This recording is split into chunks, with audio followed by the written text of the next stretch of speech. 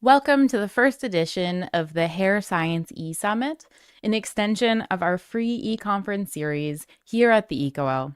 If you're not familiar with us, we're a beauty science communication platform. We've got a weekly podcast, are very active on social media, and host these free e-conferences on our YouTube and Discord. Thank you for signing up for this one. My name's Jen, and I will be today's MC and moderator. A common critique of industry conferences is that they are either too expensive for attendees, geographically exclusive, close their eyes to misinformation, or all of the above. We put this event together to demonstrate how accessibility makes a difference. This is our attempt to democratize accurate information for the cosmetics industry.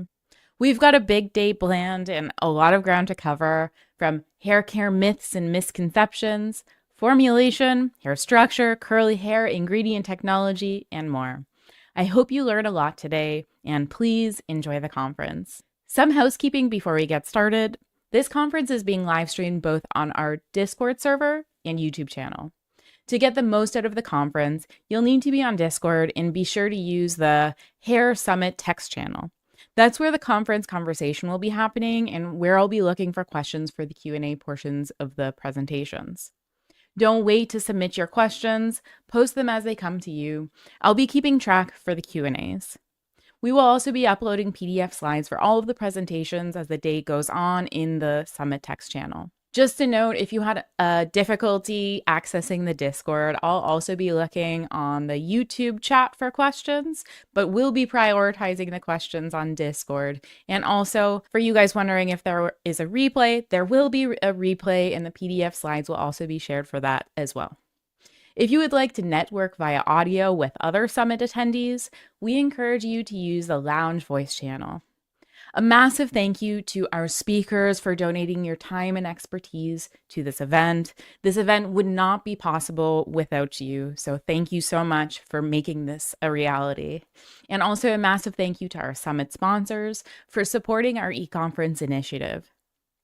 Thank you to our silver sponsors, Geltor and Pantene, bronze sponsors, Clariant and Inolex, and general sponsor, K18.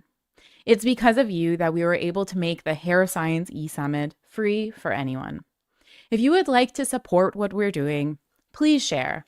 Whether it's letting your network know you're attending, sharing the replays, or sharing some of what you've learned with your network. Another massive thank you to Julia Ruby at Ruby's Resources for helping us with the Discord setup and being our Summit admin for the day. Julia has been helping us with all of our conferences since day one and has been such a huge help at making these events possible. Be sure to check her out on social media at Ruby's Resources. As mentioned, the Hair Science e-Summit is part of our greater free e-conference series. So far, we've hosted 2 sustainability conferences, 2 on sun care, both collaborations with Michelle at Lab Muffin Beauty Science, and a conference on product safety.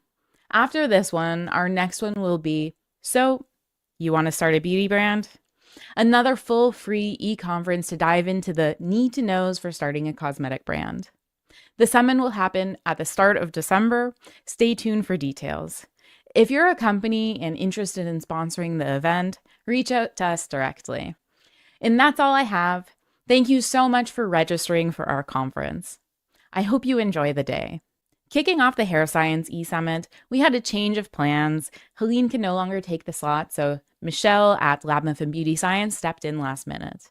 We had a conversation from both of our perspectives, from our time on social media, what the biggest myths and misconceptions we've seen in the hair care space and why we think they're important to address. Just a note, there won't be Q&A for this presentation because it was all pre-recorded, but if you have questions, I will be in the chat and I think Michelle will be as well to answer your questions. So with that, I leave you with our first presentation with Dr. Michelle Wong on myths and misconceptions in hair care. Enjoy the conference. And so our first presentation, we're going to be talking about myths, and you may have been expecting Heleen, but unfortunately, unforeseen scheduling issues came up, and so Michelle volunteered to take the slot last minute. And this is going to be kind of more of a conversation, but maybe before I start asking questions of myths in hair care, I don't know if you need an introduction, but maybe we can do it anyways. Michelle, who are you and what do you do? Hi, I'm Dr. Michelle Wong. I am a chemistry PhD and, well, technically cosmetic chemist as well. And I'm mostly a science communicator on Lab Muff and Beauty Science. So I talk about the science behind beauty products, including hair care, for a general audience and just trying to help people learn a bit more about the science behind their products so they can make better choices and use their products in more effective ways. I'm on Instagram, YouTube, and I have a website.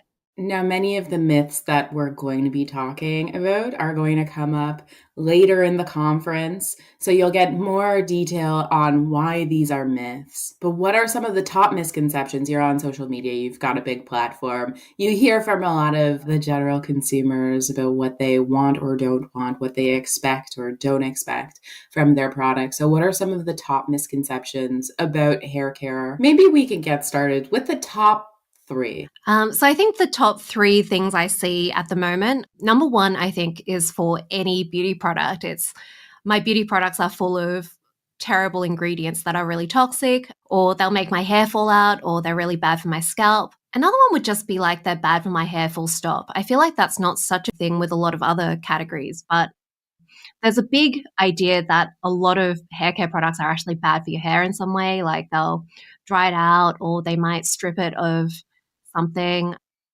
or they might build up on hair. Apart from that, I think there's also the whole idea that a lot of people think their hair needs stuff that it doesn't. I think it's kind of hard to explain this. There are a lot of ingredients that do work for hair in particular ways, but they're often not in the ways that people expect them to work. So there are things like lots of skincare ingredients that do actually do things in hair, even though hair is dead.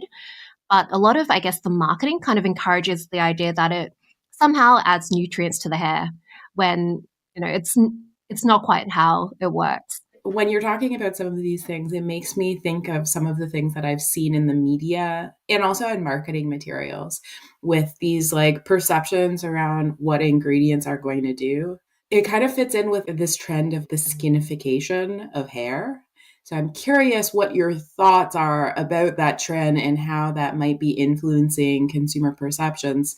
And then at the same time, this perception that products are going to, for example, cause people's hair to fall out. Well, there's been so many class action lawsuits over the last few years that, of course, this is what people probably think at this point because of the noise in the media. Maybe you can unpack also some of these class action lawsuits because there are a lot of misperceptions that you brought up just there that I think are misplaced and they're coming from a fundamental disconnect about like what does a class action lawsuit mean and not mean. Yeah, so the skinification of hair is a big trending topic, and it's essentially trying to translate some of those skincare buzzwords and ideas that a lot of consumers have now kind of got a bit more familiar with, especially since the pandemic started, and trying to translate that to hair care. So I think it is like a kind of easy way of trying to translate some of that success into hair care. But at the same time, hair is not really entirely like skin, so it doesn't quite work entirely. Yeah, so I guess there's two parts to it. Some products do try to introduce active ingredients into the scalp, and then healthy hair comes from a healthy scalp, and therefore that leads into the scalp is not that different from the skin fundamentally. There are some differences, obviously, but that does kind of make sense. But then there's also using a lot of skincare ingredients in hair care. And while a lot of them do different things, so for example, niacinamide, which is vitamin B3, that's been really popular in skincare because it does a little bit of everything. And it's a very gentle ingredient, so that's been really popular in barrier repair products, which is a big buzz term at the moment. But in hair care, obviously, our hair is dead. It's dead by the time it leaves the scalp. So niacinamide doesn't really work the same way, but it can actually go in and thicken the hair strand. And thickening the hair strand means that you can get the perception of greater volume, which can help with thinning hair. But then, yeah, a lot of brands do try to kind of just go, it's got niacinamide and it's good for your hair. And then they just kind of leave the link kind of blank. And I think it does both lead to a bit of confusion with consumers, but at the same time, I don't think that's new for hair care. Hair care has always just been a bit of a mess, I guess. Hair is deceptively complex compared to skin. I think we all kind of think of skin as more complex because it is living, there's like biology behind it, but hair is also extremely complex because there's so much diversity in hair. We have different shapes of hair. That's probably the biggest thing. So just even going from straight to curly, there are massive differences just simply because of shape, not because it's made of different chemicals. And then there's also the whole idea of water. So water has a massive impact on the hair's properties, and the water content of hair changes massively just depending on humidity. And yeah, the change is very quick, unlike with skin where, because skin's water is supplied by the underlying dermis, so it's relatively within a like limited range, but hair can be the water content can change a lot, and depending on the water content, that can make a big difference to the hair properties. Maybe just to interject right there. So maybe this is another misconception just to throw in there before you continue on actives. And there's a related active that I always get questions about. But well, then why is this active in, it's hyaluronic acid? Why is this in hair care if it's a hydrating ingredient? So maybe quick, why is hydration not actually what people want in hair care? Another, I would say that's like the top marketing misnomer. And I think a lot of people have gotten mad about me saying that. Now, throughout the day, you're going to hear a lot of people talk about why this is actually the case. You don't want hydration, but maybe to kickstart the conference, Michelle, what do you think about that? Well, I think water is like a sort of it's a tool, I think. I don't think we should really just say we don't want hydration because it is important for in a limited number of circumstances. So it's important, but not for the reason that people seem to think it's important. So a lot of the time when people think of hydrated hair, they're actually thinking of well-conditioned hair, which is like it's got a nice film on top because our hair on the outside, there's the cuticle. It tends to get rougher as it gets more damaged. Generally, what you want is a smooth outside. Sometimes you see online, there'll be people saying, it's just covering up damage. It's not really fixing the damage, which is kind of true. But at the same time, having well-conditioned hair, that means you've got greater lubrication. That means you've reduced the friction, and that will actually reduce further damage because a lot of the damage comes from friction. When you've got combs, when you've got hairs bashing against each other, that friction can damage the outside. A lot of the time when people think of hydrating, it's more about conditioning. But water at the same time, sometimes it can be good in a few limited circumstances. So it is kind of like skin again. So skin and hair are both made of keratin. And so if you think back to skin, if you have too much water, it's not good. That's like when your skin gets waterlogged, if you've been in the bath for too long, or if it's been under a bandage and it's like really moist, then your skin starts falling apart. But if it's too dry, then it starts cracking as well. And hair is exactly the same. When it's too wet, it becomes a lot more fragile because water breaks the hydrogen bonds. But at the same time, if it's too dry, there can also be other issues with it as well, like the outside cuticle of the hair. It needs to be rigid, but also a little bit flexible. And so that can also be a problem. But then I guess the ideal hydration level of skin is a lot higher. So that's one example. Another example is actually with curly hair. If you have curly hair, it's actually less damaging to comb it when it's wet. And this is part of the thing I was talking about earlier with shape and how shape just makes a massive difference to hair. So a lot of the time when your hair is wet and straight, then it tends to be more fragile because it's missing a lot of the hydrogen bonds that are holding the inside of the hair together. But with curly hair, because it's weaker, it actually straightens out a bit. And that can actually be enough to offset the issues with having more fragile hair. So it's more fragile, but it's straighter. And so when you're combing it, the forces are actually lower, which is really interesting. And again, part of the reason why hair science is actually really complex and one of the reasons why all these marketing myths persist, because it's just really hard to explain this in any sort of marketing communication. Another thing that water is good for is getting things into the hair. So for example, if you're dyeing your hair or bleaching your hair, it will be done wet because, again, it loosens up the structure of the hair so things can go in deeper. But most of the time when consumers are saying hydrated, what they mean is well-conditioned. And interestingly, hyaluronic acid is actually something that conditions hair really well. It forms a film on the outside. But I think a lot of the reason why it ends up being pushed in the marketing is because it is like people are familiar with the idea that it hydrates hair. And it just so happens that hyaluronic acid is good at coating the hair and conditioning it. So yeah, it is one of those ingredients where it's sort of like niacinamide again. It does have effects in both skin and hair care, but it's not quite the same. And Yeah, I think it kind of both undersells these ingredients and oversells them at the same time. This reminds me of a conversation that I had with Crystal Porter, Dr. Crystal Porter, who will be presenting later in the day on the topic of curly hair. And also stay tuned. We have a podcast coming out. Probably it's going to be launched, the podcast in general, in 2 weeks or a week. It's going to be launched in the first week of October. And this is something that she was bringing up, was water and its use during the styling phase. And I think that might be like a misperception of that initial use where you're using it to make styling easier and less damaging, but that doesn't necessarily mean that the end goal is to add hydration into the hair. That's not really what's going on. It's more about straightening out the strand to reduce the damage for brushing. So it's a little different. And so it's not really hydration that you're looking for. That's not really what's happening at the end point, but for that initial styling phase, that's more what's going on there. And then moving on to the class action lawsuits. Now, as we're starting to talk, I'm realizing there's so many more myths that we have to cover, but I feel like this is a really big one because there's been so much noise out in the media about class action lawsuits.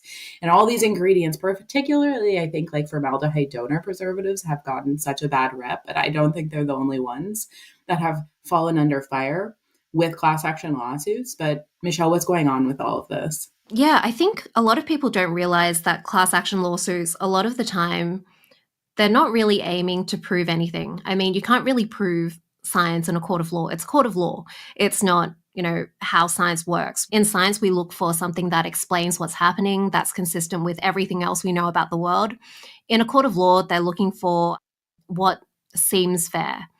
And a lot of the time, that is not what's also scientifically correct because judges and juries aren't scientific experts. They don't really know how to assess the science properly. And if you've ever watched true crime of any sort, you'll know there's a lot of miscarriages of justice within courts. So same thing with class action lawsuits. So a lot of the time with class action lawsuits, it seems like with the formaldehyde donors, they are legitimate allergens for a lot of people, or not a lot of people, a small minority of people, but they are relatively allergenic in terms of, compared to every other ingredient in cosmetics, preservatives tend to be a bit more allergenic. And so I think what has happened is they've managed to find enough people who have had allergic reactions, and then they found something that the brand might have claimed. So they might have claimed that it's fine for sensitive skin.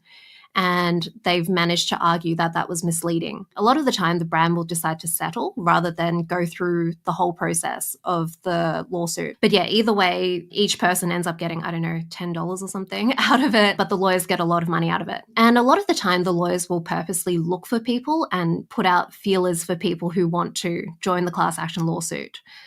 And yeah, so it doesn't really necessarily mean anything. And a lot of the time, it is just some sort of maybe rhetorical thing. Maybe one side had lawyers that argued better. It doesn't really mean too much, and it doesn't negate any of the safety assessments that toxicologists have done on these ingredients. And I would just maybe add to that, like just because somebody wins a class action lawsuit, unfortunately for the brands, doesn't necessarily mean the brands are at fault. It might mean that there is a better lawyer for the class action lawsuit. And once people are afraid, then it's kind of out there, and jurors are just like regular people. They're not necessarily scientists. So when they've been told a good story, they might believe it. Not to say that there's some class action lawsuits that are right, but there's a lot of misplaced class action lawsuits, and more it seems like the cosmetics industry is a target for class action lawsuits. Stay tuned. I have a podcast about this with Avril Love from KNL Gates. That's going to be coming up in a few weeks as well. But it also makes me think about now from these class action lawsuits, a lot of the fear mongering about formaldehyde donor preservatives as if they are just straight up formaldehyde. And, that's another misconception. It's not. But we're starting to run low on time, so we'll just move on because now we're starting to get into general cosmetic chemistry misconceptions instead of just straight up hair care misconceptions. So maybe moving on to another misconception. Another misconception that maybe you can debunk is this idea that drugstore products are worse than salon products, and you have to spend more to get better performing hair care products. Can you unpack that? I can try.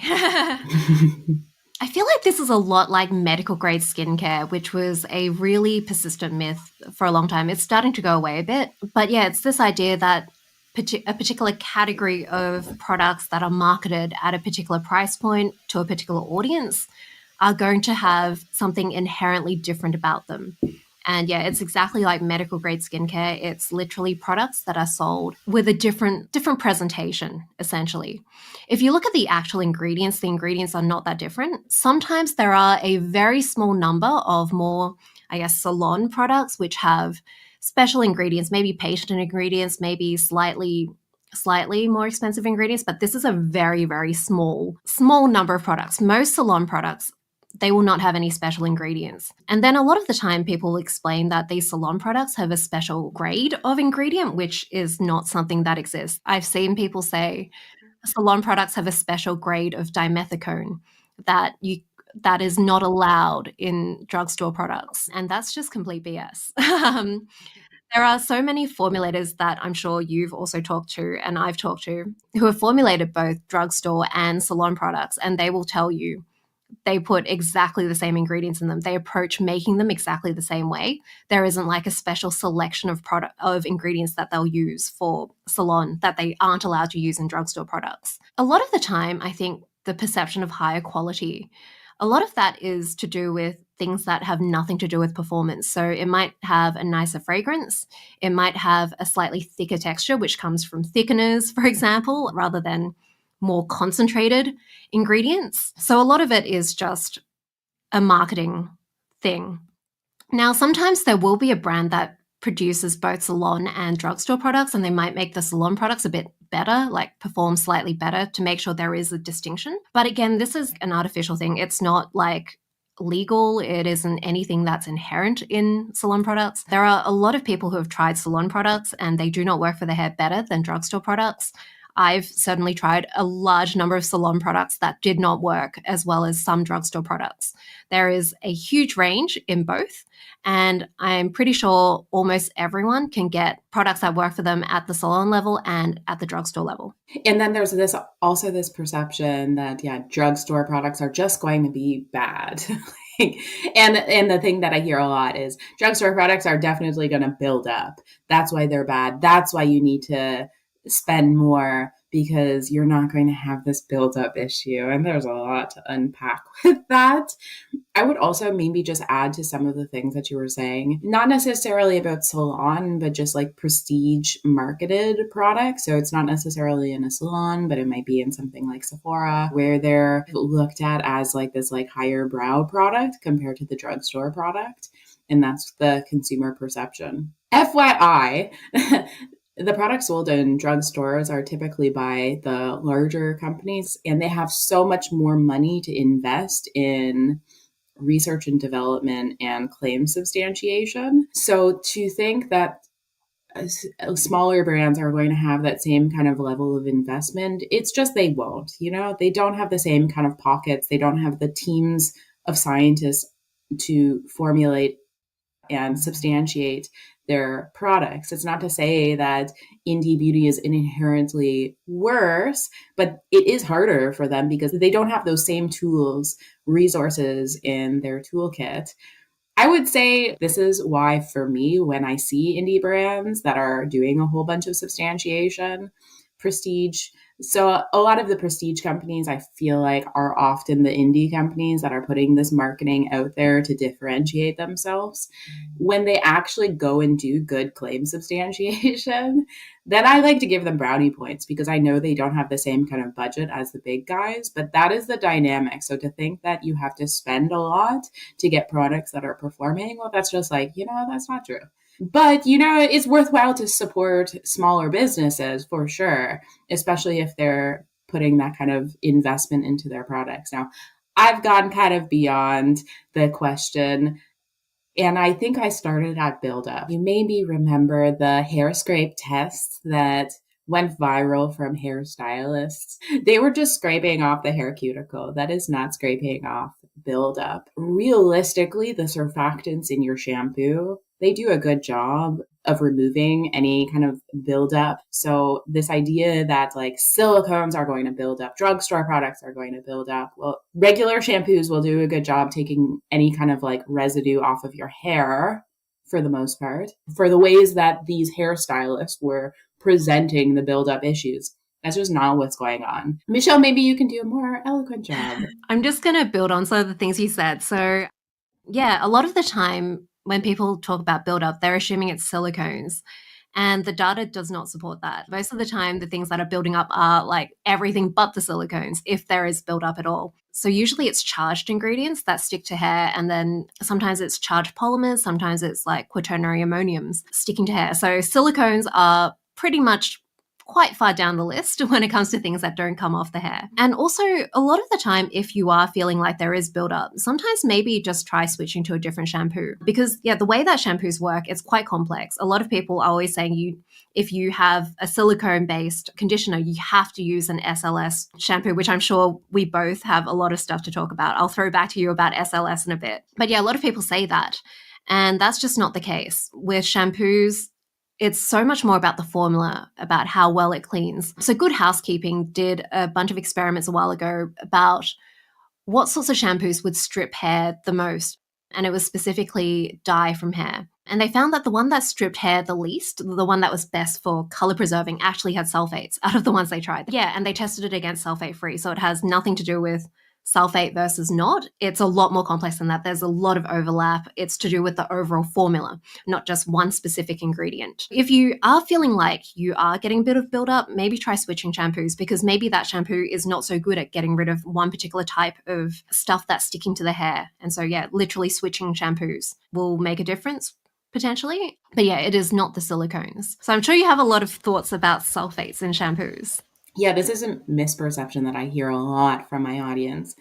Anytime I bring up SLS, I always have comments that it's going to dry out my hair. This is what I notice. It causes my hair to be frizzy, but dry out my hair. Well, now we've kind of unpacked the misconceptions around hydration. So like, is it really drying out your hair? Is that what's happening? You'll learn more throughout this conference. Yeah, people assume that it's going to be more cleansing, inherently more cleansing, because this is the surfactant used. And I think this is coming down to like a formulation misconception that people focus on ingredients and their individual properties and assume that it applies to the finished formula, not realizing that, well, because SLS, as an example, is so cleansing, then it can be used at a lower input, which it generally is compared to other cleansing anionic surfactants, negatively charged surfactants that we use for these properties. And so you can have a lower input compared to these other surfactants to achieve the same results that consumers are looking for. You can also put those more gentle cleansers that aren't as cleansing on their own in a cleanser and produce a very harsh cleanser depending on the input. Generally, people want to produce shampoo that consumers are used to, they like, and that is hinging on like a certain cleansing aspect that they've grown accustomed to and foaming aspect. Yeah, it all depends on the formula. But then there's all these other things that kind of fall into, well, if you have to put something at a higher input, well, then is that more environmentally impactful because it requires more material? So just because SLS is in a formula does not mean that it's going to be inherently more cleansing. Then it's just like, it's just a basic cosmetic chemistry misconception. Yeah, I completely agree. And especially with the formula, it's really rare to see a single surfactant in a shampoo. Usually it's combined with maybe 2 or 3 other surfactants in there. And that means that you form what are called mixed micelles. So the way that surfactants work to clean, they work in a very coordinated way.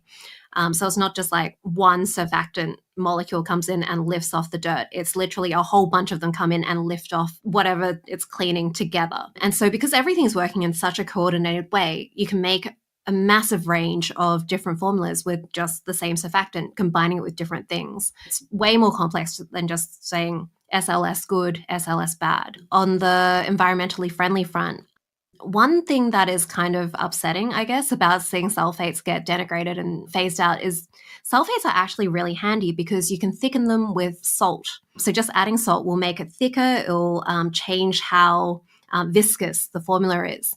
And a lot of the time you might think thickness, I don't really care about that. But I think a lot of people don't realize how important it is. You want the shampoo to like sit on your hand and be able to get put on your hair without going everywhere. I've used a couple of interesting liquid shampoos before and they were very difficult to use. I don't think you really understand that till you try doing that, maybe at the end of your shampoo when you add a bit of water in. Being able to thicken it just with salt is really good because a lot of the other surfactants, you need to add special thickeners to the formula to make it thicker and make it more consumer acceptable. Salt is very easy to produce, and that's a good thing environmentally. With the other thickeners, they're a lot more complex, they require a lot more synthetic chemistry, and sulfates are actually really good. And I also see a lot of people say they're just like cheap is a bad thing, but cheap from an environmental perspective, a lot of the time cheap means it requires less of a resource input, which is what we want when it comes to sustainability. Yeah, and like thinking about the gums gums are often used as a thickening agent. There's lots of other thickening agents, but really any of these thickening agents compared to salt as a thickening agent in this context, just thinking about all the resources required for their production, but also the transportation, and often there's different parts, and so it's not produced in this like continuous way. That's all adding to the impacts of the alternative surfactants. Not that they're inherently bad, but it's just really, really annoying. Some of the misconceptions, especially from the environmental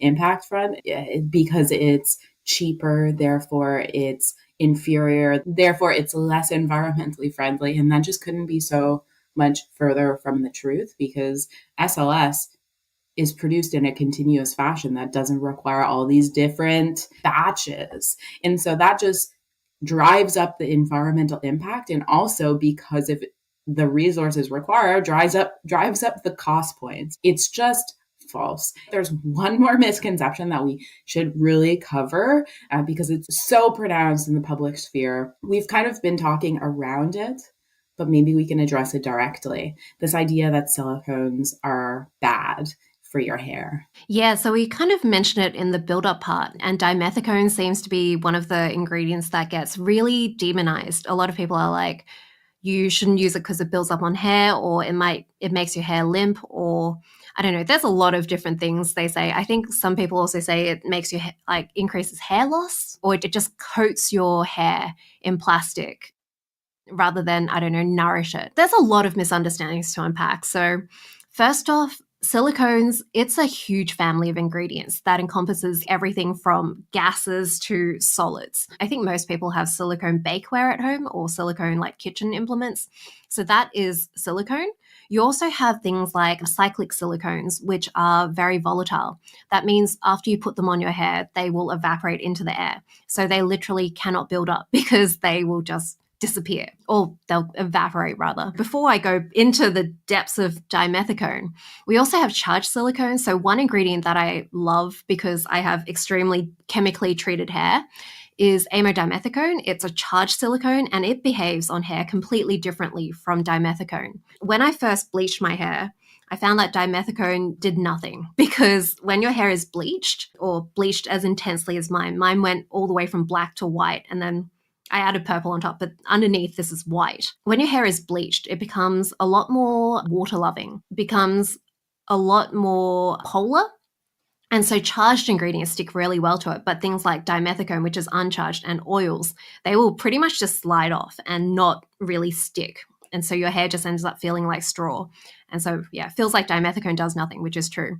But then amodimethicone is fantastic. So personal experience sort of test there. But then even within dimethicone, which is one of the more common ingredient names you'll see in conditioner lists, even that is a huge range. I think a lot of people assume dimethicone is just the one ingredient. It's actually pretty much anything with like a particular group, and then there's like lots of units of that group. A dimethicone chain can be a particular length, or it could be like 10 times the length, and it would still be called dimethicone.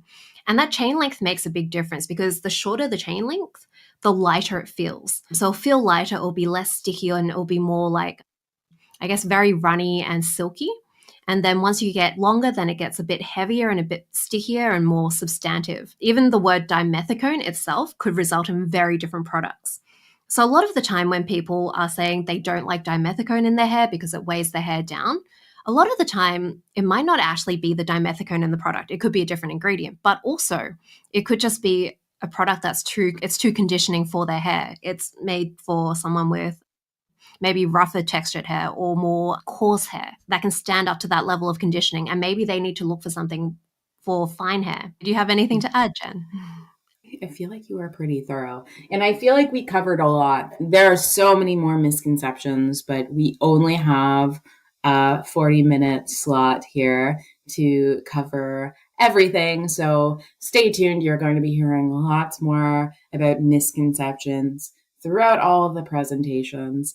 But I figured this would be a good point, since this presentation is specifically on myths and misconceptions, to ask, what is the issue with misinformation?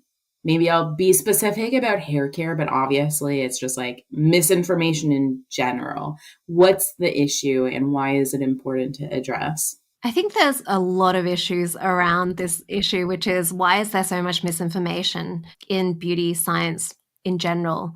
And I think part of that is because so much of the research is done by industry, and a lot of consumers don't really have access to that industry information, which is why it's so great to have these summits that you host, because then consumers can have access to it, and also people who make content can have access to it and then share that information around.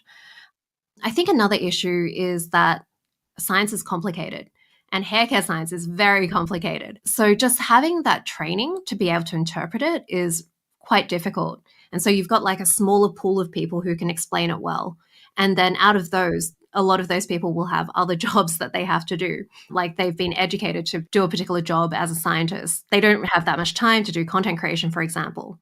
And also, it just takes so much longer to do content creation that's actually informed. So just to be able to have that training and then go off and do that research to make a piece of content that is backed by evidence and scientifically correct. So yeah, there's just like layers of difficulty for making accurate content. And then on the other hand, you can have someone who gets one of those ingredient scanning apps and just makes a video in 5 minutes that is about how every conditioner is going to kill your babies. So yeah, there is a really big issue there where it's just really hard for the accurate information to keep up.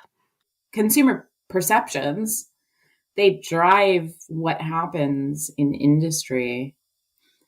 And so when they're misinformed, then the wrong things keep happening, and then we get mad about it. But like, how do we address it? Well, obviously you have to like communicate accurate information. Obviously maybe it's not obvious, but this is why we do what we are doing. Science communication gets this information to consumers where they maybe otherwise wouldn't have it. In your opinion, do you think that the industry has dropped the ball on this? I personally think we have. We've let marketing run the show. We've let consumer sentiment just like inform marketing without any kind of correction. And so we just go with it, go with what sells, go with what's easy. Fear sells, so let's use all these different fear-mongering, free-from claims. That's what consumers are looking for, instead of addressing it head-on. Now consumers want more of it because they've been told more of this. Of course they do. When they see free-from claims on the label, then they assume that the ingredient must be bad. And so now they think, oh, these ingredients are bad and this is what they're looking for. So back to the question. In your opinion, has the industry dropped the ball? I completely agree with you. It is a big problem when you see pseudoscience claims on a product in a store, because when a consumer sees it, that actually acts as consumer education. I think there's been a bit of an underestimation of how important marketing is with consumer education. What you see on the label does teach you things. Like, why would a product say it's free from sulfates unless sulfates were bad, unless this was a selling point for the product? And if you're in a supermarket and every product says that, then that is going to just confirm to you that sulfates are bad. And a lot of consumers won't go out and seek more information than that. They'll just look at what's on the label. Sometimes they might go on TikTok, where other people who have been taught by marketing are also sharing this information. I think it is a big problem, and it would be really nice if we tried to tackle it more head on. So actually trying to teach consumers about what these ingredients are doing and not taking the easy route of just confirming what consumers already believe. And so I guess this is a good segue to what Michelle and I, and also Omar, who you will probably meet in the near future, has been, and also Annika and Julia Ruby have been helping us out a lot as well. But we've been working on this social enterprise called Beauty Psycom, which was just launched last week. We believe there's too much misinformation in the beauty space and not enough support for people to tackle it. Misinformation confuses consumers and pressures the beauty industry to make changes that aren't actually safer, more effective, or more environmentally friendly. Unfortunately, misinformed content is easier to make and is inherently more shareable. And we want to even out the playing field. By sharing accurate science and creating more informed consumers, we believe we can drive positive change in the industry. We have a number of initiatives that will aim to increase the quality, volume, and reach of accurate science content. So, for example, we're going to have education programs for science communicators to help upskill people, whether that's increasing their access to accurate content or just improving their skills for things like how to make videos and how algorithms work. We're also going to have faster responses to media stories about beauty, for example, some of those class action lawsuits. And we're also just going to have a lot more content in a nice central repository where people can access accurate science. And so if you want to learn more about what we are doing, the website is live, so you can find more at beautypsycom with 2Ms.com. And stay tuned. We have a Beauty Psycom camp coming up at the start of November, geared towards influencers to teach people the basics of cosmetics and cosmetic sciences. So head on over to that website and you can learn more. And if you want to support the work that we're doing, a really great way for you at home to support us is just by sharing. Share our page. We also are on all the different social media feeds on Instagram. You can find us at BeautyPsycom, again, 2Ms, on LinkedIn as well. Share our posts, amplify what we're doing, and that's a huge help. Thank you so much, Michelle, for agreeing to take this fireside chat on so last minute. And I guess it worked out really well because we just launched this Beauty Psycom initiative. Our next speaker is Dr. Trefor Evans, who's worked in the hair care industry for over 30 years. The first 16 of these were spent as a scientist and manager in product development labs of large companies. Since joining TRI, he has held the positions Director of Measurement Services and Director of Research, and now possesses the title Institute Fellow. He is also an adjunct professor at the University of Cincinnati and is editor-in-chief for the Journal of Cosmetic Science. Dr. Evans is highly active in the hair care industry through many working relationships with companies of all shape, size, and background. He is a regular presenter at the International Hair Conference and has been an invited speaker at many technical meetings and symposia worldwide. For the past decade, he has also served as chairman for the International Conference on Applied Hair Science. He has published numerous articles in the scientific literature and trade magazines and is co-author and co-editor of the book Practical Modern Hair Science. He holds 7 patents in the area of hair care, and his research work has been awarded by the Society of Cosmetic Chemists on 3 separate occasions. Dr. Evans regularly teaches and facilitates training classes on the topics of hair science and hair product claims, which have been held in the US, Europe, and Asia. He also teaches a customizable one-man, one-day course that has been conducted on-site at numerous client companies. He guest lectures on hair science and the hair care industry for a variety of academic cosmetic programs and has instructed at various educational events organized by the Society of Cosmetic Chemists. And without further ado, here's Trevor's presentation. Hello, everybody. I hope everyone is well. I'd like to kick off this morning by thanking Jen for the invitation to present to you guys all today. I'd also like to congratulate her on pulling this all together. I've organised a few hair conferences myself over the years, and so I know what goes into putting one of these events on. And so congratulations again, and I hope all goes well today. So Jen asked me to talk on the topic of hair structure and to provide an introductory 101 type presentation, which I'm happy to do, but at the same time this information exists in many book chapters and review articles, and so I wanted to make my presentation different from this encyclopedic information that's contained within such texts. And so what I want to try and do today is present a more practical version of this information. I've now worked in the hair care industry for 32 years as a researcher, but I did spend the first 16 of these working for large consumer goods companies. So I hope I learned to separate the academic from the practical. And so my goal today is to try and teach you about the amazingly complex structure of hair, but to do so hopefully in a way that can be readily related to. So in considering hair and the hair structure, I think it's useful to think about why we might have hair in the first place. Presumably we didn't evolve hair all those millions of years ago just so our later distant relatives would need to buy hair care products. We are the way we are, indeed everything is the way it is because of natural selection. And so there must have been a survival benefit to having hair. The idea that's most often suggested is that hair provides a protective layer against the outside world. Hair helps keep us warm in the cold. It can help protect our skin from the harmful effects of the sun's UV radiation when it's hot. Hair can even help protect our skin against biting insects. Another idea that's often suggested is that we evolved hair for sexual selection reasons, that is, to attract a mate, in a manner similar to how a lion might grow a mane or how certain birds have elaborate crest feathers. And I guess this is a viewpoint that would be better embraced by the cosmetic industry. But as we'll see, hair is an extremely strong, tough and durable material, which when you think about it are all characteristic features of protective layers. So hair grows from follicles which cover our scalp and indeed much of our body.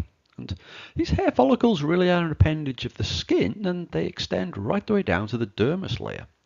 This is where the root of the bulb end sits, and this is where hair cells are created and hair cells are dividing.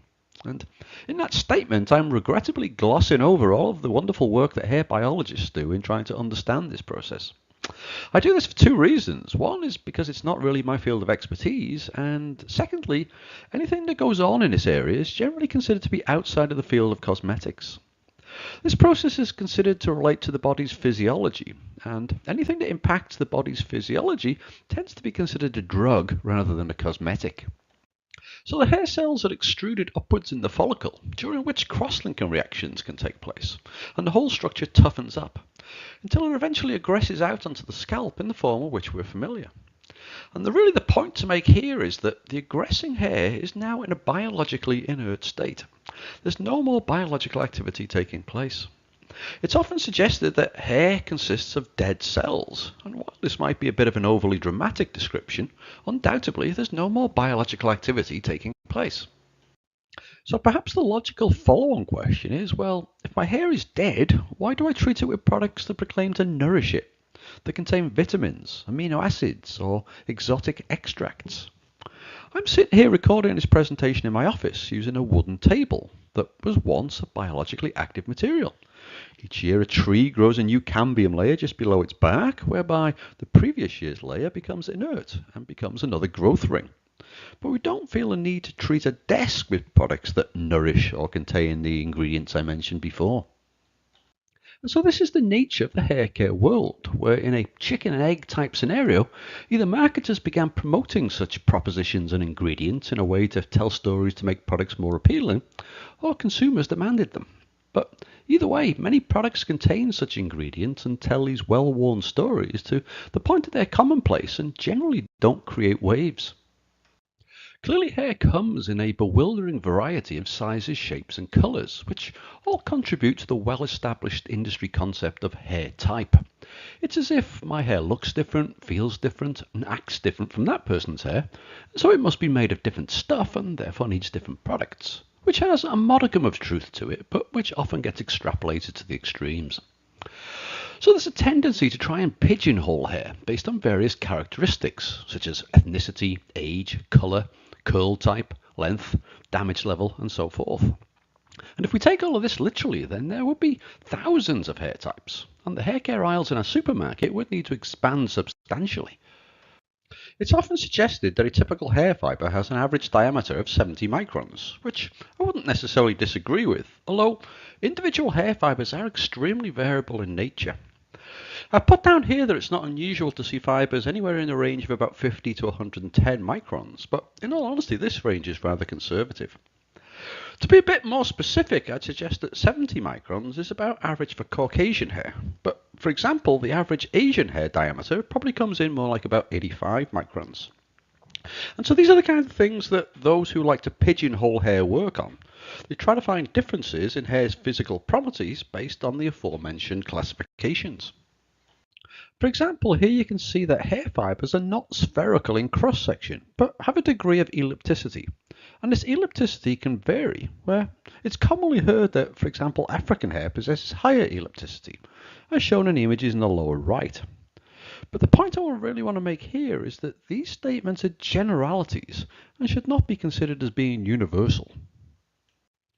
I often hear statements such as Asian hair is thicker than Caucasian hair, or that African hair is more elliptical than Caucasian or Asian hair, which are true in general, but we also need to recognise the huge variability associated with single hair fibres.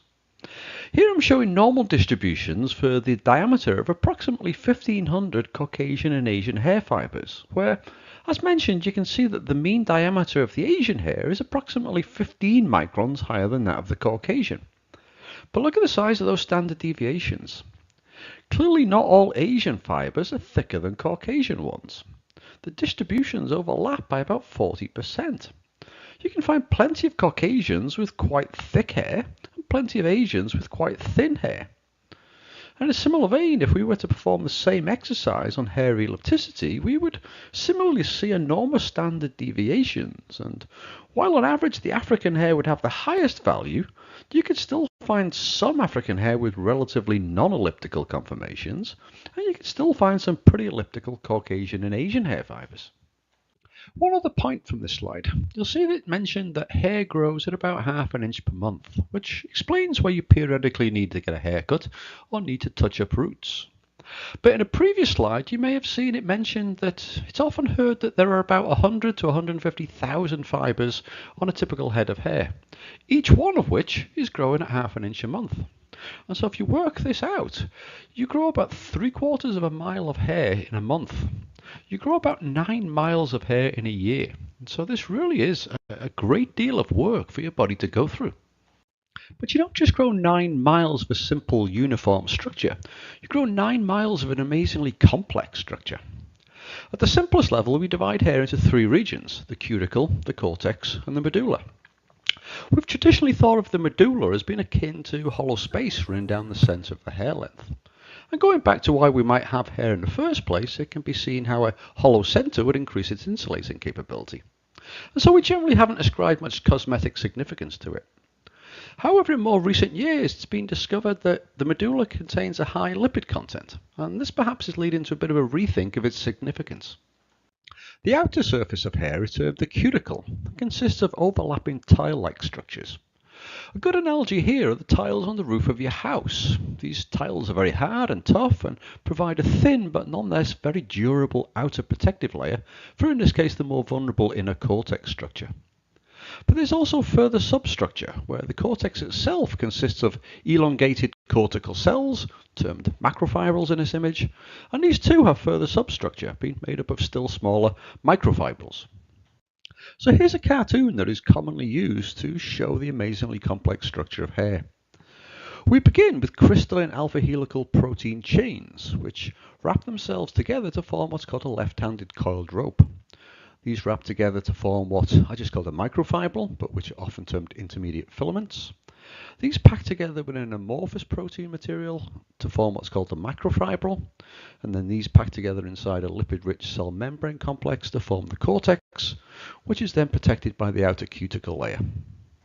So just to show that these structures really exist and they weren't just simply made up by the cartoonist, here you can see light microscopy of some lightly pigmented hair fibers. You can see a very well pronounced medulla in the image on the left, which is of grey hair, and grey hair is often thought to have a rather prominent medulla.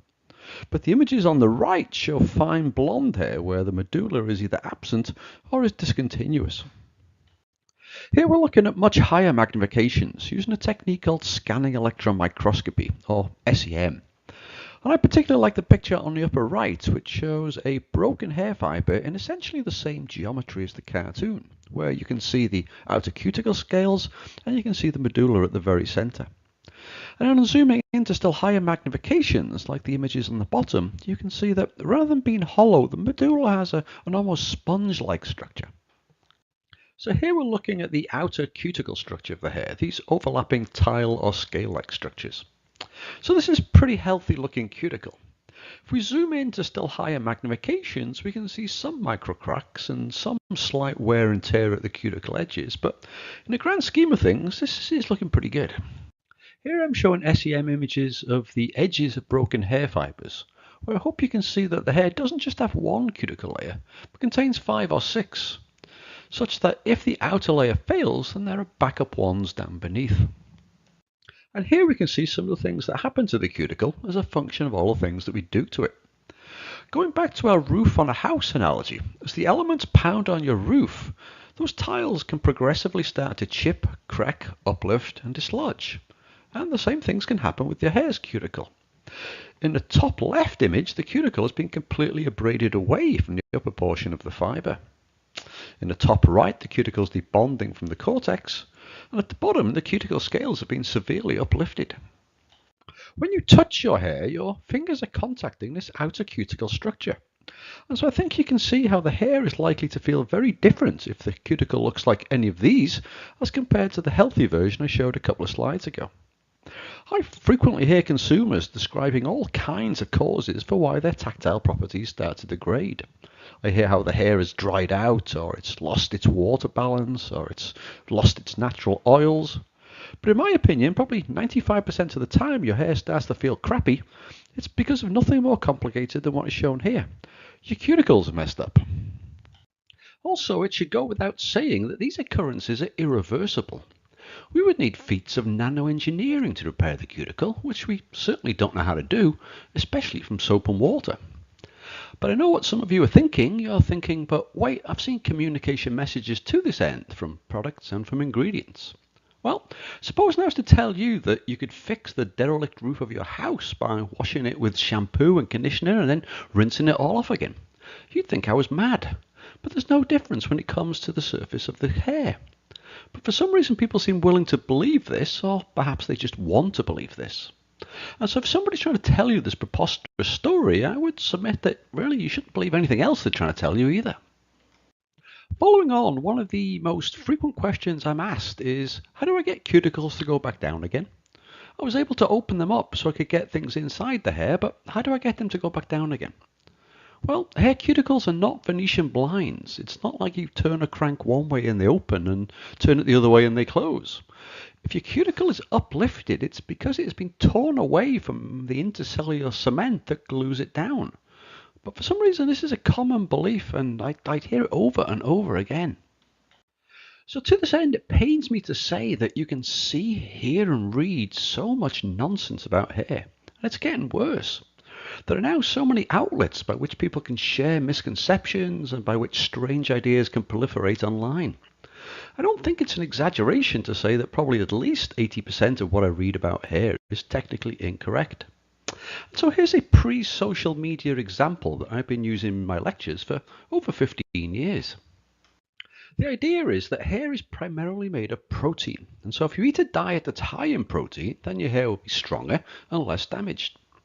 Okay, so let's think this one through. So firstly, there are many types of protein. Hair is specifically made of a class of proteins called keratins. And keratin can be found in fingernails, feathers, rhinoceros horns, porcupine quills, but nothing that you're probably eating as part of your regular diet. And nor do you need to, as in essence each hair follicle is a tiny keratin production factory. Proteins are long chains of amino acids, and if that chain contains just one cysteine molecule, then that puts it into the keratin family. Here I'm showing the chemical structure of cysteine for those of you who like chemical structures, and the thing I'd like to draw your attention to is the sulfur-sulfur disulfide bond in the middle. You'll recall that when we talked about hair growing in the follicle, I mentioned the cross-linking reactions that occur to toughen up the hair structure. And it's the formation of these cysteine disulfide bonds that produces this outcome. And so to that end, it's often mentioned that cysteine disulfide bonds provide hair with its permanent structure. Okay, so if cysteine is the major structuring component of hair, maybe you need a cysteine treatment. So what is a cysteine treatment? Does it treat your hair with cysteine, or does it treat the cysteine within your hair? Well, basically what this is, of course, is it's marketing puffery. It doesn't make any claims specifically relating to the presence of cysteine, but perhaps is trying to sound a bit tech in an attempt to sell a product. In a similar vein, if hair consists primarily of keratin protein, maybe you need products that contain keratin protein. When I began in this industry over 30 years ago, it was quite common to see keratin tucked away somewhere near the end of a label ingredient statement. Today it receives top billing and is proudly and prominently displayed all over the advertising and packaging. The reason behind this is likely down to another consumer misconception that keratin is the active in so-called Brazilian keratin straightening treatments, which is a whole other story that I'm afraid I don't have time to go into today. If you really want to confuse someone who's singing the benefits of keratin in a formulation, ask them what type of keratin is in there. Returning to a house analogy, the building blocks of my house are wood, but it's made of different types of wood. And as we've touched on already, hair consists of different types of keratin. We talked about how the cortical cells consist of both well-ordered crystalline keratin protein and poorly ordered amorphous keratin protein. The cuticle consists of more highly cross-linked keratin, which is what gives it its toughness. If my house becomes derelict, it does me no good to stand outside and throw sawdust or 2x4s at it. Yet again, there appears to be a well-entrenched misconception that such an occurrence would arise in terms of products containing keratin and hair. It is often heard that hair consists of about 90% protein and 10% lipids, which might imply that about 90% of the papers on hair structure are about the protein and only 10% are on the lipid. But in actuality, the lipid structure is shortchanged still further. In fact, I'd go as far as saying that we know very little about the lipid structure, or perhaps more specifically about the functionality of the lipid structure. We do understand the nature of the structure itself, and we have a pretty good understanding of its makeup. But what we don't understand is what it's there for. It doesn't play any role in any of the models for hair's mechanical properties, or indeed any other property. There does seem to be evidence that lipid components can be removed from the hair, especially once the hair has become damaged, but as we don't know of any properties that are impacted by the lipids, then we don't really know the consequences of losing this material. So we talked a little about the substructure within the inner cortex, but here you can see that the cuticle has substructure too. Each one of those cuticle scales has a laminate structure consisting of more highly cross-linked keratin protein in each subsequent layer as you move closer to the outer edge. So to an earlier point about keratin not being a single molecule, you can see that there are different types of keratin just within a single cuticle scale. The outer surface of a cuticle scale is termed the epicuticle and predominantly consists of very heavily cross-linked keratin. But in healthy hair it's also covered in a lipid layer, sometimes termed the F layer, which provides a hydrophobic surface to the very outside of the hair fibre. If I'm remembering correctly, I think it was in the 1990s when it was discovered that the main component of this lipid structure was 18-methylicosanoic acid, or 18-MEA for short. And for a while this became the hot molecule in our industry. This lipid layer can be destroyed by many of the harsh insults that hair might encounter, such as chemical treatments to change the permanent shape or colour, the high heat used in styling, and so forth. And in doing so, the hair surface becomes hydrophilic. Technically, this may seem a major change in hair's properties, but perhaps surprisingly, it doesn't seem to register with consumers. Perhaps because conventional conditioner products temporarily deposit a coating with many of the same properties. And with conditioner usage being so commonplace in everyday maintenance routines, then this negative seems to be effectively masked. I have one more point to make from this schematic, and that's on the pathway of materials into hair. As mentioned earlier, it most definitely is not that cuticles open up to let stuff in and then close again to keep them there. It's thought that penetration is through the least heavily cross-linked endocuticle region of the cuticle scale. Now, each cuticle tile is only about half a micron in thickness, and so the endocuticle is at best only about a third of that.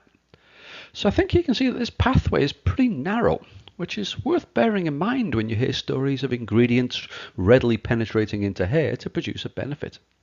The cuticle is a protective layer, and it really wouldn't be doing its job if it let things in willy-nilly. So to summarise to date, hair is an amazingly complex biocomposite. Material scientists have figured out that if you want to make something strong and tough, you don't make it out of a single phase, you encompass multiple phases, which we term composites. But Mother Nature figured this out a long time ago and uses this idea in so many natural fibres, whether it be hair, wool, cotton, spider silk, and so forth. But it gets more complicated again. It's been suggested that we should consider water an integral part of hair structure due to the huge effect it has on its properties. Water acts as a plasticizer in hair where its presence lowers mechanical properties. Think about tugging on a wet hair fibre versus a dry one, where it takes much less force to snap a wet hair fibre. And water also causes hair fibres to swell, which can lead to a rougher feel. I'm often asked what is the water content of healthy hair, but hair does not have a water content. The water content is a dynamically changing variable based on the relative humidity of the surrounding environment. And this relationship is given by what is termed the hair water adsorption isotherm, as shown in the lower left. By means of example, in the peak of summer here in New Jersey where I am, the outdoor relative humidity can easily be 80%. Wherein from this isotherm it can be seen that hair will be trying to equilibrate with an approximate 17% water content. But indoors in a peak of winter, the relative humidity may be as low as 15%, where the water content of hair is now only about 5%.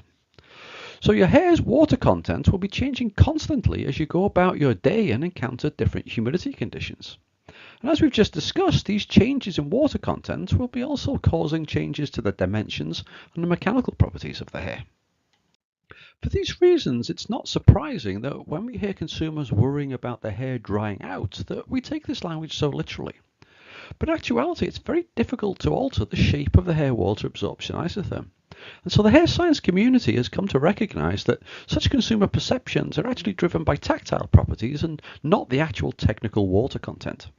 But that's another presentation all in itself, which we'll save for another day. But in summary, your hair does not really dry out, and conventional products also do nothing to really impact the natural water content. Let's talk briefly about a couple of aspects of hair appearance.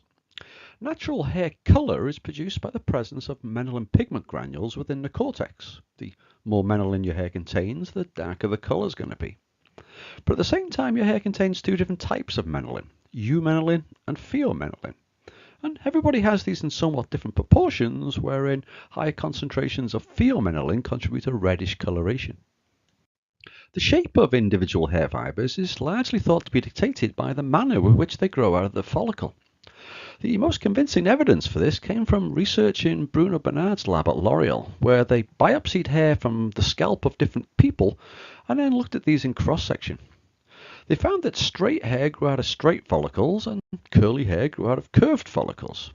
Moreover, straight hair grew from a symmetrical bulb, while curly hair grew from an unsymmetrical bulb, as hopefully you can see in the lower images shown here.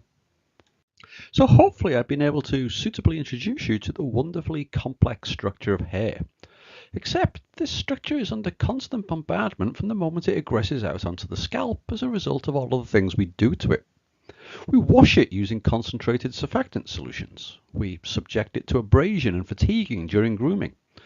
We expose it to very high temperatures during heat styling. We subject it to chemical treatments in an effort to change the appearance. We swim in chlorinated swimming pools, which, when you think about it, are really just dilute bleach solutions.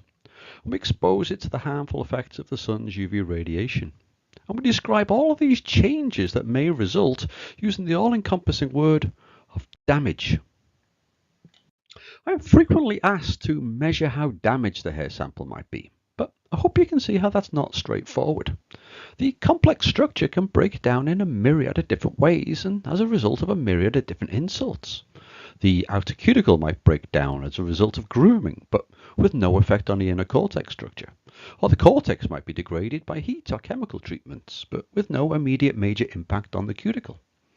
Maybe the alpha helical protein is degraded, the amorphous protein is altered, the lipid structure is weakened, the cuticle becomes worn, the F layer is lost. Damage could mean 101 different things and could be caused by 101 different insults. So it becomes a very non-specific and nebulous term that really could mean just about anything. And so at the same time, if it could mean just about anything, it also ends up meaning just about nothing.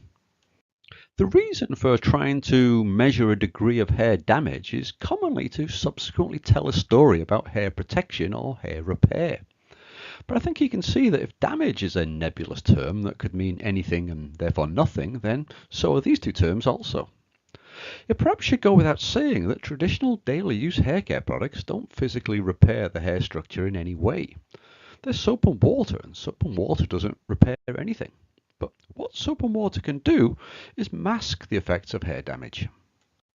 If your cuticle is breaking down and your hair is feeling crappy, well, we can't physically repair the cuticle, but conditioners deposit an aesthetically pleasing lubricating layer on the surface that greatly improves the feel and the manageability.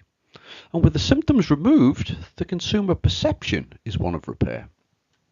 We can measure how hair's tensile strength is compromised as a result of various insults, which break down those strength-supporting cysteine disulfide bonds that we talked about, and subsequently lead to a higher tendency for breakage. But we can't physically build new disulfide bonds. This would require reactive chemistry, which causes all sorts of regulatory concerns. But the surface lubrication provided by conditioners hugely curtails the abrasion and fatiguing that arises during grooming and leads to a dramatic reduction in broken hair fibers, as can be demonstrated by what we call a repeated grooming experiment. So again, the symptom is removed and the consumer perception is that the hair has been repaired or strengthened.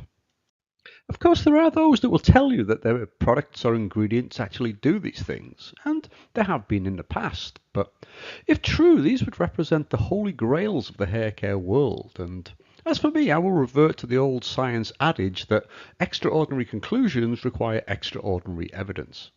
I have not yet been convinced, actually not even remotely so, and I would encourage all of you to hunt down and scrutinize the evidence to make your own conclusions, rather than just blindly believing. I'm about out of time, so let me wrap up with a quick summary slide. I hope I was able to show that your hair possesses a bewilderingly complex biocomposite structure which gives it its remarkable strength and durability. I don't think we ever give this a second thought when we go about washing it or grooming it, but do me a favour and every now and then ponder on what an amazing evolutionary advancement that you're dealing with. Hair comes in a wide variety of sizes, shapes and colours, which dictate both differences in appearance and properties. As mentioned, it's often presumed that if one person's hair looks, acts and feels different to another, that it must be made of different stuff. But I would argue that many hair properties can be explained in terms of these three simple parameters. Nothing more complicated is required. The intrinsic properties of hair can be hugely altered by all the things we do to it. We subject hair to all manner of insults which cumulatively break down the structure and affect tactile properties, manageability, the tendency for breakage and so forth. So while there are some who like to try and pigeonhole hair based on intrinsic properties, I would argue that insult effects far outweigh and far outride any such intrinsic differences. And finally, conventional daily use products do a great job of what they're supposed to do. The job of a shampoo is to clean hair, which most will do spectacularly well. The job of a conditioner is to improve the perceived condition of the hair, which again most will do extremely well by depositing a pleasing lubricating layer on the hair surface. But it's almost as if these are no longer enough and the consumer expects, or perhaps has been promised, additional benefits, which is really where we run into issues. Nobody ever says my dishwashing detergent did a great job of cleaning my plates, but it didn't repair them. Yet such expectations are somehow present in the hair care industry. And so, to this end, I would encourage you all to be skeptical and demand evidence. And I would also even encourage you to call out and report those who are not playing by the rules. Okay, so that's all I have time for. I'd like to thank you all for your attention, and hopefully I have time for some questions. And if for whatever reason you'd like to contact me after the event, you can see my contact details are given here. So anyway, thanks again.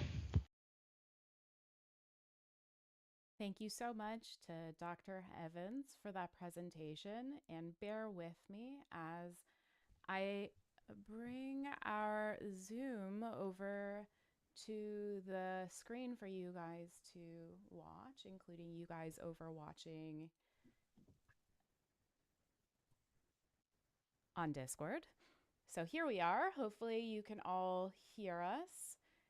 Please let me know if you can't, but I'll get straight to the questions. That was such an information-packed presentation. So the first one came in from Chriselle, and throughout the day you'll have to correct me on your pronunciations. I'm sorry if I mispronounce your name. But the question was, would you say the hair in the scalp and the hair on the eyebrows is essentially the same? Oh, well, morning, Jen. Hope all is well. That's an interesting one. I've been asked about eyebrow hair on a few times, and people really don't tend to study it. I guess the one thing about eyebrow hair, you would suspect that it probably doesn't get as damaged as regular hair because it never gets as long, and the whole anagen stage is that much shorter. So I would suspect it is the same structure in general, but probably doesn't get subjected to all the wear and tear that the regular scalp hair does because of its short lifetime. And another question from Chris L., who I pronounced your name right. Excellent. So the question was regarding buildup. I don't know if you want to chime in on buildup because it was, I mean, you can if you want, but the question was, what are the signs to look for to really identify the presence of buildup? Is buildup a thing? What are your thoughts about buildup? Build-up can be a thing. I was listening to your previous speaker talking about ingredients that might build up. The other side of build-up is, of course, the cleaning of hair, right? What you're trying to do with conditioners and styling products is put stuff on the surface of the hair that has benefits. But what you're trying to do when you clean the hair is, basically wipe the slate clean and start again. And so people are using milder cleansers, which, seem to be pushed these days. It's not cleaning the surface of hair as well. So, silicones and some of the more substantive conditioning ingredients do have the potential to build up, but that's going to be exacerbated by, not using stronger shampoos, which is, why things like clarifying shampoos exist, that they're meant to be a stronger system, which you perhaps don't use every day, but you use maybe once or twice a week to give your hair a good clean. The other thing that can happen as well, in the lab, we have detected buildup of various ingredients, but we have never really seen, okay, when we did that, we didn't see the consumers complain about it. And I think what happens is, as we sleep, stuff rubs off on pillows. As we wash our hair, we rub hair with towels, and some of the stuff can start sloughing off the surface of the hair. So it has the potential to occur, but probably not as much as people think it could. And the next question is from Ray's Hair Care. We had a lot of questions. I don't know if we'll be able to get through all of them in 10 minutes, but the question was, is gray hair structure the same as non-gray hair? It would seem to be. Everybody who has grey hair seems to think, or gets one or two grey fibers, seems to think that they have different properties. But many years ago, I was involved in some work where we literally collected salt and pepper hair from people, separated it into the pigmented fibers and the non-pigmented fibers, and ran a whole battery of tests trying to find any difference between them at all, and we couldn't find any. So there is a consumer perception it is, but from a science perspective, we have never been able to find one. This next question is from Blush, who asks, in the same vein as the question just before, what is the process that happens on a hair structure level that makes hair go gray as a person ages? Really, what happens is, I mentioned that the menelin within inside of the hair fibers and how that gives rise to the pigmentation. What I guess I didn't mention in that slide is that, occasionally your hair follicle can decide it no longer wants to produce menelin anymore. And if it does that, then your hair is non-pigmented or gray. It's generally believed that even in the most heavily pigmented hair, that menelin is only present at maybe about 1%. So structurally, it's not really a major structural component of the hair fiber. And so again, in theory, it would suggest that there shouldn't be major differences to the structure as a function of just not having that 1% menelin in your hair anymore. And I've got a note from Discord that my mic might be a little too low, so I'm currently working on it, and it will definitely be fixed for the next presentation Q&A. But I guess I don't really matter here because I'm not answering the question. So, Trevor, the next question is from Marlena, who asks, says first, I explained to my clients that the hair doesn't actually need hydration when people assume that it's dry. Instead, it needs conditioning agents, but there's a definite difference to their hair when they move to areas such as the dry California desert from places like Seattle or the East Coast. They like their hair better with the East Coast humidity. Why is that? Okay. Yeah. I mean, as mentioned, what really controls the water content of your hair is the relative humidity. So, if the relative humidity is high, your hair will have a relatively high moisture content, and vice versa. The studies I have seen, where people have controlled the water content of hair using relative humidity and then presented them to panelists and asked them for their opinions, overwhelmingly suggested that people preferred the hair at low humidity when the hair actually had lower water content. So, presumably the hair is less swollen, and so, perhaps that cuticle is that much smoother. But that's sort of the funny thing is that consumers say, I want my hair to be moisturized, and actually people ranked their hair as being the most moisturized when it had the lowest water content. So a little bit surprised to hear that this person preferred the properties of the hair when the relative humidity is high. Everything I had ever seen was the complete reverse of that. But basically, the hair fibers can swell and the mechanical properties change with the differences in relative humidity. This next question is from Suzanne, who asks, will the cold water seals your cuticle idea be addressed? So maybe I'll just ask the question, does cold water seal your cuticle? No, is the quick answer. No, I mean, water causes your hair to swell. When the water evaporates, your hair deswells. But, again, nothing that we really do from a cosmetic perspective has any effect on the cuticle other than protecting it by a nice lubricating layer, or basically masking the effects of a degrading cuticle. This question is from Gaia, who asks, were those studies done on the water content on straight or curly hair? They would have been done on straight hair, and yes, there is this thought process that again, it was mentioned in the previous presentation. It's more difficult to groom straight hair in the wet state than it is the dry state, but the reverse is true for curly hair. So because that water presumably plasticizes the hair and makes it pass through the comb a little bit more. So yeah. They were on straight hair, but there is the potential for some additional consequences taking place in particularly curly hair. Lots more questions. This one's from Zethu, who asks, is scalp hair the same as the hair on someone's beard?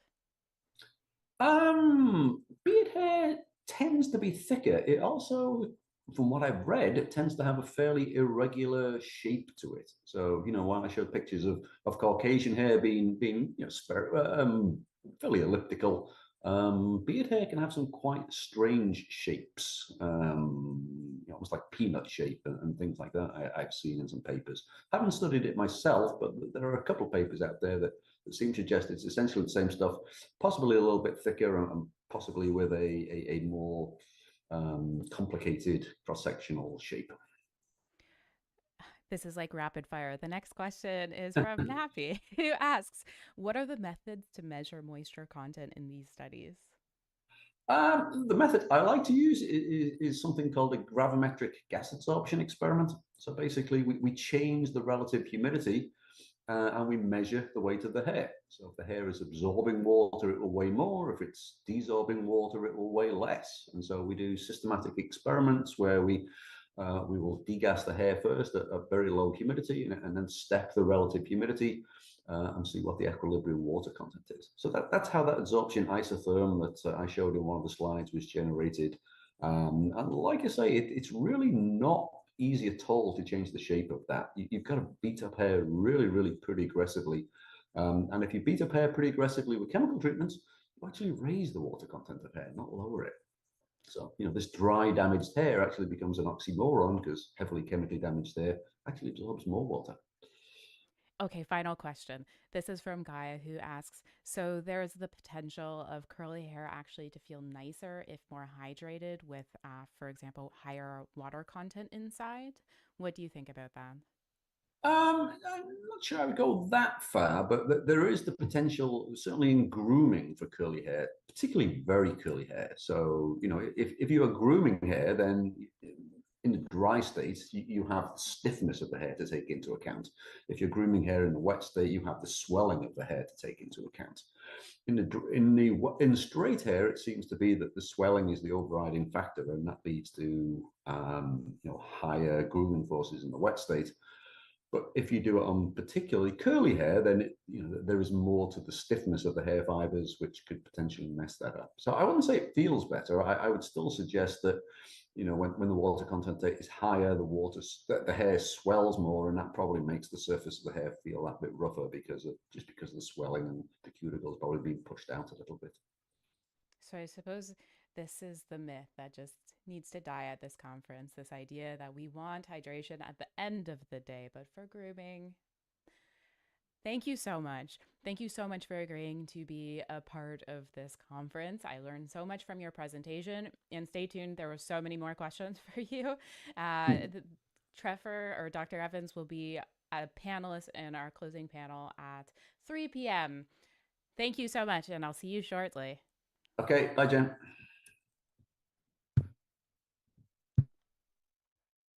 And bear with me as I get the next presentation started.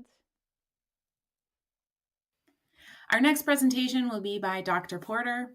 Crystal is a hair scientist and owner of Main Insights, where she conducts research studying the hair and scalp of people of African descent. Dr. Porter is passionate about debunking myths and empowering others to properly care for their hair. As a former cosmetic scientist with Unilever and L'Oreal USA, Dr. Porter was able to conduct research and study the biophysical characteristics of hair in pigmented populations. Not only has she studied, but she has also contributed to the scientific community by authoring scientific papers, book chapters, and delivering presentations regarding ethnic hair. Dr. Porter earned a bachelor's degree in biochemistry from Chicago State University and her doctorate degree from Missouri University of Science and Technology in physical polymer chemistry. Armed with extensive knowledge and experience, she has created a patented process that helps professionals understand their clients' hair so that they can provide customized hair care solutions. In addition to her professional work, Dr. Porter's personal passion is educating and mentoring underrepresented youth about STEM opportunities. Part of her work with Chicago State University Center for STEM Education and Research allows her to use her talents and trainings to expose students to culturally relevant research, helping them understand how STEM impacts their everyday lives. Without further ado, here's Crystal's presentation. Hello, this is Crystal Porter, and I am happy to be here today. I would like to start off by thanking Jen for one, having this e-summit because I think it's definitely needed, and then two, for inviting me to be a part of it. Now, I decided to turn off my camera because I saw that it was in the way of my slides. So I hope you are okay with that. And without further ado, we're going to get started. All right, I want to start off by giving an overview of what I'm going to talk about. So I'll start off by giving the origin of curl, and I'll talk about the history of curl typing, and we'll talk about textured hair care needs, and implications of grooming textured hair. And then, believe it or not, there are some negatives to the moisture that we feel that we need. And then I'm going to leave you with some takeaways and then tell or advise in terms of what you can do to make a difference in this area of hair care and making sure that you have your needs met. And then I will be happy to answer any questions that you will have. So, my goal in doing this is just to share facts that's based on data so that you can have the healthy hair that you deserve. So let's start off by talking a little bit about the origin of curl. And just want to say that anthropologists have always given theories about evolution, and hair being a part of our evolution is no different. And so basically, we have evolved from having hair to being relatively hairless. And the loss of hair on our bodies over time was really due to the fact that we needed to thermally regulate our bodies.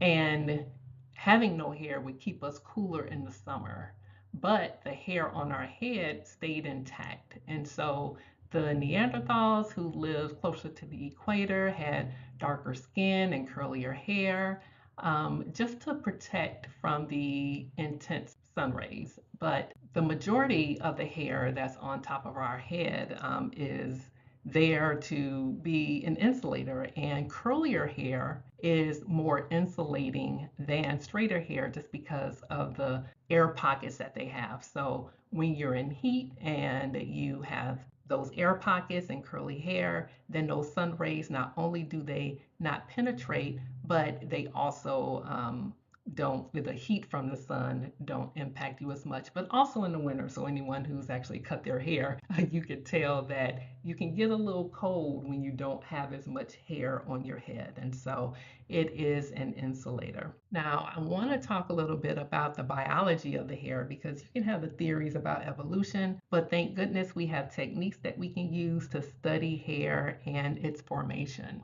So I have a schematic of the hair here by Fugelman. This is a popular schematic within the industry. And even though there are a lot of components, I want to just showcase two. And that is what I have highlighted in the boxes. One is the paracortical cells, and then the other is the orthocortical cells. Now, the paracortical cells are more prevalent in straighter hair types, and the orthocortical cells, which are primarily on the outside of the hair towards the cuticle, those are more prevalent in curlier hair types. And so here you can see examples of the ortho and paracortical cells. And so here you can see that the orthocortical cells seems to be, they're larger than the paracortical cells. And then as you have more curl in hair, you can see that the paracortical cells are even smaller. That is important for our next slide, because what was very popular in terms of what was thought until more research was done is they thought that the shape of the follicle would dictate the shape of the hair. And so what DeBow did in his publication in 2005, he let us know that hair shape is really programmed within the bulb. And so more research has been done, and you can see that Wortman has given even more of a perspective about the structural differences due to the different cell types, together with lateral segregation. And those are the main driving factors for curl formation. And then we can't forget about genomics, because as we get more tools to research things, we're able to get even more knowledge. And so there is a role of trichohyalin, and that is a gene that is associated with straight hair in Europe, or straighter hair in Europe. But they were also able to do other genomic research, and they found a single nucleotide polymorphism in 2 formation for hair genes that are related to the thickness of hair fibers that are in Asia. And so there are characteristics that are pretty much well known, and I want to go over them just to set the tone. The first is the degree of curl. So when you factor in hair from Asia and compare it to, I would say, the extreme tightness of hair that can be found in Africa, then you can see that the degree of curl goes from straight to curly. And you can also see a trend when it comes to the cross-sectional area of the fiber, where Asian hair tends to be more circular or round, and then as you go through the ethnic groups, hair of African descent tends to be more elliptical. And then looking at the cross-sectional area, you can see that Asian hair tends to be the largest, and then it varies through the other ethnic groups. Now, what is unfortunate, but when you take the average of all the hair, you could see that there tends to be a trend where there is increasing fragility in going from straighter hair types to those that are more curly. Now, there are some characteristics that are not known a lot in the public, and so I wanted to go over those, especially when we're talking about the characteristics of different ethnic groups, which is the first way that scientists studied the hair because it was just the easiest way to do it. And so for Asian hair, there are more cuticle layers. So if you can envision them as shingles on a roof, you can see that the stack of shingles, you have more stack on Asian hair compared to hair of African descent. And then you can see this little crimp here in hair. But usually within these areas, you actually have less cuticle layers, so it can be uneven, even going around the fiber. Now, the other thing that you can see is the edge to edge distance. So if you look at this cuticle edge and then next to the adjacent one, then you have tighter spacing in Asian hair, and then it gets increasingly further apart when you go from Caucasian hair then to African hair. And you can see the mean distances here. And the implications for having these structural differences is if you have less protection of the cuticle, then you are apt to have more porous hair. And so the response to treatment may be faster, and you actually may get more a more severe reaction as well. And I hate to say severe, but it'll happen faster, and then the magnitude of the treatment may be greater. Now, there are also differences in hair growth. So I remember when I was young, we go around and say, man, your hair grew really fast. And so we really didn't realize when we were talking to people who were Caucasian that there is some truth as to why that is. It appeared that way, and there are facts here to show that when you take hair fibers from the continent of Africa, the continent of Asia, and then Europe, you can actually see differences in the growth rate. And so African hair seems to grow the slowest, and then Asian hair tends to grow faster, and then hair in Europe is in between. And then looking at the hair density, that is how many hair fibers there are within a square area of your head, then African hair is the least dense, meaning that it has less hair fibers. Asian hair is not statistically different than African hair, but it is a little bit higher, but it's the highest for those who live in Europe. Now, our curl characteristics can give us a variety of looks, and we describe them in various ways. And I think, this speaks to our personality, how we feel, and I want to just kind of go over the different ways we describe our hair. Some of them are terms that you've heard. Zigzag is something that Oprah's stylist Andre Walker has defined as a particular type of hair. But then I included two terms that I just want to give a little bit of attention to, because kinky is a way of describing hair, and personally is one that I like, because if I take my hair fiber and I look at it under a microscope, I can see kinks. So it's tight and kinky because that is the descriptor that I would use based on what I see under a microscope. However, some people can view use of that word as being more inappropriate. And I have the word nappy in red because I have heard people use it.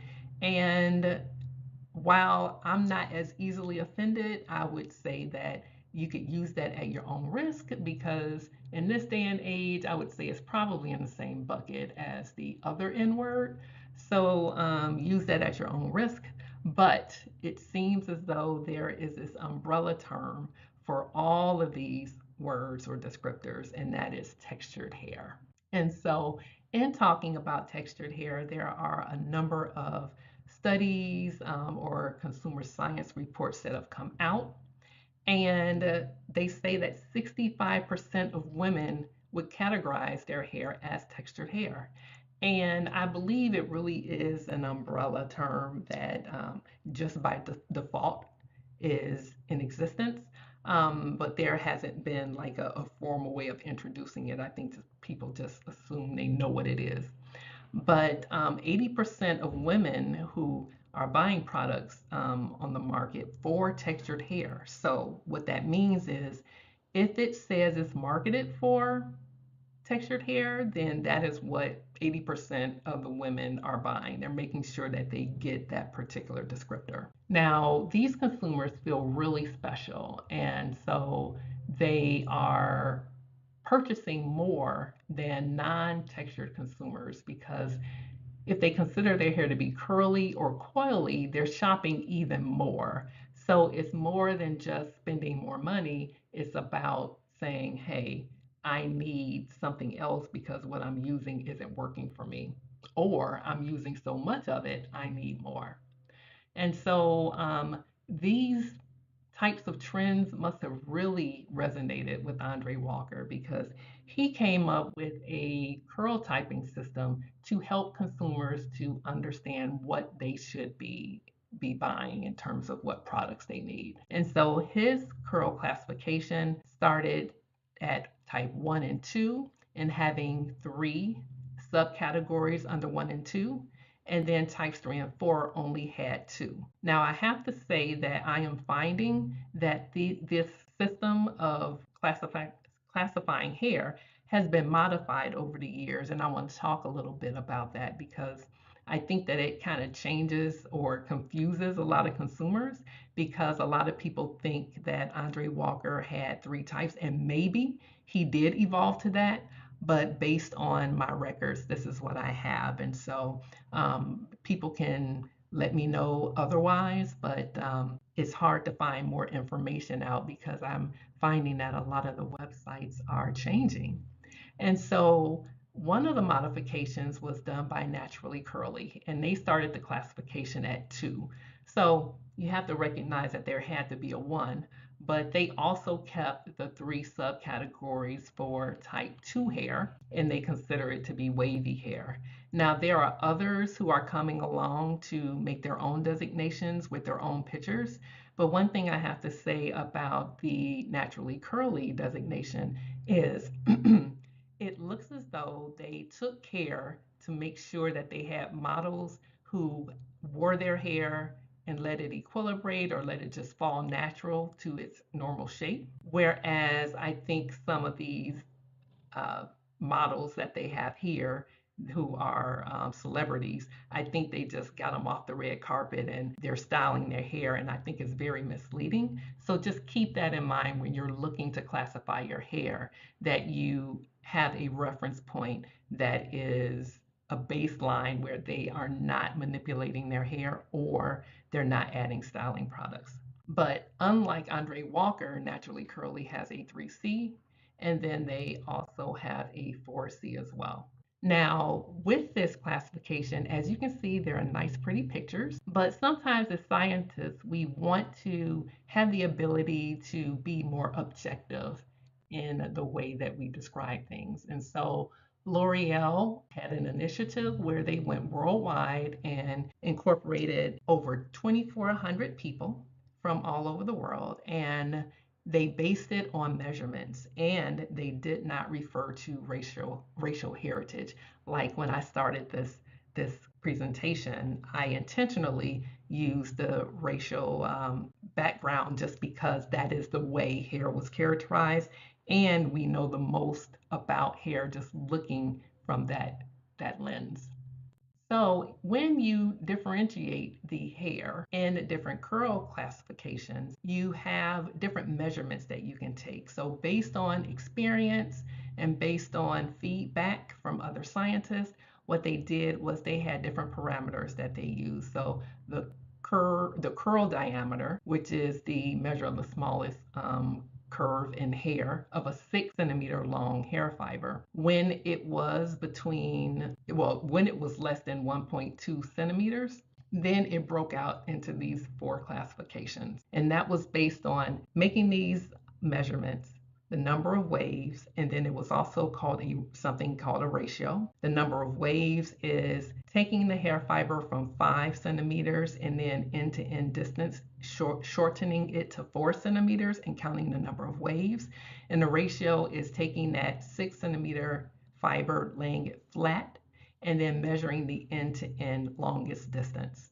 And so based on that, they were able to put it into a model, and the hierarchical ascendant classification spit out 8 different categories. And so the number or the ratio here, after you had a curl diameter that is less than 1.2 centimeters, you took that measurement and it broke it out into less than 5.9 for waves for 3 and 4, where we'll break out 5 and 6. And then the other waves would be 7 and 8. So this was a way that we could look at hair fibers and not be subjective in terms of having an opinion about whether or not one person believes it's one and the other. It's always based on a measurement. Now, this objective approach seems to be still used by scientists in the industry, and there are other scientists working to continue to make objective measurements because it seems to be important for us to be able to understand the behavior of hair to develop better products. When they did the classification, they were able to get a histogram or a distribution of curl types. And oftentimes I'm asked if this is a true representation of the hair types within these particular regions. And I have to say that we need to be careful with that, because sometimes when you have people who you're asking to participate in the study, the ones who have the tightest hair or the curliest hair, they tend to want to hold on to those fibers and not participate. So while it is a nice representation of what was collected, I would say that it may not be a true representation, but it at least allows us to get an idea of the different variety of curls. Now, those with the tightest curls have the most needs. And that was illustrated by a report that was just issued a few weeks ago called The Texture Gap. And Winnie Awa, she was able to head up this study, and she found a number of things. So she used more than 10 million data points to learn that those with type 4 hair, they're driving conversations more than 8 times more than their counterpart, and they're more than 2 times likely to have problems with breakage. And then they had 4 more concerns, more so than people who had type 2 hair. And in the end, their needs weren't being met, and that included some of the hair loss conversations that they were having. So for the remainder of this presentation, I'm actually going to talk about hair breakage, because hair loss is, I think we can have a week-long seminar on hair loss. So hair breakage is, I think, a nice start, especially since that is a major concern for curlies and coilies. So sometimes you take your hair, and I did this for exaggeration here, but you can see this comb, and it's a fine-tooth comb, and you can see the hair fibers actually getting stuck here. And that was intentional, just to show that, or illustrate that you can definitely see that it is more difficult to comb through coily or curly hair type. And so that can be illustrated here with a force diagram.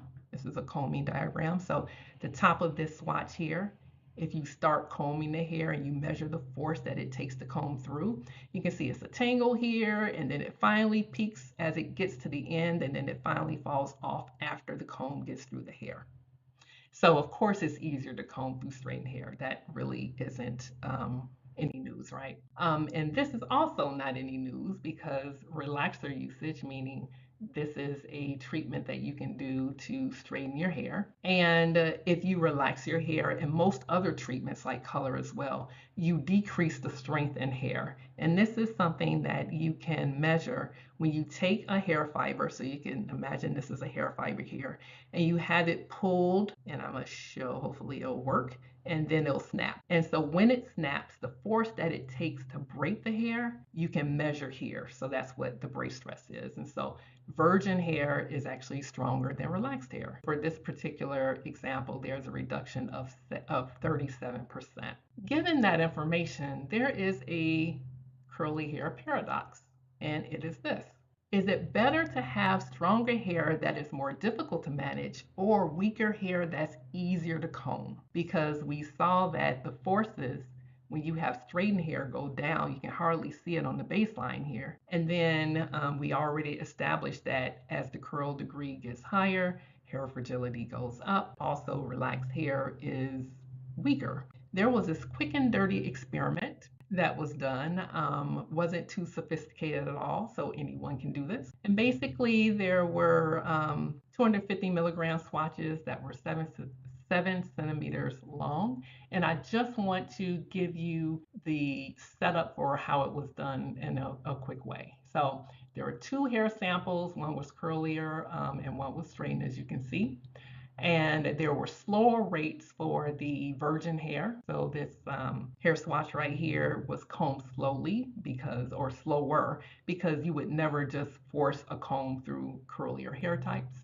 The fibers were spread out to decrease tangling, and more lubricating oil was used when making the comparison. And so we wanted to make it semi-realistic. And so virgin hair actually had more oil compared to the relaxed. And here are the results. So in looking at the hair that was broken, so this untreated curly hair, broken fibers here, you can see that when you did not have any lubrication, you can see a lot of breakage. And so it was done over a course of 7 days. When you added the oil, you still had breakage, but it was still a significant amount. However, even though the hair was relaxed and straightened, you can see that even with no lubrication, and keep in mind it had less lubrication than the hair that was curly, you did get some breakage, but not nearly as much.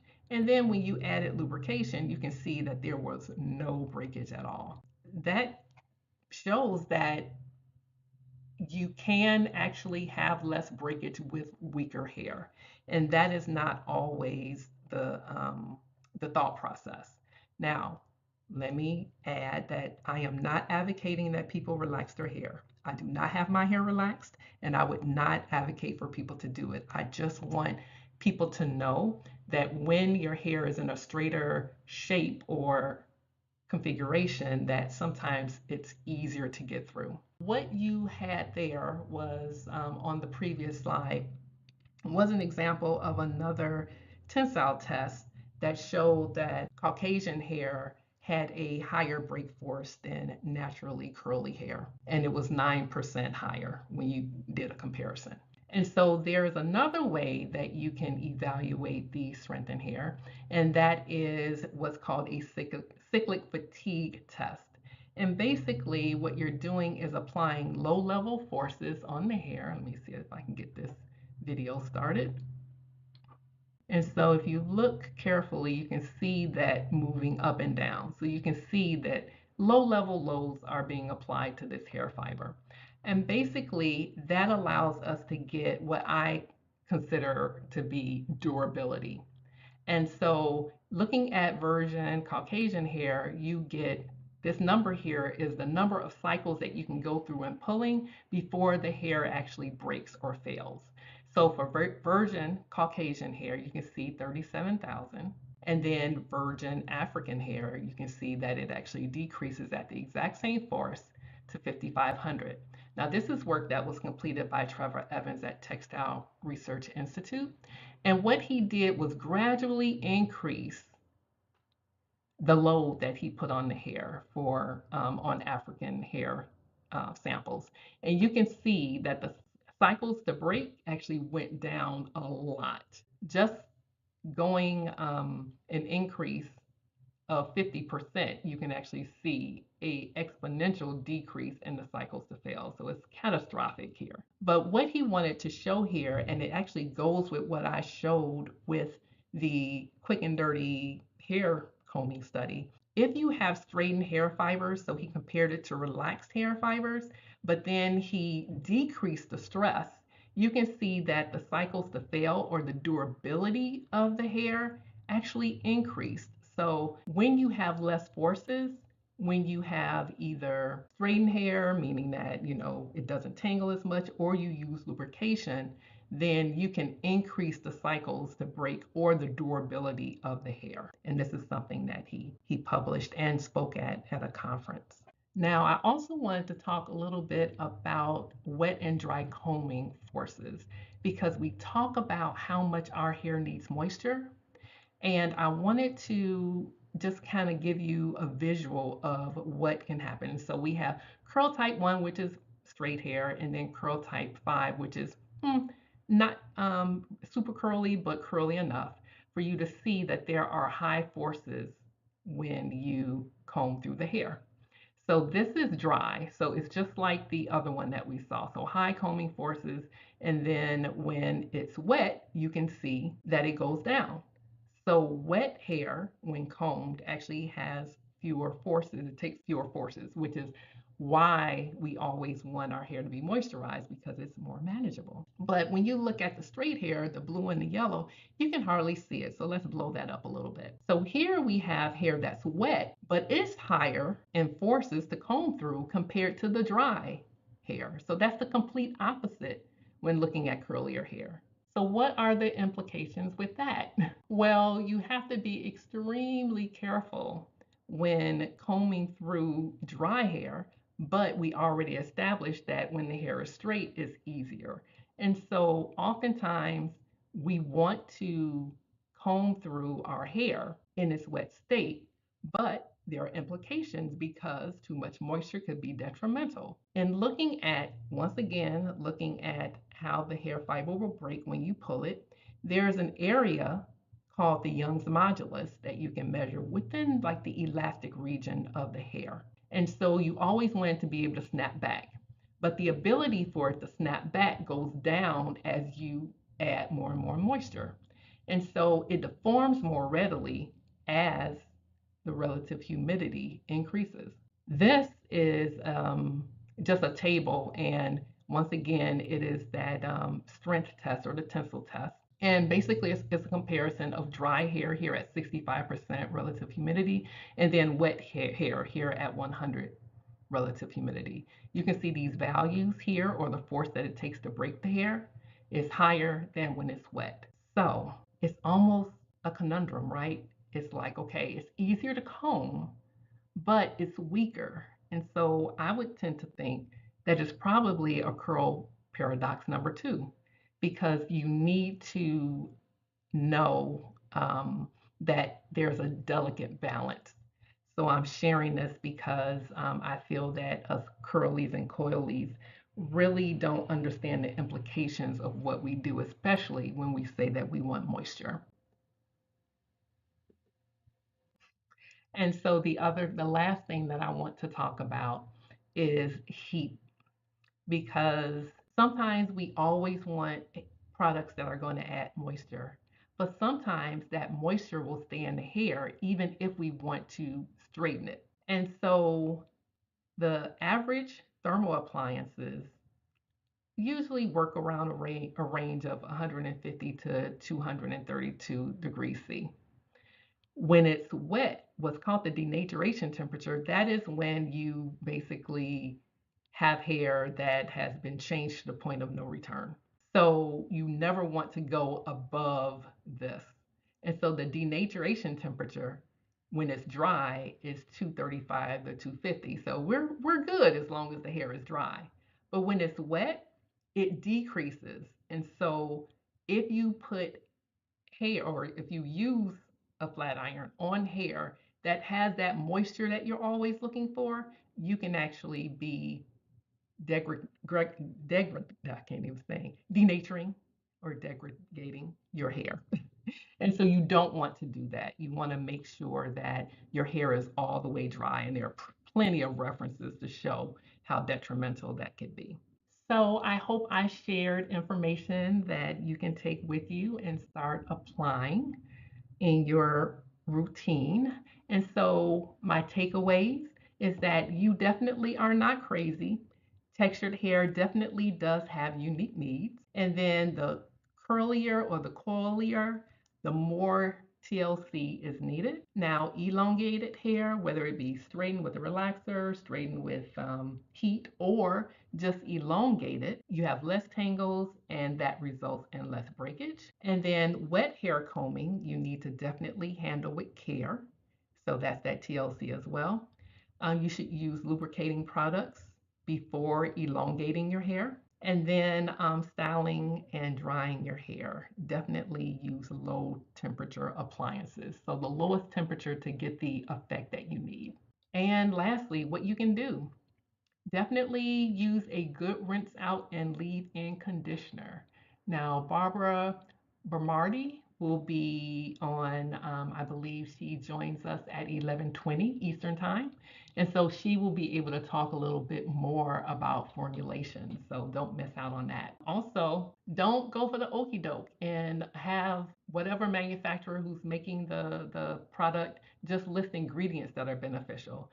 You want to make sure that they test the product, the final product, on hair types that are like yours and that they showcase the results. Also, right in line with that is demand more. Support the brands that support you and the type of hair that you have. Find a trusted professional for styling and or advice. And I know that's probably easier said than done, but always look for someone who is licensed or at least has current education because some states don't require you to keep up on your license or get continuing education, but those who do it on their own are those are the ones you will most likely have success with. Find a trusted researcher and participate in studies because the only way that we can help those who are in need, which are according to the stats, the 4C consumer are the ones in need. Well, you can't be hiding out. You need to let us find you so that we can help and learn more so products can be made for your specific needs. And then lastly, follow Jen on the Echo Well. I know you heard about this presentation and maybe you're joining, but if you don't follow, definitely follow. And there are others like her as well. So be sure to seek out the ones who have information and the expertise to be able to share advice or give you the real deal. And with that, I'd like to thank you very much. And this is my contact information, and I am here to answer any questions you may have. Thanks so much. And bear with me as I bring Crystal over to the screen. You guys on Discord will see this stream momentarily. And here we are. Crystal, thank you so much for that presentation. That was fascinating. I am muted for you. So I will unmute for you so you can hear me as well. Okay, so we had a lot of questions that came in. And just to start, this is going to be like rapid fire for you because we're so short on time for the Q&As. This first one comes from Annika. And the question was, what do you think of the statement that hair typing is useless because each head of hair will have a variation of hair types anyways? Yeah, so I agree that there are a variation of different hair types. But usually, if you go with the predominant or the tighter curl, then that will dictate the overall experience that you're having with your hair. And sometimes that degree of curl will translate into a more increased level of difficulty with manageability if you don't have the right products. So I think curl typing is important because at least if you know what you're dealing with, you can get a better idea of how you can solve some of the problems that you may have. This next question was from Jocelyn, who asks, do you think if the natural hair was combed from the bottom up, as if often is as opposed to top down when African hair is straight, do you think the results of breakage would be the same? Mm. The answer is I do not think that it would be the same. Definitely, technique is extremely important, and it is better to go, I'll say, from the tips of the hair towards the roots when it comes to detangling the hair. And yes, the results would have been a little different, but even using the extreme example of having a short hair swatch or hair bundle, then it still shows the implication of breakage, but it would have been better if you changed the technique. This comment in question is from Gaia along the lines of the hair typing question that Annika brought up. And the comment is, I really struggle with the ethnic differentiation of curl types. Think about Asian hair, for example. It's always thought as the stereotypical super straight black hair common in China and Japan, but India, Malaysia, and other countries in the Southeast Asia have loads of different curl patterns. Is there any research coming out looking at the different curl types rather than the generic ethnic grouping? I believe there is a trend in looking at the area or the geographic area from where the hair is from. That is extremely important because there are environmental factors that can weigh into why consumers experience some of the problems that they do. So there is some research headed in that direction, and I do know that there are some reported results that I did not get into that go into hair ethnicity experiments. A lot of research was done at L'Oreal back then. So if I can provide those resources as well. This next question, how about dry combing versus wet combing but with conditioner? Hmm. What is your opinion of brush types versus breakage? Okay, so let's talk about the brush types and brush breakage. And so when you have more bristles closer together, or even those that are more rigid, say your brush bristle is rigid, depending upon the technique that you're using and depending upon the density of your hair, that will dictate how difficult it will be to get through your hair. My rule of thumb is to say use a brush that is going to decrease the forces in your or that your fibers feel when you actually go through the hair. Then you will decrease the level of damage that goes right with the plots that I was showing in terms of forces and the load that the hair actually feels, or that can lead to breakage. So definitely just what your hair feels or what you feel in terms of tugging, you want to decrease that load. This next question is from Curly Joe, who asks, if the cuticles are less tightly packed on curly hair, does that mean, as a general rule, curlier hair tends to be more porous, higher porosity than straight hair? Yes, that is the implication. However, it's almost so we are all individually unique, right? And so not everyone has those same experiences, and not all hair fibers have the same characteristics. But if you look at the average, that is what we see. And I would just be extremely careful. But that's one of the reasons why I think we need to personalize hair care. I thought this was a really interesting question that just came in from Zethu, who asks, do similar hair types have the same needs across all regions? So, do they have the same needs across all regions? Are the needs for 4C hair type in America the same as 4C in Africa? So, is the lift and shift method the way to go when innovating? Don't know about the lift and ship method. I need to read up on that. But when it comes to having various curl types in different regions, there is research that L'Oreal did that showed that when you have the exact same hair type, meaning I'll just say 4C, uh, that there are differences. We don't know if it's lifestyle or environmental changes or lifestyle in general, but there are differences. So, for example, they saw that hair in Ghana was different than hair in Kenya, and hair in Kenya seemed to be a little bit more fragile, even though it had the exact same curl degree. So, there's some implications to lifestyle with that. This next question is from Sakshi, who asked, how does the hair pattern keep changing throughout our lives, like from straight to curly or vice versa? Throughout our lives. We don't know the answer as to why that happens, but we do realize that that is a reality that happens from time to time, and we can't explain it. So I wish I could answer that better. Don't know. And another question about changes in curl. This is from Tropical Naturals, who asks, can the bulb change with hormone changes? Like, for instance, a child hair being curly, but then as she starts to get older, it becomes straight, and the curly hair again when she's older. Kind of along the same kind of questions. It might be the same kind of answer. Yeah, the answer is maybe.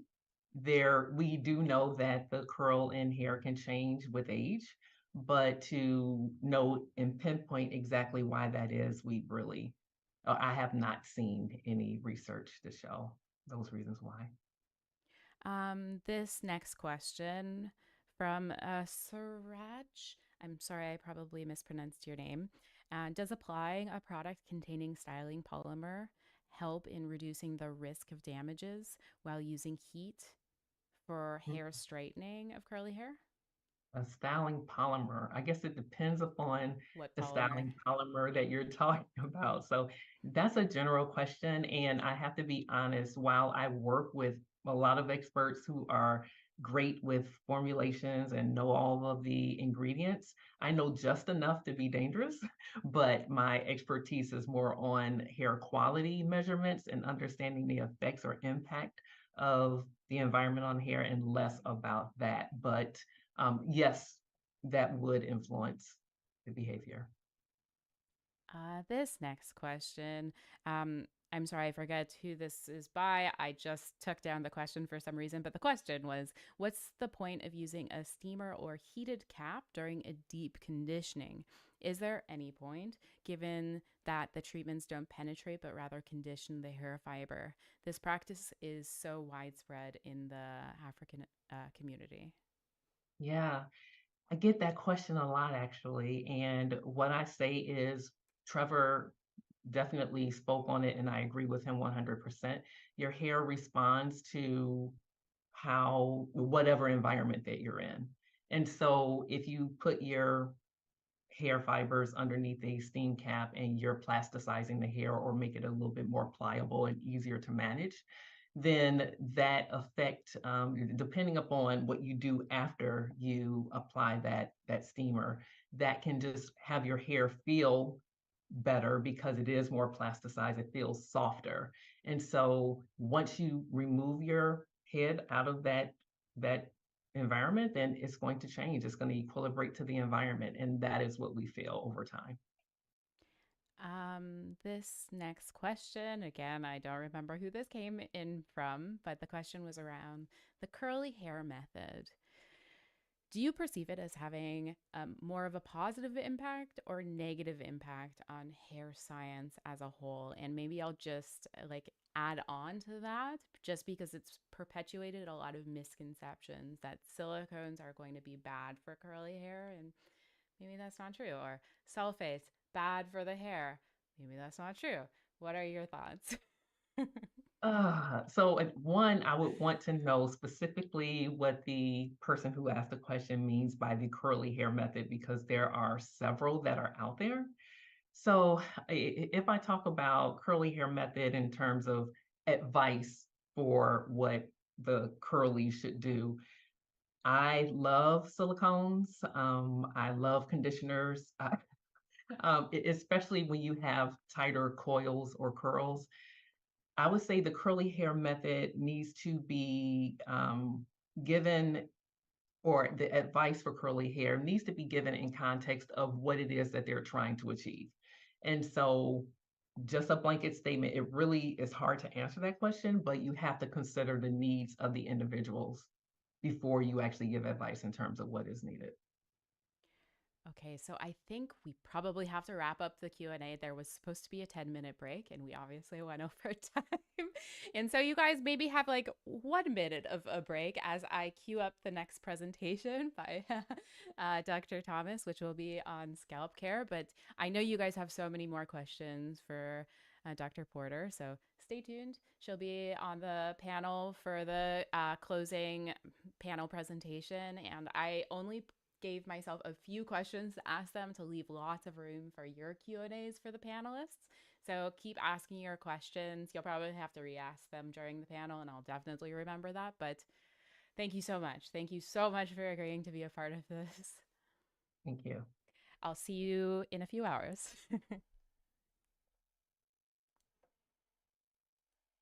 And bear with me as I get Dr. Thomas's presentation up.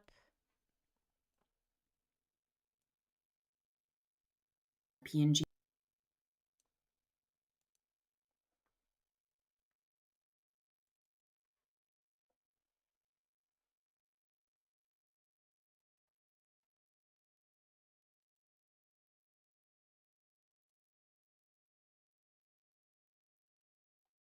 Obviously, there is not a 5-minute break. We will be back in 1 minute for Dr. Thomas's presentation.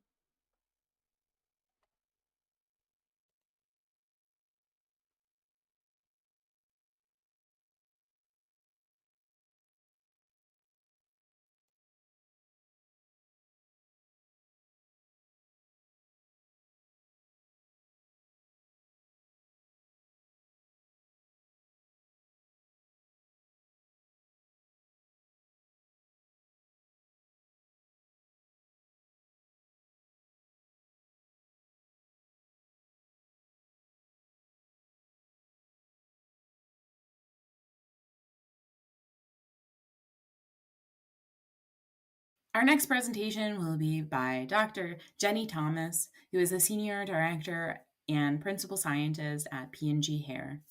Jeni has been studying hair and scalp science for more than 17 years. Her fascination with hair began at age 13 when her one straight hair mysteriously turned curly. More than a decade later, and after completing her PhD studies in analytical chemistry, she turned her scientific curiosity to the world of hair. She learned that her teenage hair mystery could be explained, yet many other unanswered hair and scalp questions remained. Jeni's work at P&G Beauty has included research and partnerships with experts around the world to deepen our scientific and consumer understanding across all topics related to hair and scalp health. Throughout her career, Jeni has designed studies to answer common hair and scalp questions. For example, does rinsing your hair in cold water really give you a better shine? Published research on a range of hair and scalp topics, and co-founded a new brand focused on improving scalp condition to improve hair retention. She now leads P&G Hair's global scientific communication and education programs to provide people with information they're seeking for the best hair and scalp results.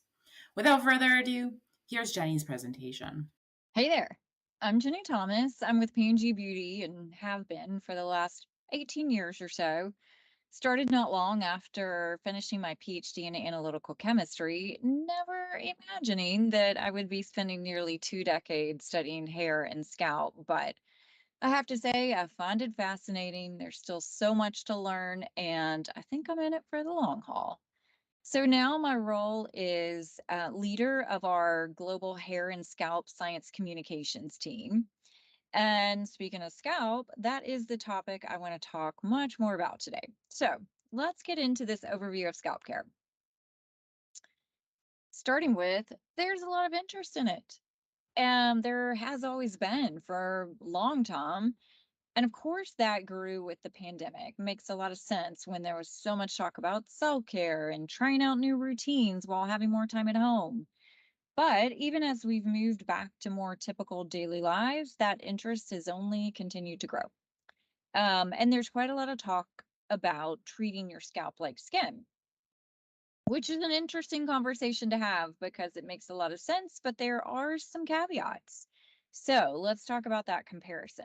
how does your scalp skin compare to your body skin? Well, they share the same physiology, but they do have a very distinguishing feature that sets them apart, and that's the environment in which they're immediately surrounded. So, for those of us who have a head full of hair, the scalp skin is covered by terminal hairs, which create this very unique, dark, warm, moist environment. It's quite different from the environment around like body skin that is covered by the vellus hairs. They're much more sparse, they're thinner, they're shorter. They leave that body skin far more exposed to the elements. And it's this unique environment that creates needs that are quite unique to the scalp relative to the rest of your body. Now, we think about the scalp condition as falling along this spectrum from symptomatic, as in demonstrating symptoms that people generally aren't happy about, to asymptomatic symptom relief, but still opportunity to get to optimal condition. So we'll talk about that spectrum and some considerations along the way. But it's helpful to go back to, and we'll start with the symptomatic scalp, really with a focus on dandruff. And the reason why I want to focus mostly on dandruff is because it's the most prevalent scalp issue. About 50% of the adult population experiences it in some form or another. And compare that to something like psoriasis, where maybe 3% of the population experiences it. Of course, that's a concern. That and some other more severe scalp issues, lower incidence and worse talking to your dermatologist or your physician about it. But in the case of dandruff, this is something that you can manage with your normal routine. And again, extremely prevalent. It spans genders, ethnicities, wide age range too. It generally starts around puberty and then it drops off around menopause for women, or can span a few more decades even for men. So number of decades where the dandruff condition is very normal and common. Now, when you hear the word dandruff, you're likely imagining flakes, and I realize that the pictures I have on the screen are are prompting that too. But you can have dandruff without having flakes. It can manifest itself as an itchy scalp, dry scalp, tight or irritated scalp, and of course, a flaky scalp. It can also be any combination of those symptoms. And it's rooted in accelerated scalp skin cell turnover. So, what should be a 28-day process where skin cells slough off one by one. Like one by one, they're invisible as they slough off, but that speeds up tremendously to a 5 to 21-day process.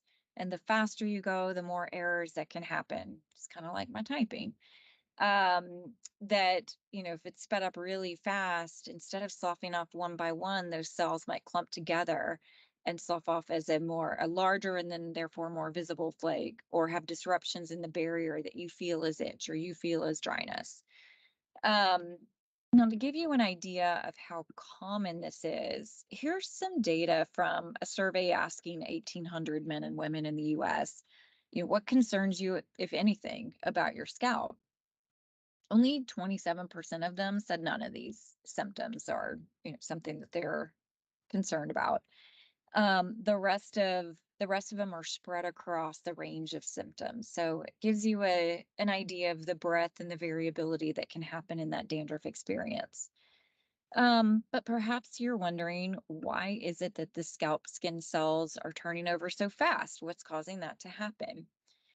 So there are ultimately three factors that come together to trigger this, and the acceleration, and then therefore the disrupted scalp skin barrier.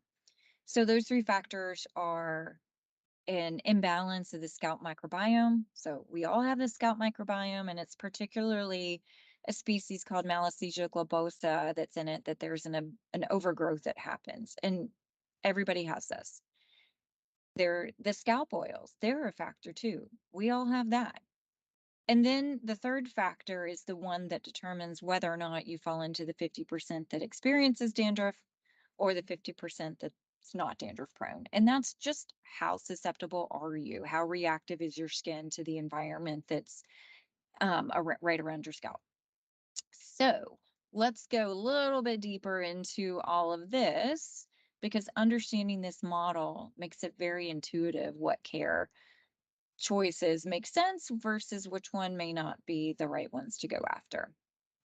Okay, so here's what's happening on your scalp. So microbiomes, we have them all over our skin. And again, that dark, warm, moist environment on our scalp creates a unique environment, and the microbiome on the scalp is rather unique.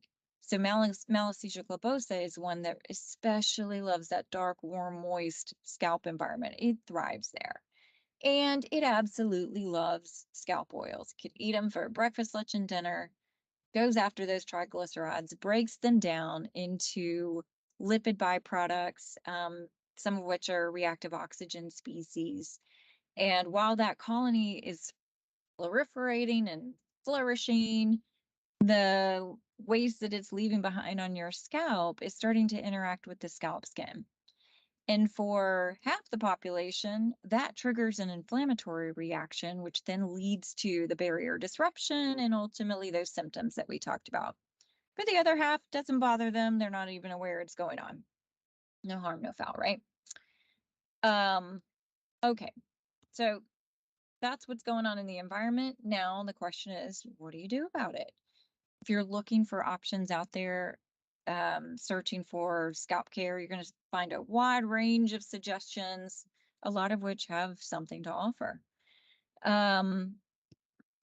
Okay, so when it comes to this, back to this 3-factor model, there's certain care approaches that you can take to address each of them, and we'll go through them one by one. The first one is about addressing the imbalance of the microbiome to get back to a better scalp friendlier balance. And there are a lot of ingredients that are out there on the market that can address the Malassezia globosa. That's the one whose overgrowth is of concern and has been linked to the scalp skin disruption that can happen with dandruff. So this is a range of most of the available anti-dandruff active ingredients that are out there. It does depend on where you are in the world as to what's available. It's also, from a product making point of view, it's important to consider what's effective and what's the cosmetic profile of the ingredient that you're going to go with. Because it's only effective if people are willing to use it and willing to continue using it. There is no cure for dandruff, so it's something that you just need to work into your routine to keep it under control. Okay, so let's take a few, for example. Selenium sulfide, highly effective when it comes to working against the Malassezia globosa. I mean, highly effective, proven in many, many clinical studies. But the cosmetic properties are not ideal, and it can leave some people feeling like they're trading off using a shampoo that they love for something that they need to use. And that's because selenium sulfide naturally has a color and an odor that comes along with it. So that's a consideration for that ingredient, which is different from ingredients like zinc parathione and pyroxenolamine. These are, I believe, 2 of the most widely used anti-dandruff ingredients. And again, it depends on where you are in the world as to what's available, but neither of them have a color that needs to be masked or an odor that needs to be masked, and they can just be added into great shampoos that clean and that condition your hair, and then now have this third element to care for your scalp. Salicylic acid, that's another one that's quite common. You see that it's red against Malassezia. That's because that's not the mechanism through which it works. It's known to work through more of an exfoliating mechanism as a keratolytic. It is believed to break up the clumps of skin cells that would form the flakes. And so you remove those flakes as you wash. So it's working more on a dandruff symptom than it is on the fundamental factors. Speaking of factors, the next one to talk about is scalp oils. And what can you do to remove the excess and reduce those reactive oxygen species that can be generated from them? I'm going to guess this comes as no surprise, but the best way to manage that is to wash your scalp. But how often is a question we often hear. Also, we find that there are a number of people who, once they notice scalp issues flaring up, will say, "Oh, I think I need to wash less often because I'm afraid that washing is just going to exacerbate my scalp problems." But treatment and epidemiological studies would say the opposite is true. The more often that people wash their scalp in these studies, the better their scalp condition, either from an expert grader point of view, as the data on the left side, looking at what's the flaking score of somebody using treatment based on wash frequency, or on the right side is an epidemiological study, self-assessment here around some of these key symptoms linked to wash frequency. And in both cases, we see that those with a higher wash frequency have a lower tendency to have these the scalp issues. But also recognize that washing more often is easier said than done for some people. It may not suit your hair type. It may not suit your schedule.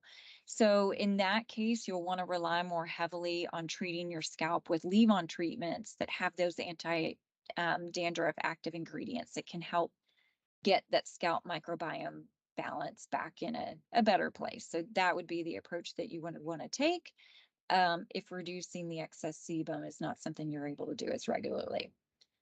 Okay, so then there's the third factor. And in this case, it is the individual susceptibility that you can't change, whether your skin reacts to the lipid byproducts of the feeding process, at least not that we know of yet. And so that's why the most abundant scalp care options are focused on correcting imbalances in the microbiome or removing excess sebum. In fact, most of them are in shampoo form because you can effectively do both and easily fit into a routine that people already have. But from the product making point of view, it's important that we approach it as in the do no harm approach, because we need to be sure that we're creating formulas that are going to be compatible for a scalp that's in an irritated state, because the last thing you want to do is make it more prone to react. So that's where formulation chemistry comes into play. And there's quite a lot of fascinating chemistry that goes into these because a number of things need to happen. So first, of course, is micelle chemistry, the idea being that we want to use these cleansing surfactants that are important to removing the excess sebum, but have them only work on the surface, not penetrate into the skin and interact with the skin structure where they could disrupt other lipids or just prevent the scalp from getting back into its healthy state.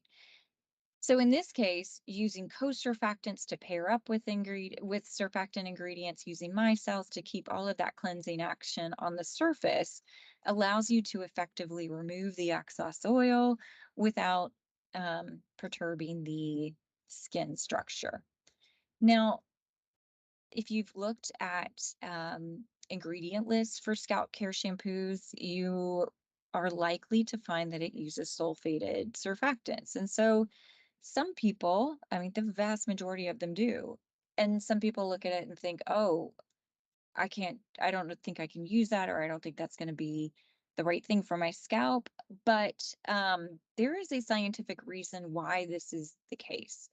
In addition to cleansing and conditioning, like all shampoos do, scalp care shampoos have a third job. They also have to bring scalp care ingredients to the scalp.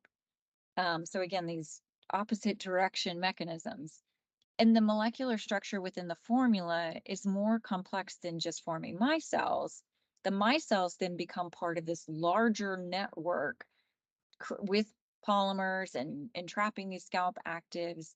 It's all part of what's called a coacervate system to enable this seemingly opposing action to happen.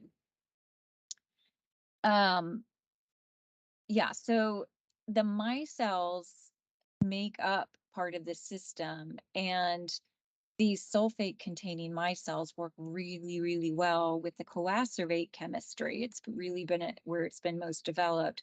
It's a lot more challenging to effectively deliver those ingredients with alternative surfactants. So that's why there is a technical reason for going with sulfated surfactants in these products. And then on top of that, there's clinical proof to say it works. It works to improve the scalp health here's some data from a Head and Shoulders clinical study of it's effective in reducing flakes, it's effective in reducing itch.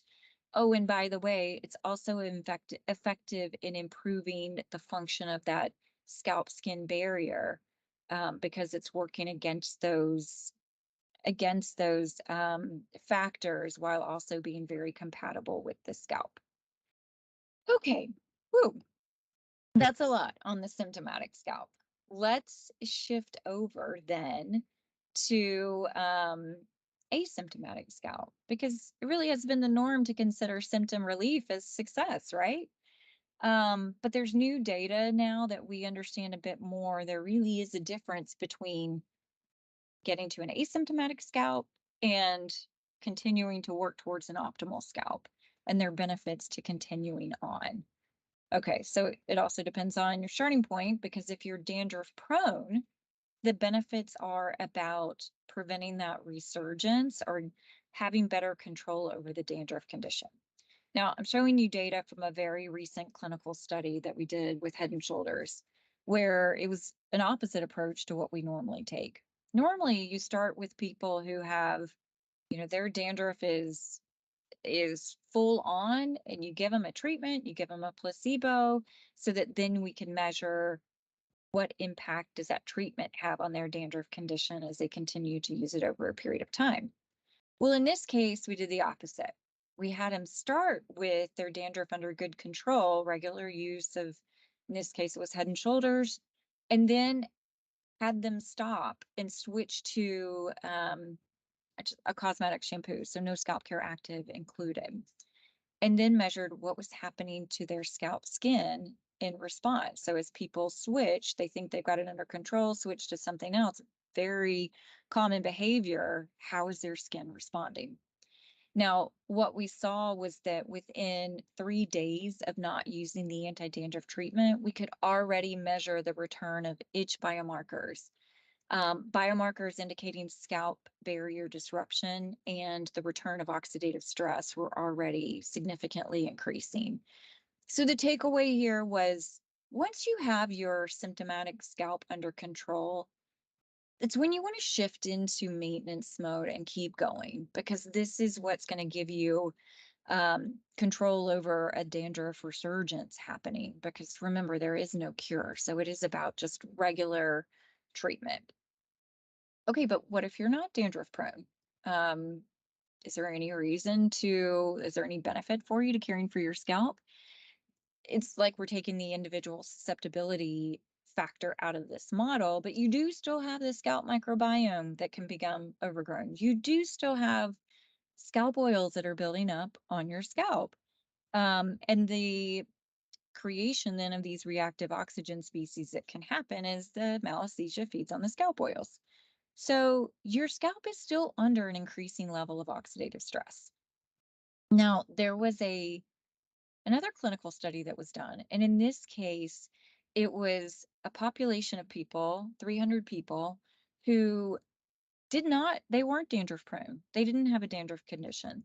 And it was having them use treatments, a couple of different treatments, and they included some of the anti-dandruff actives that we talked about earlier, some with ZPT and pyroxynolamine, some with pyroxynolamine, to see, is there any benefit that it can offer for their scalp? And in fact, we saw yes, those who used the treatment had less oxidative stress, which then translated to improved scalp skin barrier. Through the biomarker of albumin, we saw that, as well as looking at transepidermal water loss, the function improved with treatment. But you could wonder, does it matter if my scalp's not bothering me? Does it really matter? Well, it does to your hair. So scalp and hair condition, they're inextricably linked. The pre-emergent hair is going to spend about 2 weeks inside the follicle, so just below the scalp surface, traveling up that 4 millimeter journey before it emerges to face the world. Um, and so that whole time, if your scalp is under oxidative stress, that oxidative stress can be transmitted to the pre-emergent hair, which can show up as signs of surface roughness and cuticle irregularities. So by reducing oxidative stress at the scalp surface, can also reduce oxidative stress to that newly emerging hair. And then another benefit that we found by reducing the oxidative stress around your scalp is strengthening hair's anchor to the scalp. So the same clinical study has shown that a scalp under oxidative stress is prone to shed hairs early and excessively. But with effective scalp care and reducing that oxidative stress, um, you can effectively reduce the amount of hairs that are being shed. So, yes, there are benefits to caring for your scalp, even if you're starting in an asymptomatic place. Okay, so we've covered that spectrum now. Let's talk a few just practical tips. So, true or false? Going to bed with a wet head has a negative impact on scalp condition. Give you a moment to think about it. The answer is true. Remember, we talked, Malassezia loves that dark, warm, moist environment. And when you have a wet head, it's even more warm and uh, just Malassesia's dream place. So it is happy proliferating and creating that lipid waste all over your scalp while you sleep. So highly recommend, if you are a night washer and an air dryer, allow enough time for your hair to dry before you go to bed, or just dry your scalp with a quick blow dry if that suits you. Okay, next one. Using natural oils on your scalp is good for scalp health. Common advice that you might find if you're searching for solutions online. It's false though. Even though it sounds so soothing, especially if you find oils for your skin or your face to be, really good for whatever issue you're addressing, remember the environment on your scalp is different. Um, and you going back to those three factors, you're increasing the oils on which the Malassezia is going to feed, fueling that danger cycle. So what works on other parts of your body doesn't always translate to good scalp care. That we talked about is increasing those scalp oils. And actually this is showing Malassezia growth in a petri dish of the natural oils can really fuel that as it feeds on them. So again, not recommended. Now, scalp scrubs, massages, those are quite common as well. True or false? Are they a beneficial thing to do? All signs point to true. As long as it's not too extreme though. You don't want to be just scratching or too harsh because that could damage your skin, your scalp skin. It can also damage the hair. So don't use your fingernails, use soft surfaces like the nubs on this massager, the tips of your fingertips. But that increased blood circulation is good for helping that high energy process of fueling that newly growing hair. So massage away. If nothing else, it can help to relieve stress, and who doesn't want that? All right, so in summary, if I can leave you with 3 tips, it is 1, yes, take good care of your scalp. Your scalp skin and your hair will thank you. 2 is opt for clinically proven solutions because there's a lot of stuff out there, but not everything is proven to work. And some things can even make the problem worse. So you really want to go for those that that there's some proof that it's going to be effective at working well with your scalp. And then the third is frequency matters here. Your scalp's under oxidative stress on a daily basis from that immediate environment, but also could be from UV exposure. So our scalps need regular care too to remain in good condition. All right. Well, that is it. I did put a number of references that were on the slides. They were in tiny text. So in case you would like to read up a bit more on some of those studies that were mentioned, Here's a list of references, and there are plenty more. But I hope from today that you've enjoyed it, maybe taken away something new, and I look forward to answering your questions. Thank you. And bear with me as I get Jeni's Q&A live for you guys in the Discord. You'll see that in one moment. Bear with me. And we had so many questions come in. We will try our best to answer all of them, but Pantene, or is it from P&G? I forget who's going to. It's all the same, I guess. Is going to be sending out a booklet after the conference that's going to be a Scalp Care 101. And so all the questions that don't get answered here are going to be included in that book. And then also, like, if you want to ask more questions a little after, I'm going to try my best to keep track of all the questions and then send them over to Jeni. Okay, we've got a limited time, so I'll get straight to it. So, and thank you so much for such an informative presentation. Okay, so this question is from Julia, who asks, I often encounter the claim that people with dandruff must avoid products with fatty alcohols, esters, oils, etc., because these products will allegedly increase malassezia, I probably mispronounced it, proliferation, and make people's symptoms worse. What are your thoughts on this claim? Do you think the presence of these ingredients is predictive of whether a product will contribute to microbiome problems? Okay, great question. Let me start by saying huge thanks, Jen, for the invitation to be part of this summit today. And I mean, I love seeing all the questions. There's clearly a lot of interest in this, and it's a big honor to be also among the speakers that are here. So huge thank you. Okay, so about using products with fatty acids, fatty alcohols, oils, etc., could they lead to the malassezia proliferation? I would say the biggest concern is anything that's going to leave behind oils in particular on your scalp, and oils with significant triglyceride. It's really the triglycerides that are being left behind that the malassezia would feed on. So I don't think the concern is there for, fatty alcohols have so much to offer for the hair. And I don't know of any indication that they are contributing to the malassezia growth, but it's the triglycerides that the malassezia is breaking down that can then lead to the skin irritation. The other thing that can be of concern is just oils, regardless of the malassezia population, but oils on your scalp that are going to degrade anyway through oxidation. It's those oxidized byproducts that can lead to the scalp skin irritation. This next question was from Tropic Gal Naturals, who asks, can you talk about Koebner phenomena in scalp brushes? I don't know what this phenomenon is.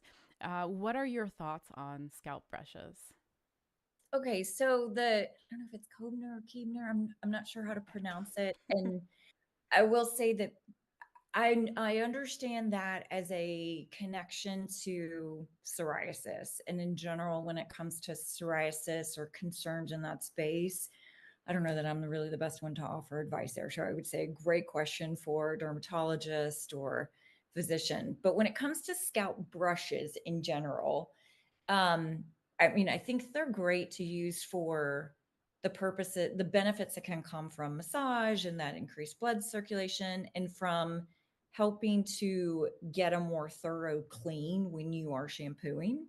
Or you can just use your fingertips. I mean, we do see that when people clean very quickly, there are often a lot of spots that are missed. So if that gives you more surface area, then a great thing. That's helpful.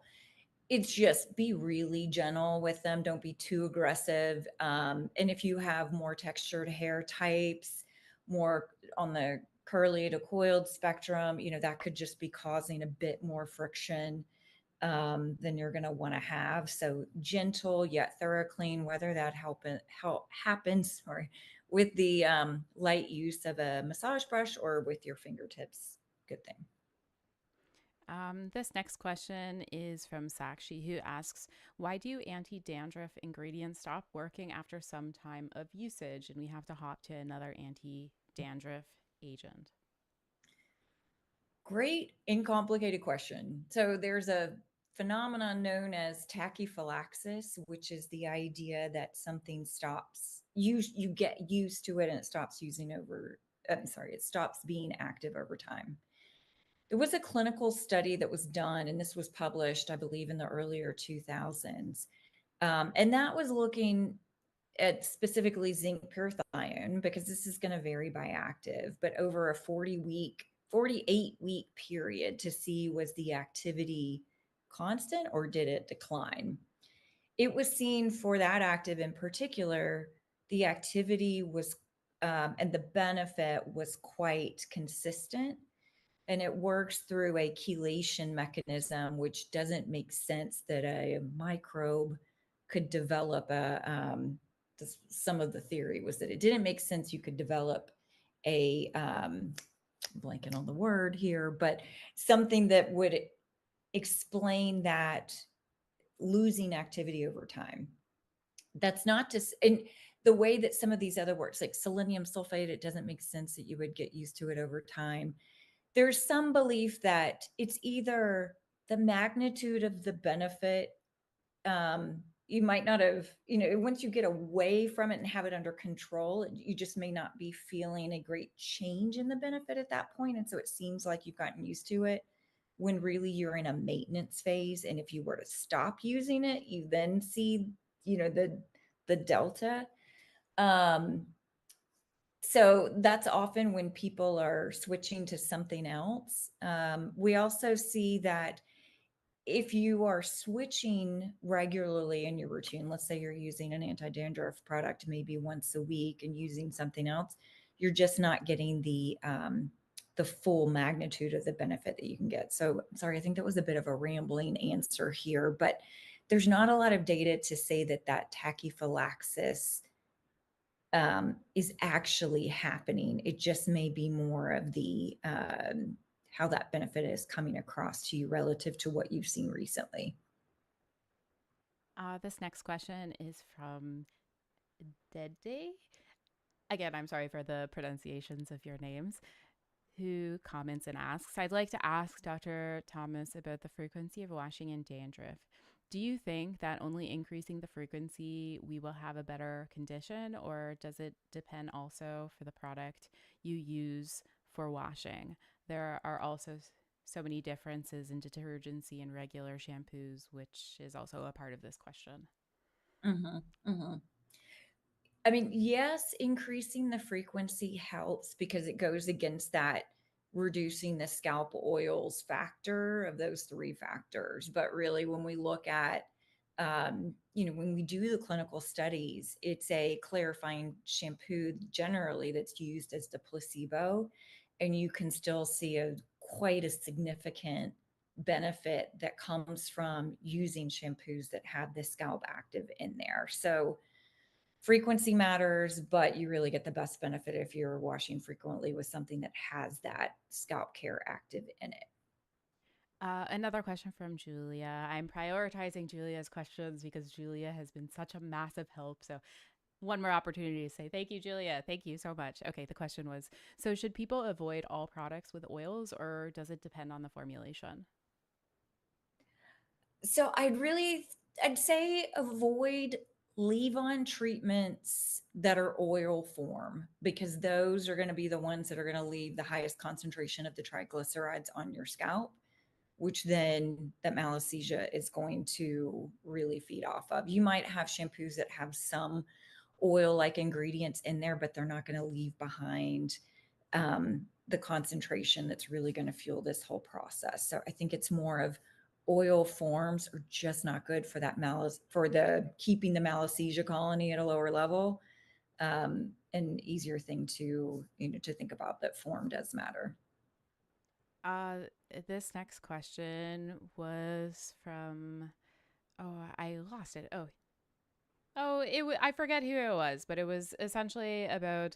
There's so many questions coming in on the Discord. I'm sorry I lost who it was from, but it was about scalp brushes. Are they just a no? What are your Scalp thoughts? Scalp scalp brush brushes. scalp brushes are they're not critical. You can get the benefits from just a thorough and gentle massage with your fingers. So it's not critical by any means. If you don't have one, you don't need to go run and get one. But if you have one, it's not as though it's doing massive harm as long as you're using it very gently. And this next question is from Lily, who asks, how can we find a balance between scalp and hair care? For instance, the scalp might need a higher frequency of washing compared to the hair. How can we care for our scalp without making the hair feel drier? Yeah. I'm quoting dryer just because we've talked about this so much. So, sorry. Yes. Yes. I mean, there's a lot in that question, but it's a really good question and something that people often, are faced with, because your scalp needs cleansing more often than your hair links need cleansing. I saw somebody on post a video of their routine that I thought was absolutely brilliant. And what they did was to apply conditioner to the links of their hair, and then they shampooed the scalp, and then they rinsed the shampoo from the scalp, down the links of their hair. So they were really focusing the cleansing action on the part of their head that needed it the most, without over cleansing parts of the hair that weren't really in big need of cleaning. And then they followed up with a conditioner again. So I thought that was just such a smart approach to it. The other thing is, we've talked so much about wash frequency, but that is just not going to be something that some people feel like they can do.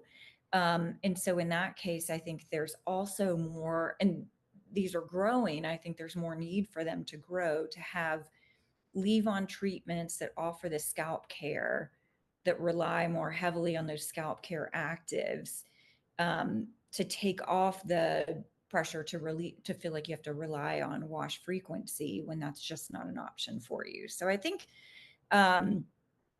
finding the right routine where you're really focusing the cleansing on the scalp, less so on the links of the hair, to get the benefit where you need it most, and then relying on scalp care treatments to get the scalp benefits that fit within the wash routine that works for your hair. Those are the two big opportunities.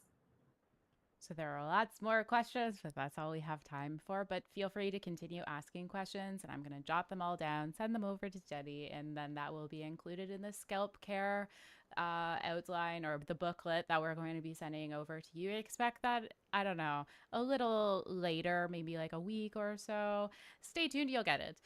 Suffice to say, thank you so much, Jeni, for agreeing to participate in the summit. Thank you again. Thank you, Jen. And thank you everyone for all the great questions. This is such an honor to be part of this community. Okay. Have a great rest of your day. Thank you. Thanks.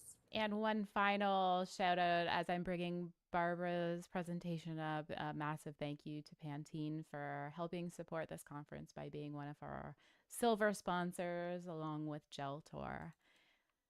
Our next presentation will be by Barbara Bernardi, who is an application chemist at the Clariant Consumer Care Innovation Center for North America, based in New Jersey. Since entering the personal care industry, Barbara has gained experience in formulation development and claim substantiation for both hair and skincare. She holds a master's degree in physical chemistry from the Federal University of São Carlos in Brazil, in which she developed research studies to design a biodegradable wound dressing. This is Barbara's first speaking engagement, and she is excited to discuss hair care formulation principles. And without further ado, here's Barbara's presentation. Hello, everyone. I'd like to say thank you to Jen Novakovich for organizing this amazing event and inviting us to speak here at the Hair Sciencey Summit. I hope you're enjoying the talks that are taking place today. My name is Barbara Bernardi. I'm an applications chemist at Clariant, and for this next talk, I'll be going over formulation concepts for hair care. And And just to prepare you for what's about to come, here are the topics that will be talked about today. I will start with an overview on Clariant and some marketing trends for hair care. Then we'll tackle what to consider when formulating shampoos, followed by how to formulate conditioners. And at the very end, I'll go over some takeaways. So let's kick this off and talk a little bit more about Clariant. Some quick background info for those of you who may not know Clariant. We are a specialty chemicals company. Our purpose statement is greater chemistry between people and planet. So through our company history, we've remained focused on connecting customer focus, innovation, sustainability, and people. We serve the personal care industry from our Care Chemicals team, which is one of Clariant's 3 major business units. Our collective expertise and passion is evident through our various capability centers scattered throughout the globe. Our personal care portfolio has versatility across many different applications. That enables many market-relevant formulation types for the hair care segment. And we're keeping a pulse on the current trends. And here's what we're seeing in North America. Some of the trends that are gaining popularity include skinification of hair, personalized routines, scalp care, treatments for hair loss, hairstyling such as the slick look, and conscious beauty. In terms of retail market development, in North America, the most interesting thing to point out is that people are more and more looking for professional hair care brands. And this shows how the consumer is trying to be more informed and are willing to go the extra mile for the hair care routine. So now that we've set the stage for the hair care market, let's talk about formulating. And we are going to start off talking about shampoo. So what is the primary function of a shampoo? The short and straightforward answer is to clean. Clean the hair and the scalp from sebum, oil, pollution, and product buildup. The main ingredients that help us achieve that are called surfactant systems, and they do that through what we call the roll-up mechanism. When the hair gets dirty, it means that there is a layer of oil and dust that gets deposited on top of the hair fiber or scalp. Because the surfactants can reduce the surface tension of that layer, it makes it easier to remove it by rolling it up into a micelle that can be easily washed away. And that's why it's called the roll-up mechanism. But lately, the consumer has been asking a little bit more about for their shampoo formulations. The consumer not only wants their shampoo to clean the hair, but also to condition, protect the color, give volume, give body, and do a bunch of other things. These requests certainly made the job of the formulators a lot more difficult because there are more things that we need to consider when formulating a shampoo. From a formulator's point of view, a typical shampoo chassis has the following composition: water, anionic surfactants, amphoteric and anionic surfactants, pearlizers, rheology modifiers, conditioning agents, and preservative systems. Now, it is our job to figure out how to match these ingredients to what the consumer is looking for. When we think about cleansing power, we think of the detergency of the surfactant system and how to balance the surfactant types to achieve the cleansing power your consumer is looking for. The foam profile of the shampoo is responsible for most of the consumer experience, and the main factor that drives the foam in a shampoo is also the surfactant system and what the foaming profile looks like.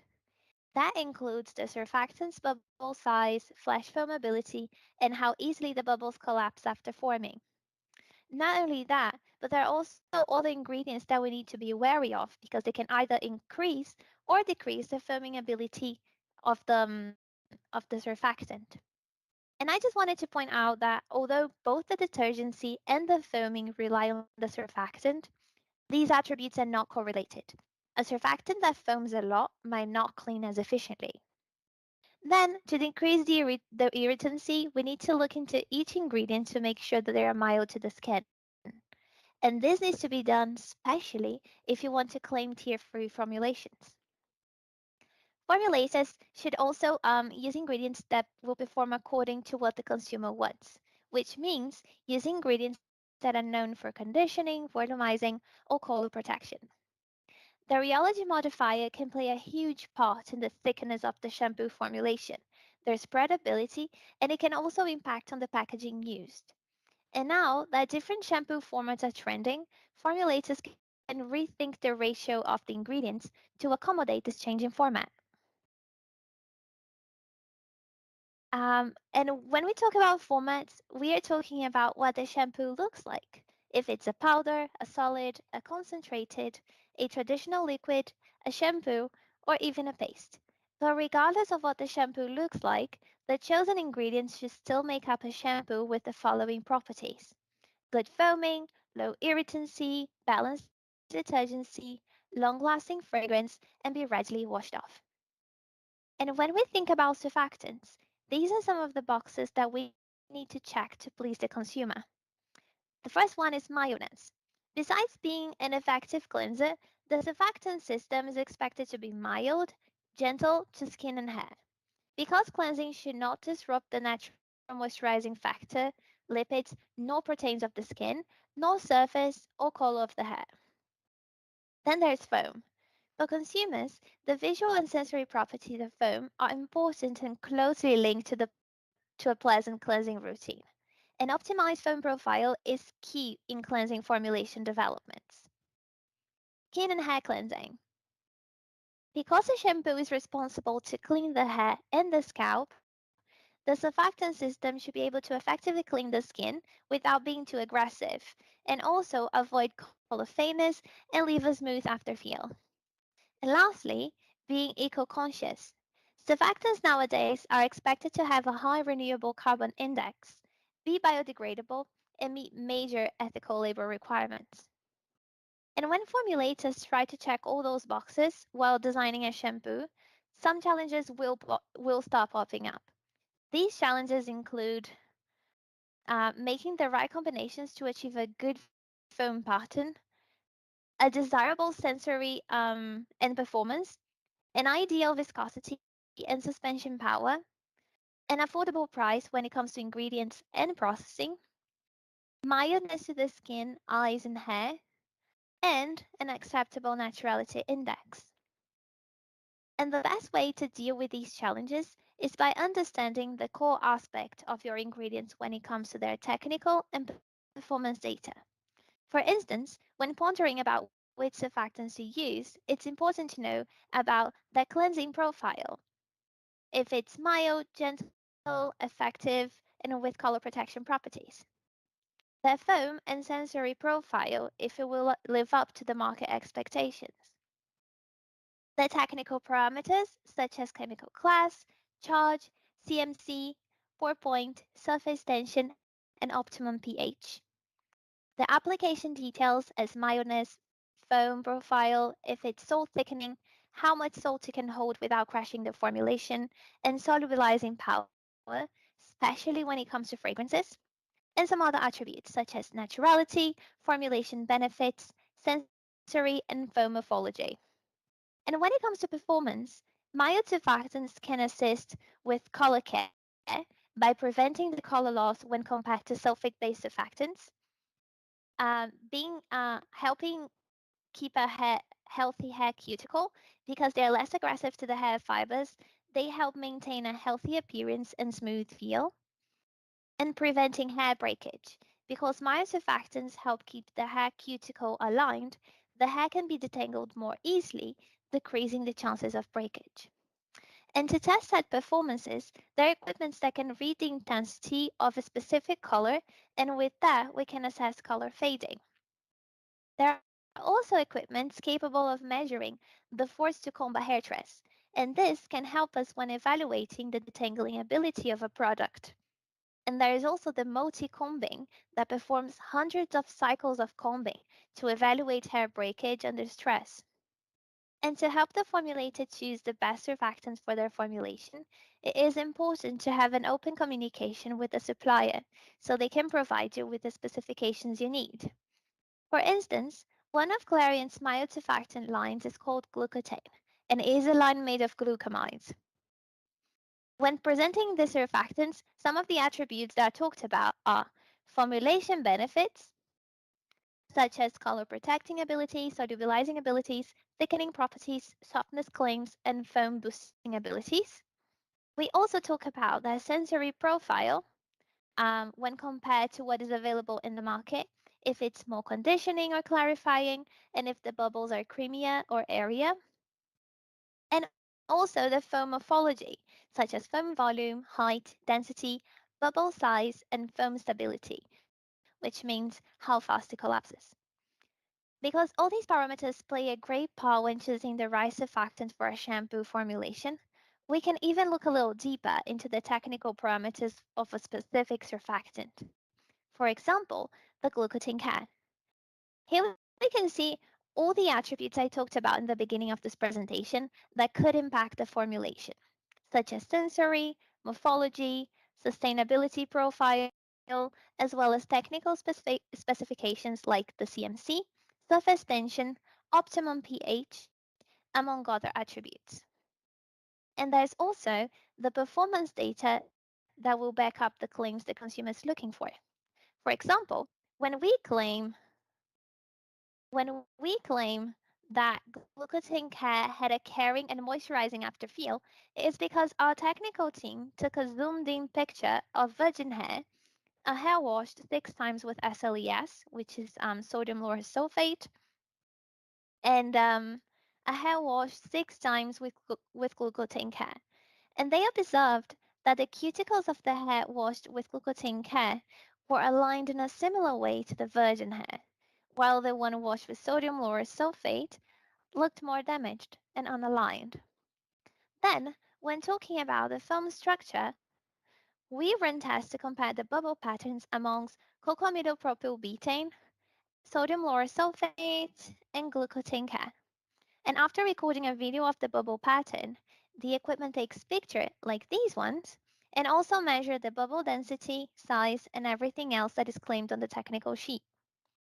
Now, when we claim color protection, it is because we use a colorimeter to measure how much the color faded after 3 wash cycles with either sodium lauryl sulfate and glucotin care. And after doing this experiment, the results show that the hair dress washed with glucotin care lost 29% less of its color when compared to the hair dress washed with SLES. And then there's even more data showing how glucotin care interacts as a blend with sodium lauryl sulfate and how that could impact the compatibility. So this is a closer look into the film structure of different surfactant systems. Sodium lauryl sulfate, cocamidopropylbutane, glucotin care, and then we have a blend of sodium lauryl sulfate and cocamidopropylbutane, then 2 blends of sodium lauryl sulfate and glucotin care. This one containing more sodium lauryl sulfate and this one containing more glucotin care. Now on this side, we have hair detangling data showing that the hair washed 6 times with glucotin care needed 84% less force to be combed when compared to the hair washed with SLES. And even if the formulator wants to make a blend of glucotin care and SLES, that blend can favor the combing in 10%. And I just wanted to mention that combing is not only important for making the hair detangling session easier. Even if your hair is already easy to comb, one of the reasons why it could be important to make it even easier is to reduce breakage.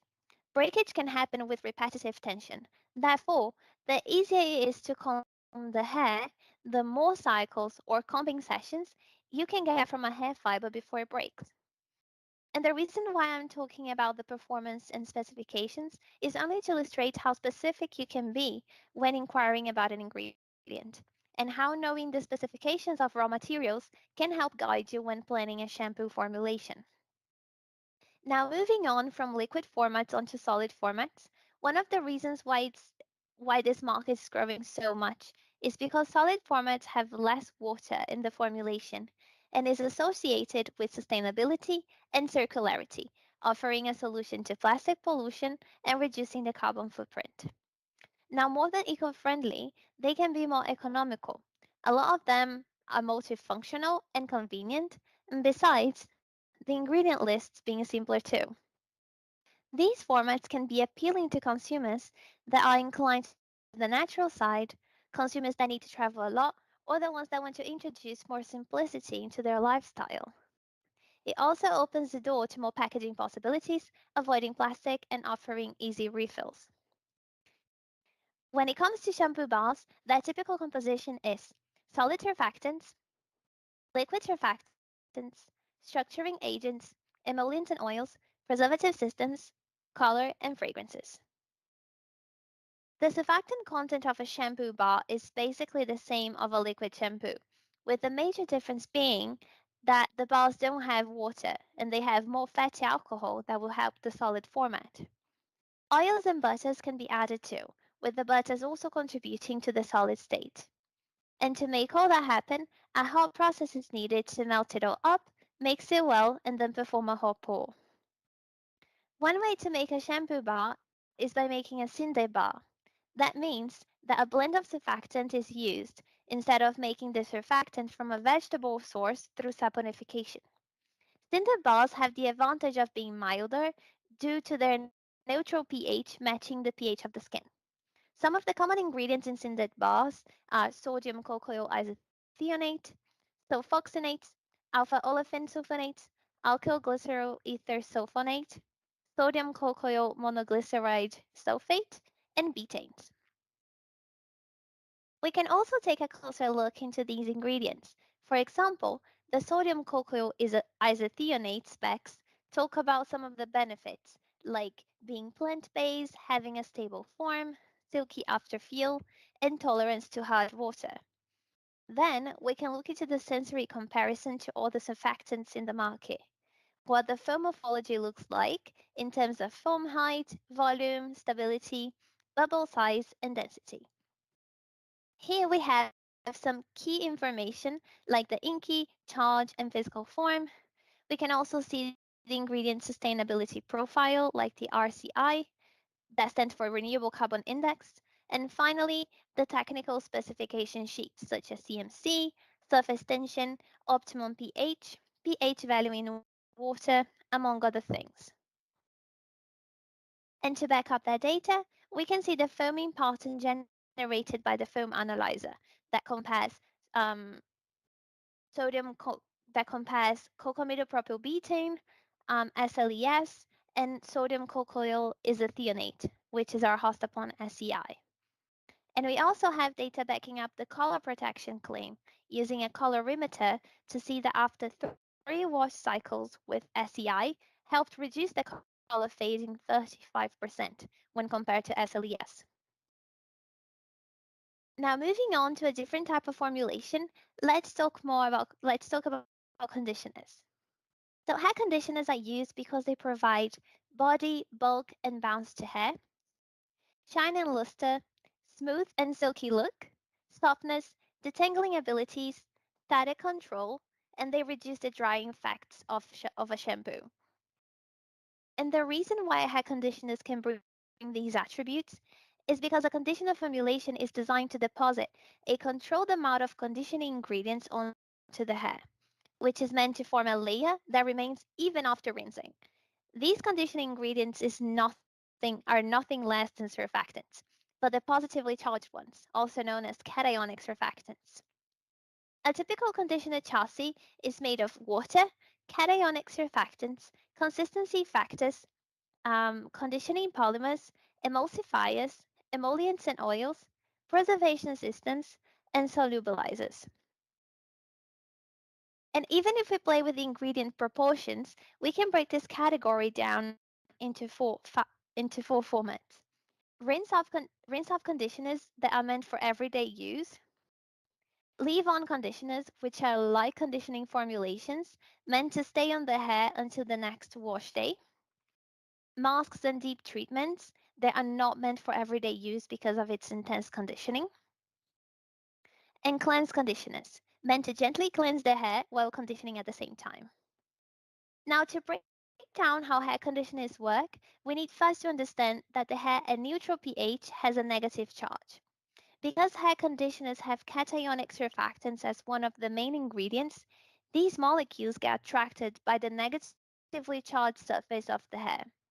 This attraction results in the deposition of cationic surfactants on the hair, especially on weathering parts. And the reason why conditioners should be used right after shampooing is because the shampoo makes the hair even more negative, making it easier for the conditioner to attach themselves to the hair surface. Because besides that, conditioners help reduce the static charge developed by the interaction between an ionic surfactants of the shampoo and the negatively charged surface of the hair. And it also reduces the friction between the hair fibers by closing the cuticles, which also helps the hair feel smoother and easier to comb. With this in mind, one of the main goals when creating a hair conditioner is to keep hair fiber integrity after shampooing and to help with both detangling and styling. And to do that, the conditioning agents needs to be able to deposit on the top of the hair in a controlled way and stay there after the rinsing step. To achieve that, the best system is an emulsion based on cationic surfactant.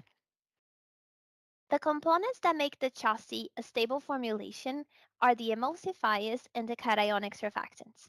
This combination helps create an emulsion, which is the best format to assist with the deposition of conditioning agents on the hair.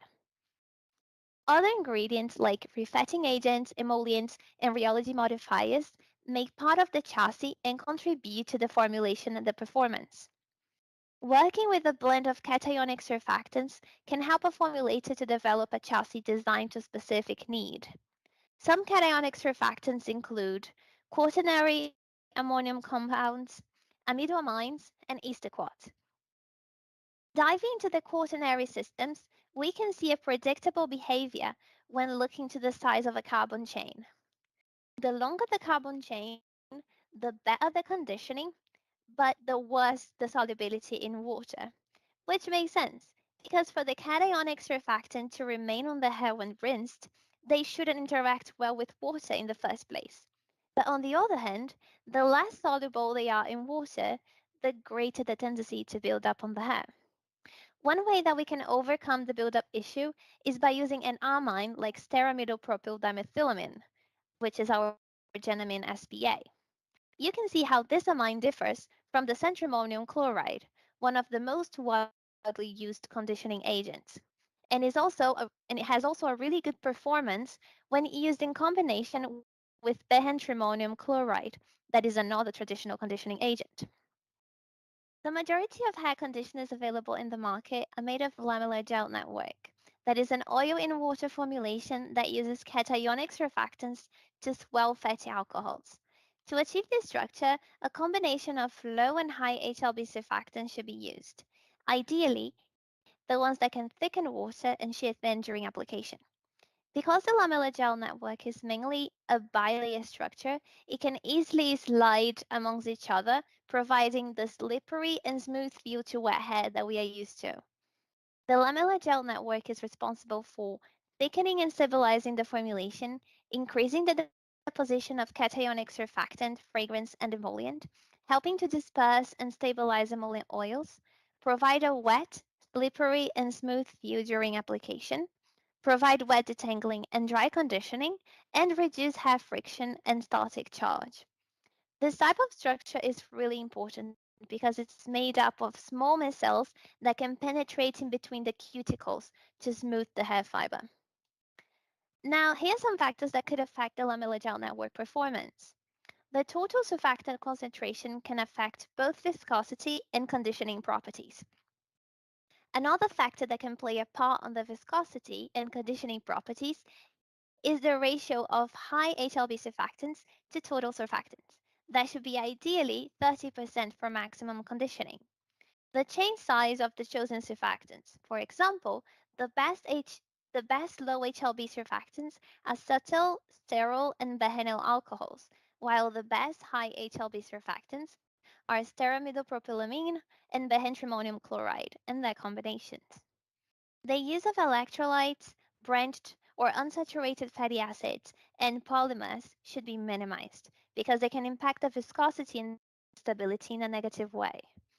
And not only ingredients, but also the processing can highly impact the lamellar gel network formation.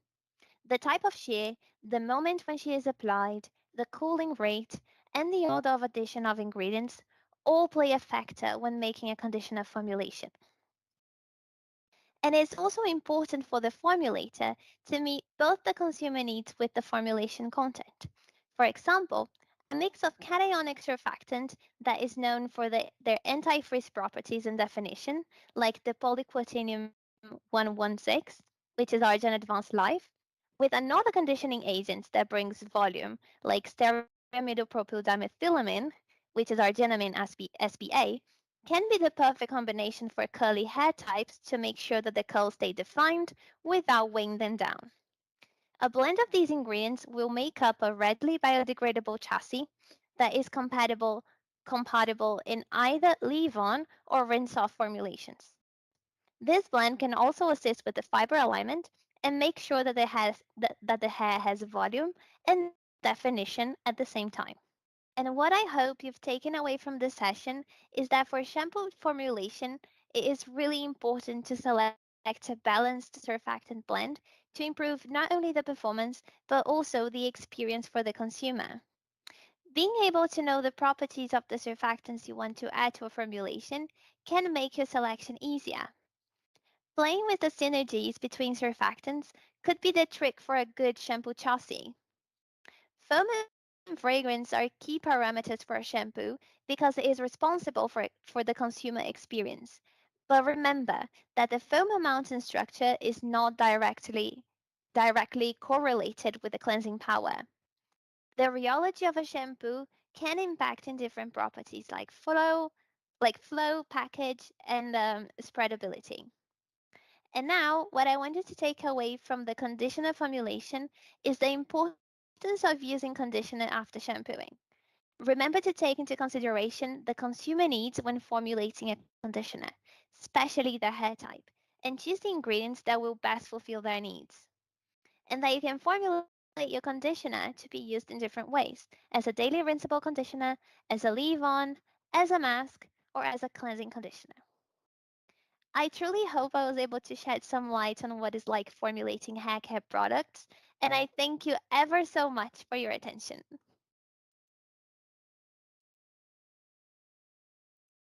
So stay tuned as I bring Barbara's Zoom onto the screen. And for you guys on Discord, I am just in the process of going live for you guys as well. And there are so many questions. Thank you so much for that informative presentation. And I'll just get straight to it. So the first one is for Meagan, who asks, I would love to see how consumer perception correlates to foam structure. Do consumers perceive denser, creamier foam or looser, fluffier foam as better in shampoo, or is there a Goldilocks zone? Well, hi. First of all, I really want to say thank you for inviting us to participate in this event as a speaker. Now, addressing the question, I do think that is up to the consumer what they usually prefer. I've seen people that like the fluffier, airy foam better than the creamier one, but I personally prefer the creamier one. So it's really up to the consumer what they are looking for, and then it's up to the formulators to try to address their needs and really cater for what the consumer is looking for. Now, there was two questions that I'm just going to tie in because they're related from two different people. So one was, why are SLS alternative surfactants harder to thicken? And then another question was, what are the pros and cons of salt in formulations? Okay. So the difference, why it's so hard to thicken non-sulfate based surfactants is because really what makes the formulation thicken is the way that the micelles they pack up together, forming a worm-like micelle, and that worm-like micelle they get entangled, and that is what brings the viscosity up.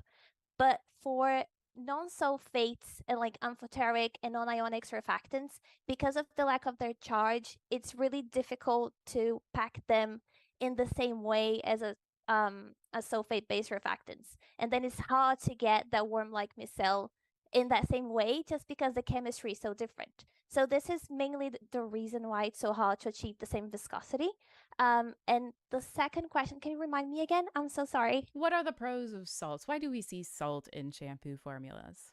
The reason why we add salt to the formulation is because the salt will change the amount of ions in the formulation, and that's what gonna make the surfactants to pack up in a micelle, as I was talking about. So this is why we add salt to the formulation, to actually bring the viscosity up. And because the salts get really washed away when you're rinsing your hair, I don't see why salts would be damaging to your hair, because it gets really washed away due to them being readily water soluble. And maybe just like an additional point is not all anionic surfactants have that same kind of salt reaction to thicken. And so sometimes alternatives need additional thickeners. And then the other question that I got, I've got many questions. So this one's from Aja. Let me know how to pronounce your name.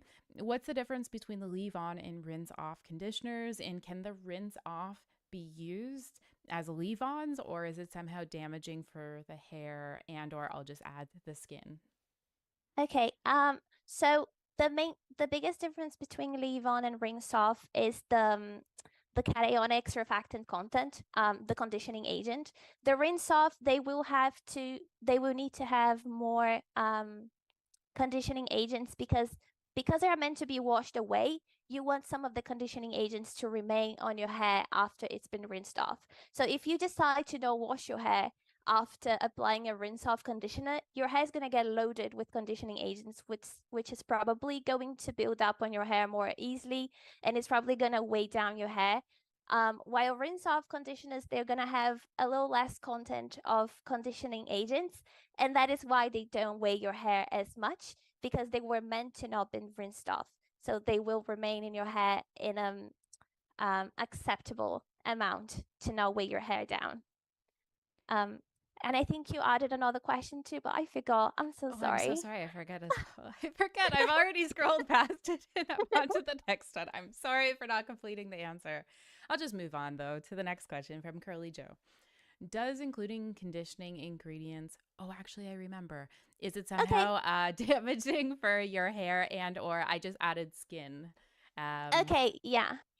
So because the buildup will also, because the conditioning agents are not going to get washed off, and you're going to have a lot of content of conditioning agents left off in your hair, they were probably going to build up on your scalp as well, clogging pores and everything. And you can also see that happening close to your scalp, close to your hairline, because that product will seep through, and you're probably going to get maybe acne from having like that big load of conditioning agents on your hair. And not to say about the oils and butters that we also are seeing more and more in hair formulations. This next one is from Curly Joe, who asks, does including conditioning ingredients in shampoo change the cleansing properties? They don't change the cleansing properties, but you probably, like, after you do your hair care routine in one day, and on the next day you want to wash your hair off, like the all the oils and buildup. If you use a shampoo that only has cleansing condition, just a cleansing property, you would just remove most of the buildup from your hair. But if that shampoo also has conditioning in it, it will replenish some of those oils and butters that you took off. So it really depends on your hair needs. If you feel like your hair is super dry, maybe it will be nice to have conditionings on your cleansing routine, but also you do like the conditioner step right afterwards to do more replenishing of it. Okay, so then this next question was from Aga again, and it was around the use of silicones in shampoos. Yes or no, and for what needs? I will say silicones, they still have their place in the market. In our lab, we've seen some ingredients performing in a similar way to silicones, but because silicones have been in formulations for so long, and they are known how to formulate with, and their properties are so good. They are really good anti-frizz. Their slip is really good. Their after feel is also kind of hard to beat. So silicones, they still have their place in the market because they are really good ingredients. But we need to be mindful when using them to not have that much buildup and that's going on nowadays. But yeah, it's really hard to beat silicone as an ingredient, although we are seeing some ingredients performing just as well. But the ease to formulate with it is just and the price is just hard. It's just hard to beat.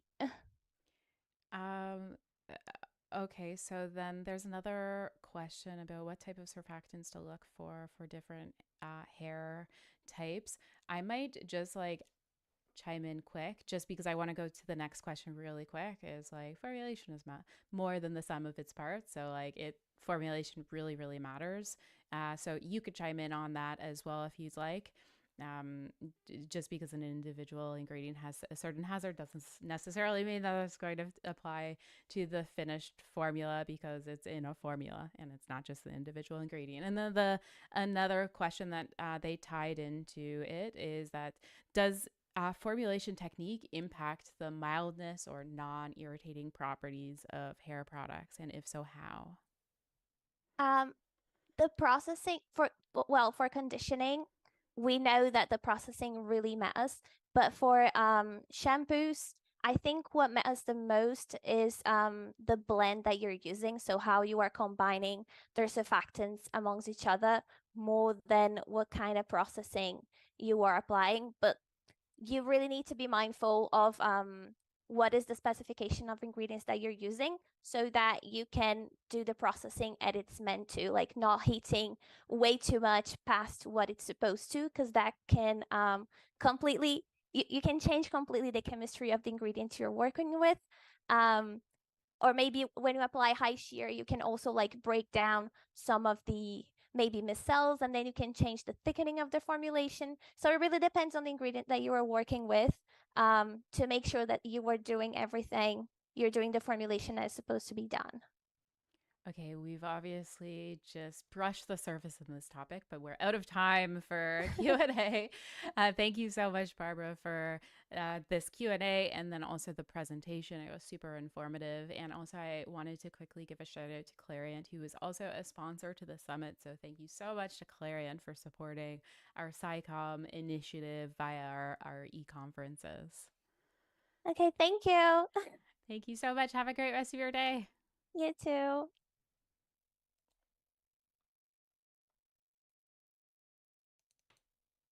This presentation is a sponsored fireside chat, sponsored by P&G, featuring Jennifer Marsh, PhD, who's been working with P&G for 27 years in a variety of roles, including consumer research, product development, and technology development. Most of her early career was spent working as a technologist in hair color, during which she developed new damage technologies for P&G's Clariant Nice and Easy brand and a new oxidant system launched in 2008 as Nice and Easy Perfect 10. Jennifer moved from the UK to Cincinnati in 2007 and joined the beauty technology division working on hair color and hair care technologies, including new actives for Pantene and other hair care brands. She is passionate about building fundamental technology models and translating these insights into new technologies and technical product stories. Jennifer has published around 45 papers in the area of hair structure science and hair color and presented work at many external conferences, including this one. Without further ado, here's Jennifer. I'm here with Dr. Jennifer Marsh, who is a research fellow at P&G Beauty. This presentation is a sponsored fireside chat. Thank you so much to P&G for supporting our e-conference by sponsoring this fireside chat. And we're going to be talking about heat and color protection. Maybe before that, Jennifer, would you mind introducing who you are and what you do? Yes, well, good morning, and thank you very much for having me. Yes, my name is Jennifer Marsh. I'm a senior technologist at P&G. I've been in the company almost 28 years, and 26 of those working in the beauty care space. I worked for about 12 years in a hair color business, and then the rest of it in hair care. And my interest has always been the fundamental mechanisms that are going on during the processes that the consumer would do. So what's happening during the coloring process, both in terms of how is she achieving the color, but also what's happening to the hair and then the consequences of that, and heat as well. We've studied that in quite a lot of detail. And then more recently, how do we think about heat and color? Because the consumer obviously is not just coloring, they're not just using heated implements, they're doing a whole variety of things all at once. So how do these different insults come together? And that's kind of my passion, and that's what I've been doing for the last 20 years. Well, I'm so happy to have you here for this fireside chat. And maybe it makes sense to start with color. So, how does coloring impact hair structure and properties? I think first thing about color to think about, what's the impact on the consumer? So I just, before you kind of get into the hair structure, I think the emotional benefit of color is huge. Even more so than a shampoo. Shampoo will get my hair clean, which is very important, but color really kind of fits into how the consumer views herself. So either if they want to change their visual appearance to really reflect a different personality, or they want to cover gray, there's lots of different ways, but it is such a compelling category. And really the achievement of the color is like the number one important thing that the consumer is looking for. So can I get to that transformation? Either I want to be a blonde, or I want to be a redhead, or I want to cover my gray. And then within that, as I color my hair, really what I'm trying to do is, there are two sort of main processes involved in the coloring process. One is to lighten the underlying color, and secondly, to then put on synthetic color. So if I want to go blonde, I'll have a lot of lightening. I want to go from a medium brown shade to a blonde shade. I have to lighten it. And in that, I need to bleach the melanin. So melanin is what gives hair color. I want to lighten that melanin. And typically hydrogen peroxide at high pH is the technology that's the major technology in most of our hair colorants. So that's one process that's going on. And then simultaneously, I'm taking these small dye precursors, penetrating them into the hair. That same oxidant system of hydrogen peroxide, high pH, is forming the color. So if I want to be red, I've got a combination of lightening the underlying color, and then I use dye precursors that, when coupled together, create that red color. If I want a darker shade, maybe I put in more dye, less lightening. So that's kind of the chemistry that's going on during a hair colorant. But that same chemistry, so the hydrogen peroxide at the high pH, so we have ammonia in most of our coloring products, is also changing the hair structure. And most of the changes are not being driven by the dyes, the color molecules, but more by this lightening chemistry. So how do I change the melanin color? So the hydrogen peroxide, high pH, that's the chemistry that's having the major impact on the hair structure. And there's multiple chemistries going on, but the major ones to think about, the first one is the removal of the surface lipid on the outside of hair. So hair that's what gives hair its soft feel. There's a bound lipid on the outside of each cuticle layer on the hair surface. In the presence of the high peroxide, high pH of a colorant, that lipid can be removed. So you form perhydroxyl anions, and then they remove that lipid layer. So you go from a very hydrophobic surface to a hydrophilic surface. If you take natural hair that hasn't been colored, you put a drop of water on the hair surface, the drop of water just kind of beads on the hair surface. As soon as that lipid layer is removed, you get this very hydrophilic surface, and that water sort of immediately wicks in. And so what the consumer will feel is, after coloring, particularly when the hair is wet, it's difficult to detangle, so it's easy to tangle. It feels slightly rougher.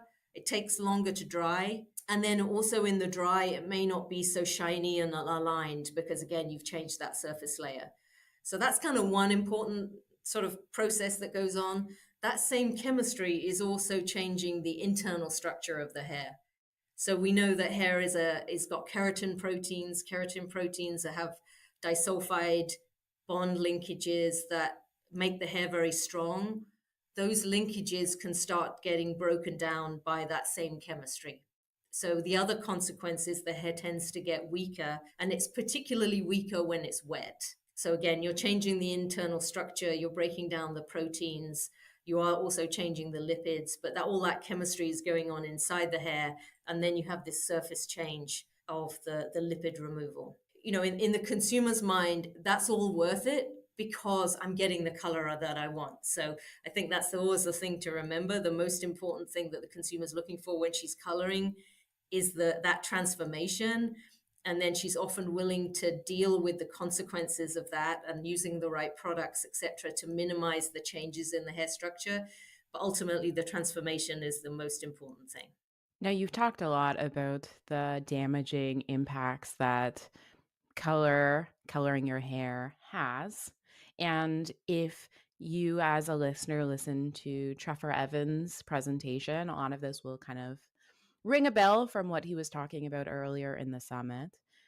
Is there anything additional that when we're thinking about damaging effects and their extents that hair faces with coloring, or maybe other things that might impact damage to colored hair that consumers should be thinking about? The other thing that we found was the importance of the water that you use, so that we have seen additional damage in the presence of metals that it picks up from the water. So copper, for example. So as the hair gets more damaged, it will start to pick up calcium and magnesium water hardness from the water, but also low levels of copper. And then as you color it, you can accelerate that damage. So again, there are other mechanisms by which the hair can get damaged during coloring. I think the other thing is frequency of coloring and how the coloring is done. So the more frequent you're coloring, all of that damage is going to accumulate over time. So towards the tips of your hair, you tend to have more damage than the roots. So what consumers might see is a variation in their hair quality from root to tip as they're coloring more frequently. One of the studies we did just recently, where we were tracking consumers even a year after they had colored, they colored a year ago, you could still see the damage on the tips of their hair because that damage was still there. They had fairly long hair. So people think that the impacts of coloring are immediate, but actually, you'll still see the consequences of them until you cut the hair. And now, before we move on to heat damage, I'm sure what everyone is wondering right now listening to this, what works to protect hair from color damage? And this can include practices, ingredients, or maybe product forms. If you're changing the surface of which you are changing the surface of your hair and making it more difficult to comb, etc., more tangles, that's kind of why the conditioning agents, leave-on treatments that are going to lubricate the hair have a huge impact and are really important for those consumers, particularly in that wet state. I think that's the most important time that you need to make sure you got really good conditioning. So you're either using a rinse-off conditioner or even using a rinse-off and then a leave-on when the hair is still wet, because that's where you tend to get most of the tangles. And then also that's when the hair is weakest because it's more elastic, it's more easy to break. So I think that's one of the key places that you would intervene by making sure you're using the good quality conditioners. Also kind of making sure we do have products and we sell them where we have chelants in the shampoo to remove any of those redox copper metals, etc., that may accelerate damage. You can do a pre-treatments before coloring to kind of make sure you don't have any of that damage. In terms of habits, coloring frequency is going to be important. And then also thinking about the more damage you tend to get depends on the transformation. So that's just something to bear in mind. So the more I'm transforming my color, the more coloring damage I'm likely to see. So if I'm going from dark brown to a medium brown, you're going to get less damage than if I'm going dark brown to a blonde. So, just kind of bear that in mind as you're thinking about the transformation that you want to go through. Then flipping over to heat, there's a lot to that as well. So how does heat impact hair structure and properties? So I think if you think about, first of all, like the different types of heat, and they are different in terms of the impact they have. So I think about a blow dryer, kind of probably the commonest used way of using heat. During most of that blow drying process, your hair doesn't get hot. So when the hair is wet, and then as it dries, that first part of the process, your hair doesn't get very warm because what's happening is that you're using the heat to get absorbed by the water and then evaporate the water. So that's kind of where all that energy is going. And really what's important there is if I'm doing a lot of combing when my hair is wet, in that wet state, then you might just start to see tangles forming, breakage, etc. So it's not really a consequence of the heat itself. It's just you're manipulating the hair when it's wet. And as I remember, I said, like where hair is at its weakest is when it's wet. So I think just being careful during that first process when the hair is wet, as you're blow drying, then eventually you're going to get to a point where the hair is dry and you're starting to create the style. That's when the hair can start to get warm. In a blow dryer, you can probably get to 80 degrees C. So I don't know what that is in Fahrenheit. Sorry, I'm European, so I don't think in Fahrenheit, but about 80 degrees C. You can see a little bit of changes in the proteins and sometimes some just breakage of the cuticles, but that's not a major damage. I think most of the heat itself damage comes when you start to use flat irons and curling irons. When you increase that temperature to be in that 200 degrees C, so like 370 degrees Fahrenheit. So when I'm using the flat irons, because now I'm getting into a much higher temperature, the hair is getting much hotter. Now I can start to see changes in my proteins. And what we've seen from our research is that there's kind of a trigger point of about 190 degrees C to 375 Fahrenheit, where you can start to degrade the protein structure. So if you heat hair very warm, eventually it'll just kind of melt and all of that protein structure will break down. But you can even start to see protein degradation, breaking of the disulfide bonds, breaking of the peptide bonds at that trigger point of about 190. So nothing much happens. You get to that trigger point and suddenly the damage goes up. So I think that's kind of, as you're trying to minimize that damage, awareness of that temperature and just trying to kind of keep below that. And most flat irons will get you into that temperature range if you put them on the highest setting. Now, I wonder if this is a misconception that we can debunk. This idea that hair dryers are inherently damaging. Now, it seems like there's a benefit here. As mentioned, when your hair is wet, it's the most prone to damage, and there's a point with heat where it's like a trigger point where damage starts to happen. So with low heat and drying, could that actually be protective rather than, for example, sleeping with wet hair? What do you think? I don't think for me at least, I don't think it's majorly damaging to use a blow dryer if you use it correctly. I'm not sure that it would be better for you than sleeping with wet hair, but I think making sure when it's wet, you're drying off that excess water. I don't think there's a lot of damage in that, as long as you're not kind of detangling and forming tangles and breaking it at that point. If you're just kind of using it and maybe not using a brush, but just getting rid of the excess water, I don't think there's much going on to the hair structure during that phase. It's when it starts to get really dry and you're using heat on that dry hair, that's the kind of the critical point where the heat damage will occur. Moving on to, I'm sure everyone is now wondering, how do we protect our hair from heat damage? So what are some practices, ingredients, or product forms that users should be thinking about or using?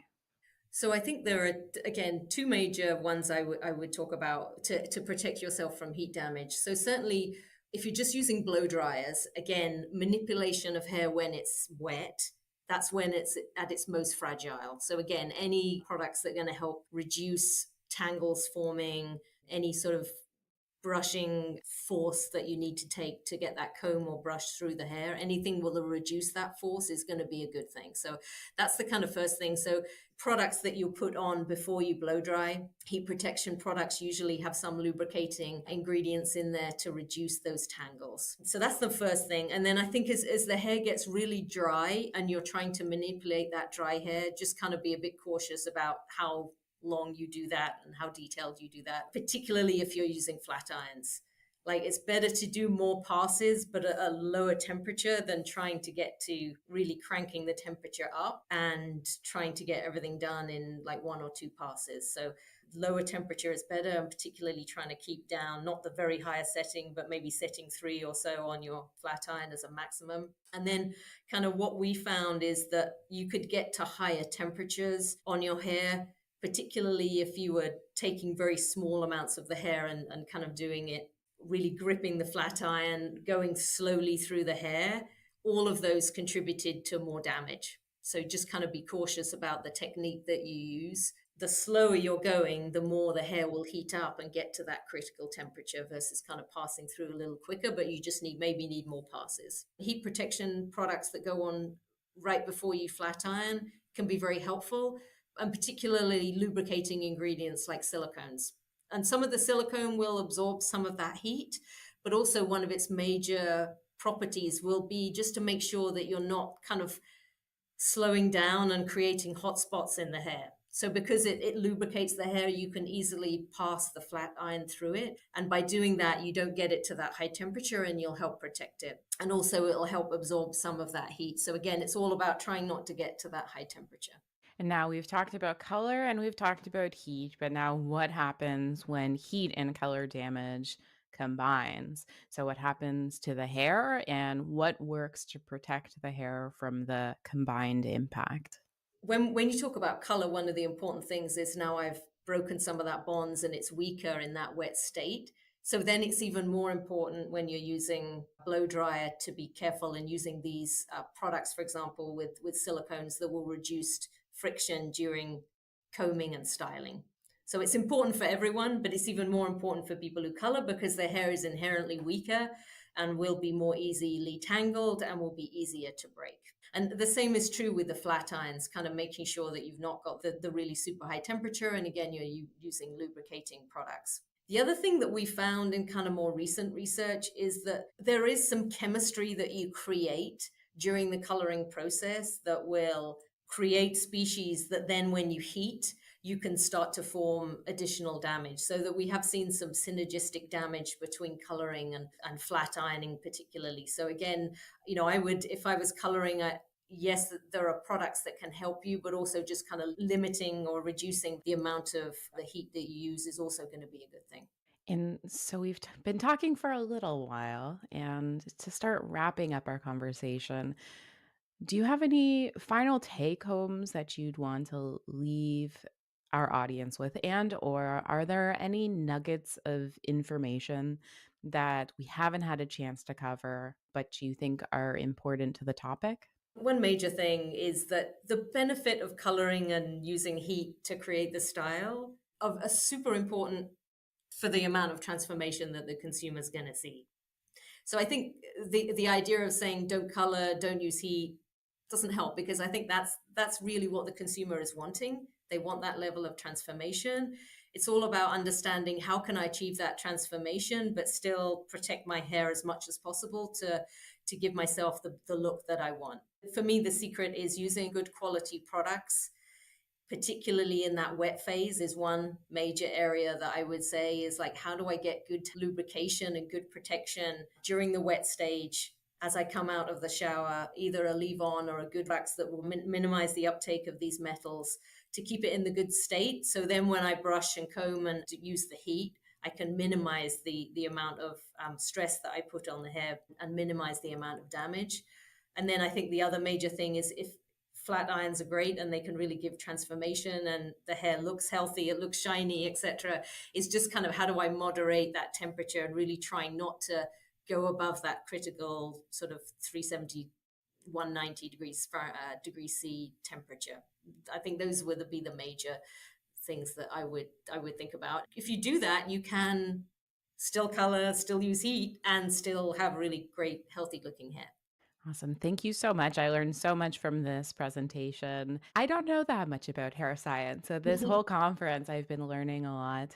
So thank you so much, Jennifer, for agreeing to this Pocket Talk. And again, thank you to Procter & Gamble for continuing to support this ICOM work we do, including by sponsoring this Pocket Talk.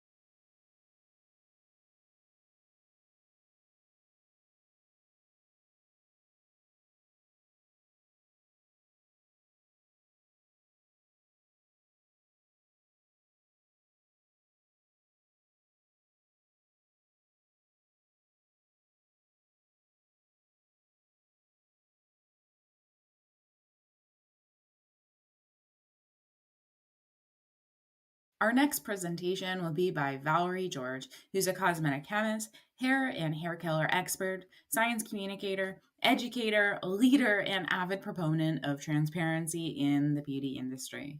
She most recently worked on the latest research in hair color and hair care as executive vice president at a leading salon professional brand. Today, she formulates for and lends expertise to brands at Simply Formulas. She is a two-time past chair of the California chapter of the Society of Cosmetic Chemists, past chair of the Committee on Scientific Affairs for the National Society of Cosmetic Chemists, and a recipient of the California Chapter Merit Award for her services to the Society. Valerie is also the co-host of the Beauty Brains podcast. Without further ado, here's Valerie's presentation. I'm Valerie George, and today I'm going to teach you a quick crash course on the science of hair color. A big disclaimer, I am not a licensed cosmetologist. In fact, I have a history of not being able to do my hair. Pretty much every school photo looks like this of me. Everything I'm going to teach you today comes from the viewpoint as a hair color chemist and my expertise in my decade-plus career formulating hair coloring products. Also, don't forget this PowerPoint presentation does contain copyrighted material, so please don't copy, borrow, distribute, or disseminate without the written consent of me, the presenter.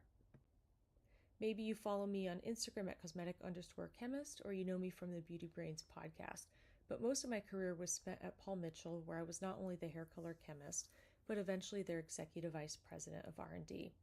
I think this has given me a unique perspective as a chemist, but also a unique perspective with salon professionals as I understand what they're going through in the salon. Everything I'm going to speak to you today keeps this salon professional perspective in mind, as well as the consumer perspective. We're not going to spend much time today speaking about hair structure because many of our other great presenters have talked about that, and also this presentation, due to time constraints, assumes you have this knowledge. But we're going to talk about things in the hair structure as it relates to hair lightening, the hair lightening process, because believe it or not, it is the first step in hair coloring, the types of hair colorants, and the products they go into. As far as hair structure goes, some of the things you have to keep in mind for today's presentation are the types of bonds we find within the keratin structure of hair. The most important bond when it comes to hair strength is this disulfide bond. If you're in the hair industry, you know that. This disulfide bond is a covalent bond. It's the strongest type of bond that we can find. And in hair, it's responsible for the structural integrity of the hair. When that disulfide bond goes away, the hair strength goes away. While it is a very strong bond, it unfortunately is also extremely sensitive to oxidizers and reducers, like things we would find in hair lightening or hair coloring, and even perming, and so this bond can go away with reactive chemistry. The other two types of bonds that hold the hair together are these salt bridges, which is an electrostatic bond that decreases when the hair is wet. You can remember that because salt dissolves when you put it in water. This salt bridge or electrostatic interaction will go away when you put it in water. When the water goes away, this bond will come back. We also have hydrogen bonding, which is the most numerous type of bond in hair. These also disappear when the hair is wet, and it's also responsible for the swelling of the hair. If keratin, hair's protein, is the most important molecule for hair structure, melanin is the most important molecule for natural hair color of the fiber. Melanin is found within the cortex of the hair, which is the center of the hair. It can be found in the cuticle, but it's extremely rare. In fact, the cuticle is primarily colorless, so you have to go into the cortex to see any color for the hair. Melanin is an insoluble polymeric pigment that's produced by melanocytes within the scalp, and as your hair grows, these melanocytes produce pigment up into the hair fiber. When I say polymeric pigment, I mean pigment because it's not soluble in anything, and it's actually a polymer. It's made up of repeating units, which we can see here in eumelanin on the left and here in pheomelanin on the right. Eumelanin and pheomelanin are the two primary types of melanin found within our hair fiber, but there are more types of melanin. They're just not commonly found or discussed. These are the primary ones. Eumelanin exists as a granular pigment within the hair fiber, and it varies in size. It lives between the different fibrils within the hair as little chocolate chips, and it's covered by a soft protein skin. How big the granule is and how much melanin is packed inside, and the density of the granules to each other, is responsible for determining how dark or how dense pigment appears in the hair.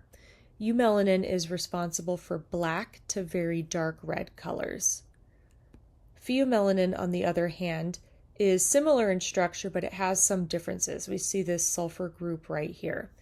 And this allows it to have a little bit of a different color in hair.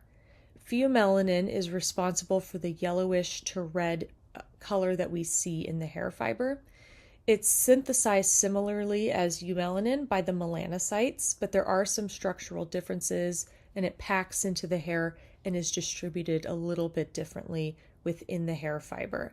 This sulfur group allows lots of stability for pheomelanin in the hair fiber. And in fact, if you've ever tried to lighten hair or bleach your own hair, you'll notice that the dark color that eumelanin offers goes away pretty quickly, and you're left with this stubborn reddish yellow orangeness, which would be the pheomelanin.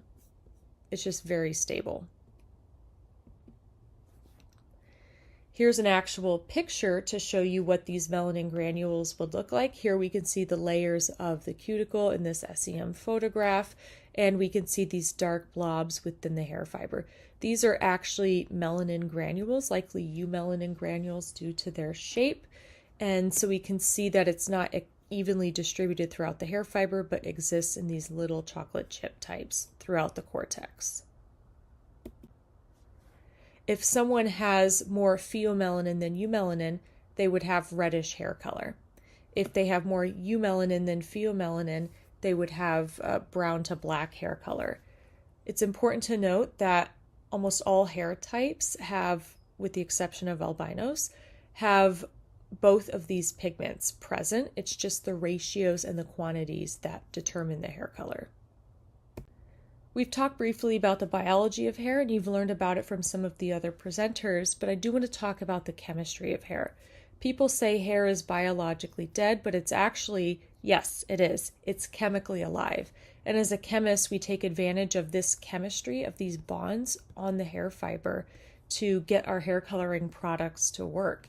When we have hair growing out of our head, it's exposed to a lot of environmental stressors like water, ultraviolet light, oxidation, which could be from ambient oxygen in the atmosphere, or even applying different products on our hair like hair color. These will change these charges on the hair surface and manipulate hair's pH. Hair color chemistry takes advantage of this. So for example, if you have a really low pH on the hair fiber because you've applied low pH products, these charges will exist as positive charges, and we'll use that to our advantage. As the pH of the hair increases and goes up, these cationic charges are going to disappear, and you're going to be left with an excess of negative charges. Hair color chemistry takes advantage of that and uses those negative charges to stick positive dye molecules to the hair fiber. The first step in hair coloring or hair lightening is to actually remove your natural pigment from the hair, and that process is hair lightening. Consumers may do it to go platinum blonde. Maybe they want a lighter look, maybe they want highlights, or you need to prepare the hair for application for a dye preparation. In this case, with these two individuals, we have to completely remove hair's natural pigment to deposit this artificial fun-looking color. But hair lightening also occurs when you're coloring your hair naturally. So when we're lightening hair, we actually have to do this first step, removing the pigment, and that means breaking down these melanin polymers within the hair fiber by chopping them up with different chemicals to get them to get smaller and wash them out of the hair. Don't forget, this pheomelanin is really stubborn. It's eventually going to lighten, but this eumelanin is going to go first. So how does the hair lightening process work? Hydrogen peroxide is the preferred ingredient.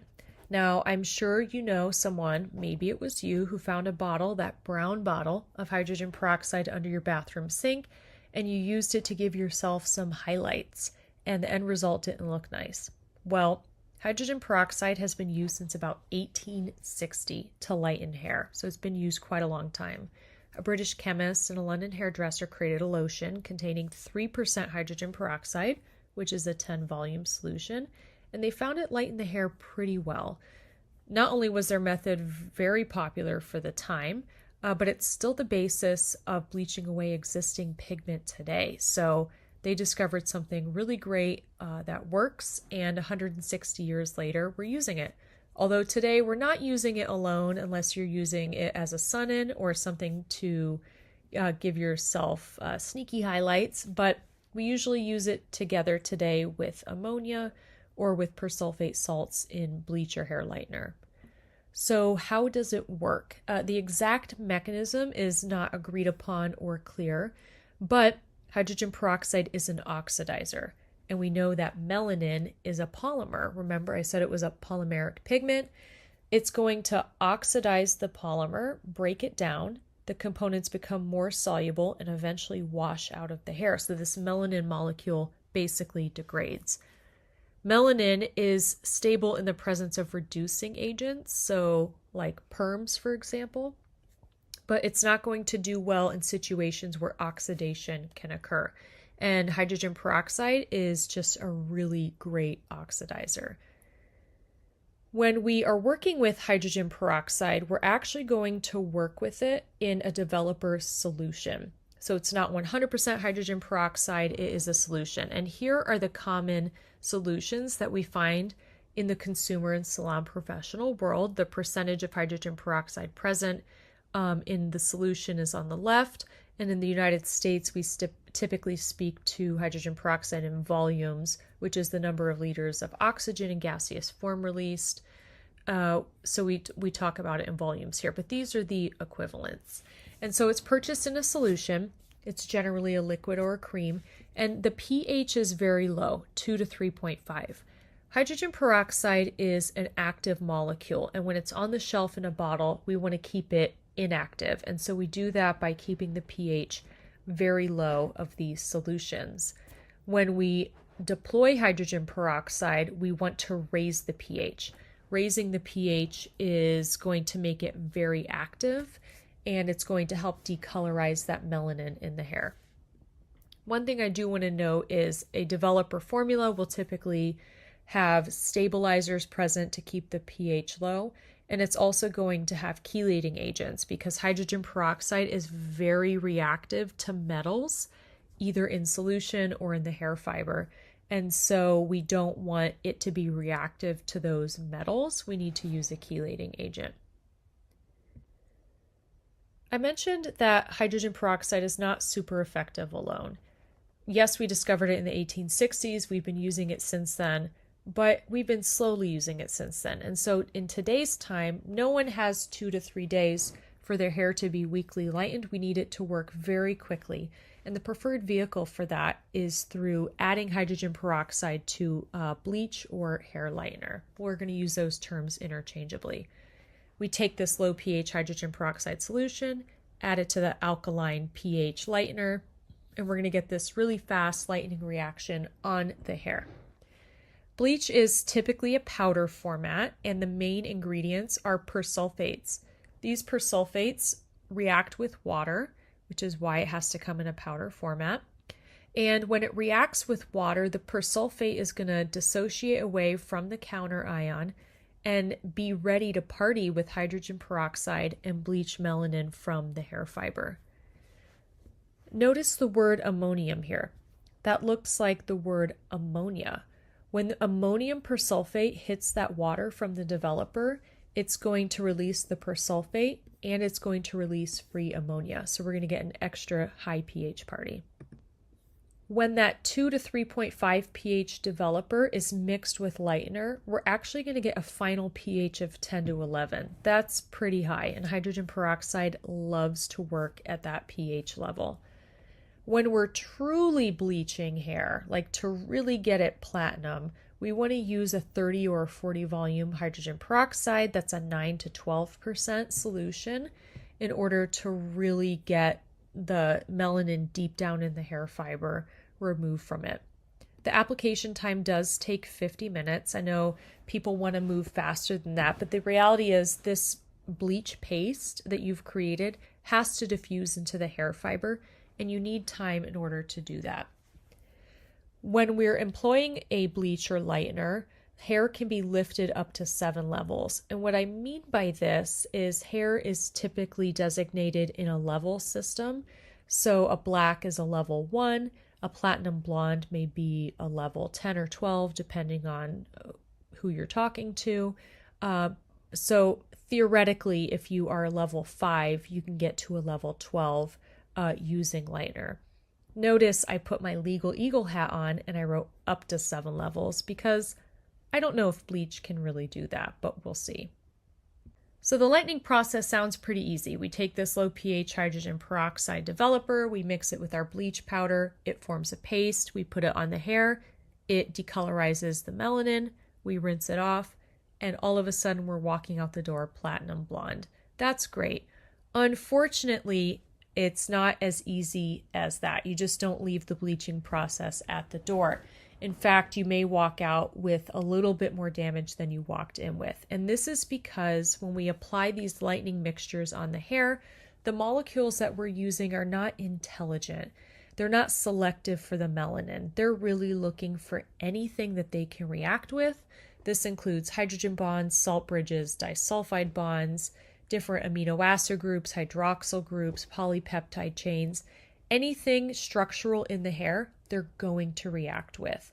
And so while you're decolorizing your hair, you're also damaging it, unfortunately. One way that we can tell the hair is damaged by the presence of cysteic acid. We're going to create these free acid groups on the hair, and this makes hair more porous. It means that it can absorb water more easily.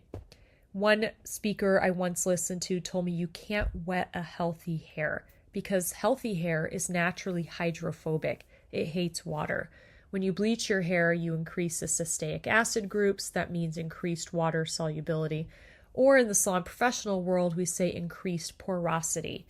Hair is more porous. And so one of the negatives of porous hair is that things easily go in and out of the hair fiber. And one of those is color. So if you're lightening your hair and then coloring it afterwards, you'll get a lot of great color payoff, but that will fade out pretty quickly. Additionally, hair will feel like it's going to break. It's very difficult to comb. In fact, really over-lightened hair can feel gummy and stretchy because these disulfide bonds are being broken. And of course, damage is not uniform. The older the hair is on your head, it's been exposed to more environmental stressors, and subsequent lightening services or other damage means that the tips of your hair, the ends of it, are really damaged, and what's freshly out of your hair is not as damaged. And that lack of uniformity can be a really big problem when we're adding colorants to the hair. Speaking of colorants, now that we've lightened our hair, we're ready to add some pigment back into it. I never know how to arrange this section. Do we talk about the types of colorants used first? Do we talk about the types of products they're used? Do we mix it all up? And I've decided the best way to approach this is to talk about the types of colorants or molecules that we use in hair color, and then I'll walk you through the formulas that we use them in. The first type of colorant we would use in hair color is a pigment. Pigments are physical particles that are not soluble in anything. We often use the term pigment interchangeably with dye or colorant, but when we're referring to a true pigment, this is a physical item like makeup for hair. The color that you see is the color that you get. You can use synthetic pigments, which tend to be bright, have really great stability. They can be surface modified to be hydrophilic or hydrophobic, which can affect substantivity on the hair.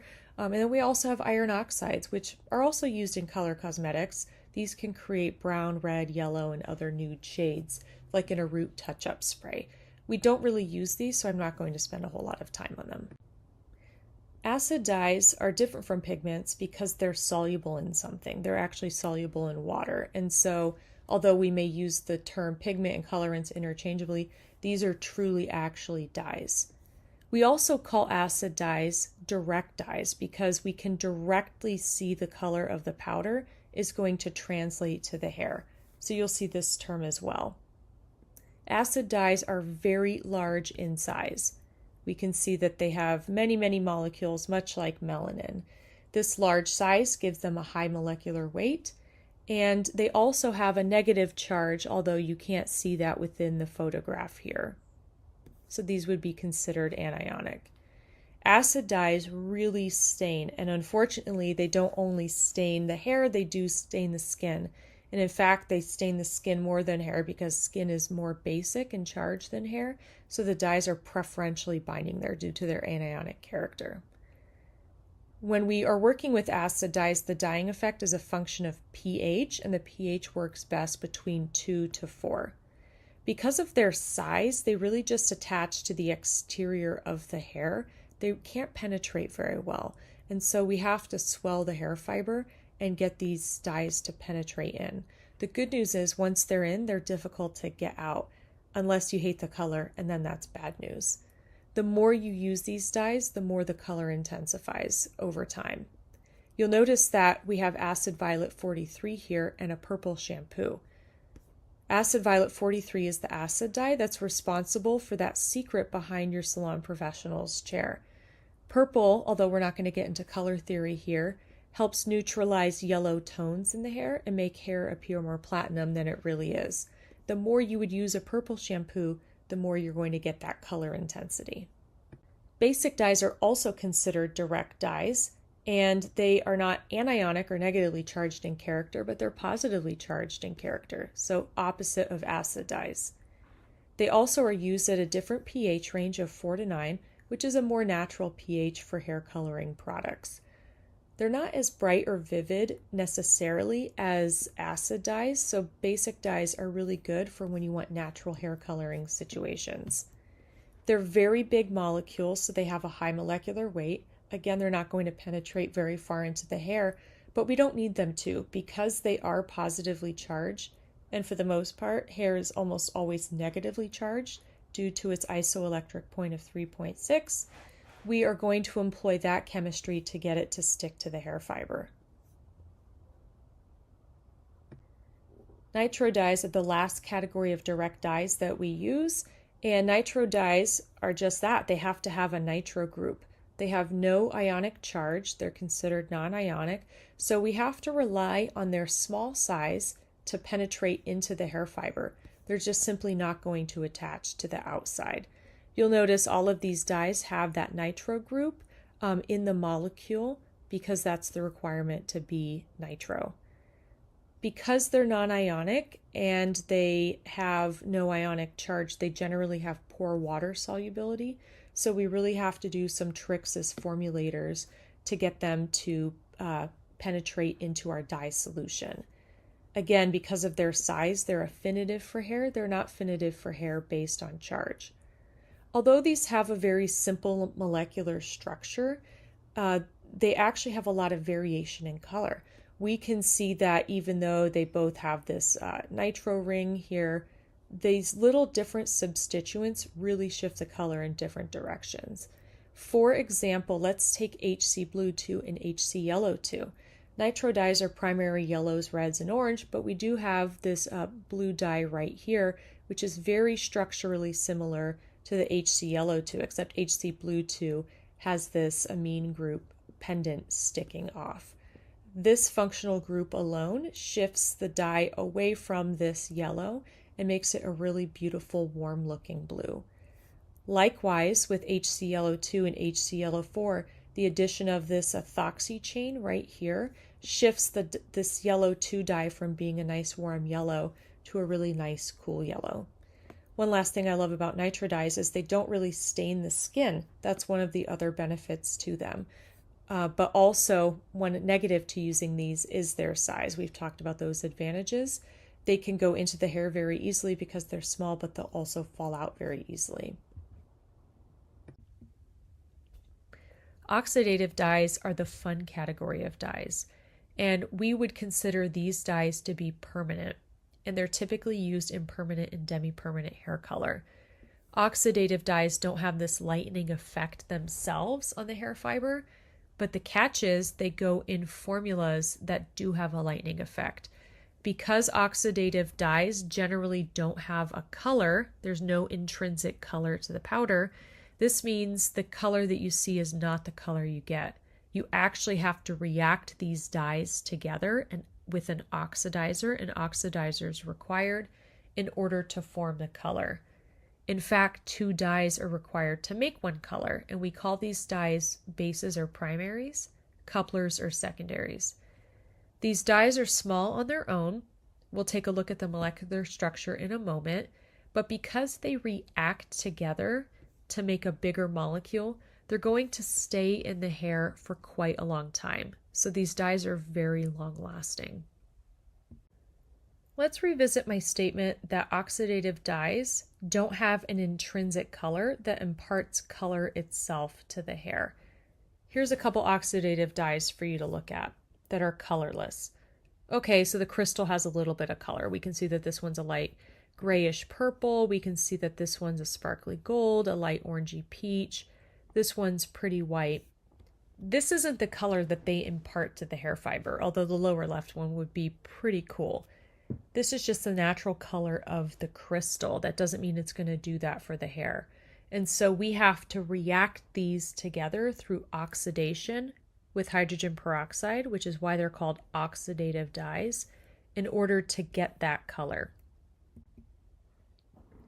Let's take a look at the molecular structure and how that occurs. As I mentioned, we have 2 categories of oxidative dyes called primaries or bases, or couplers or secondaries. We use those terms interchangeably. And in general, you need 1 base to react with 1 coupler to polymerize together to form the color. It's important to note these categories because we would never want to put 2 bases together or 2 couplers together. In fact, if you do that, you're not going to get a color to form. You have to have these combinations of 2 categories. The other reason that these molecules are not totally colored is they don't have a conjugated electron system. We have to create that through oxidation.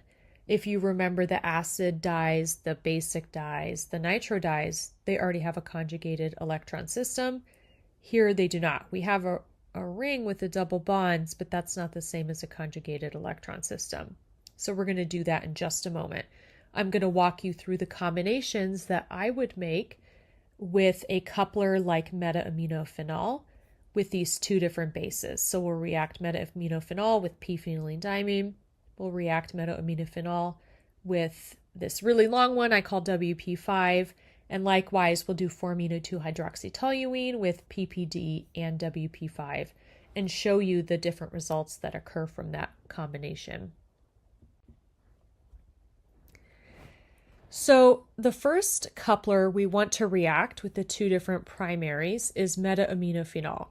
And if we react it with PPD, we can see that we've gone from a single molecule in a single molecule to a conjugated electron system. The end result is a very, very dark red color. It's so red it looks black. If I were to take meta-aminophenol and react it with a different primary, WP5, we're going to get a much smaller molecule, but as you can see, it's a conjugated electron system. This molecule, because it has different functional groups attached, is going to be a very beautiful, clear red. It's not going to be as dark as the meta-aminophenol and PPD combination. What happens if we take PPD and put it with 4-amino-2-hydroxytoluene? Are we going to get this darkest red-black color? No, we're going to get a darkest orange-black color. Just switching the coupler or secondary with the PPD, we still get a conjugated electron system, but the molecular structure is different. So we have a different structure showing up. Likewise, if we take this same coupler and combine it with WP5, we're going to get a really clear orange, not a really clear red. And so as a chemist, my job is to take these different oxidative dyes, combine them in different combinations with each other, and it's the combinations of combinations that make different shades. As you work with these different combinations of primaries and couplers, you get pretty familiar with what combinations can occur, although the base of the formula that you're using does have a huge impact, so it's not always a hard and fast rule. This is an example of a dye chart from a supplier which shows you all the different combinations that could be created.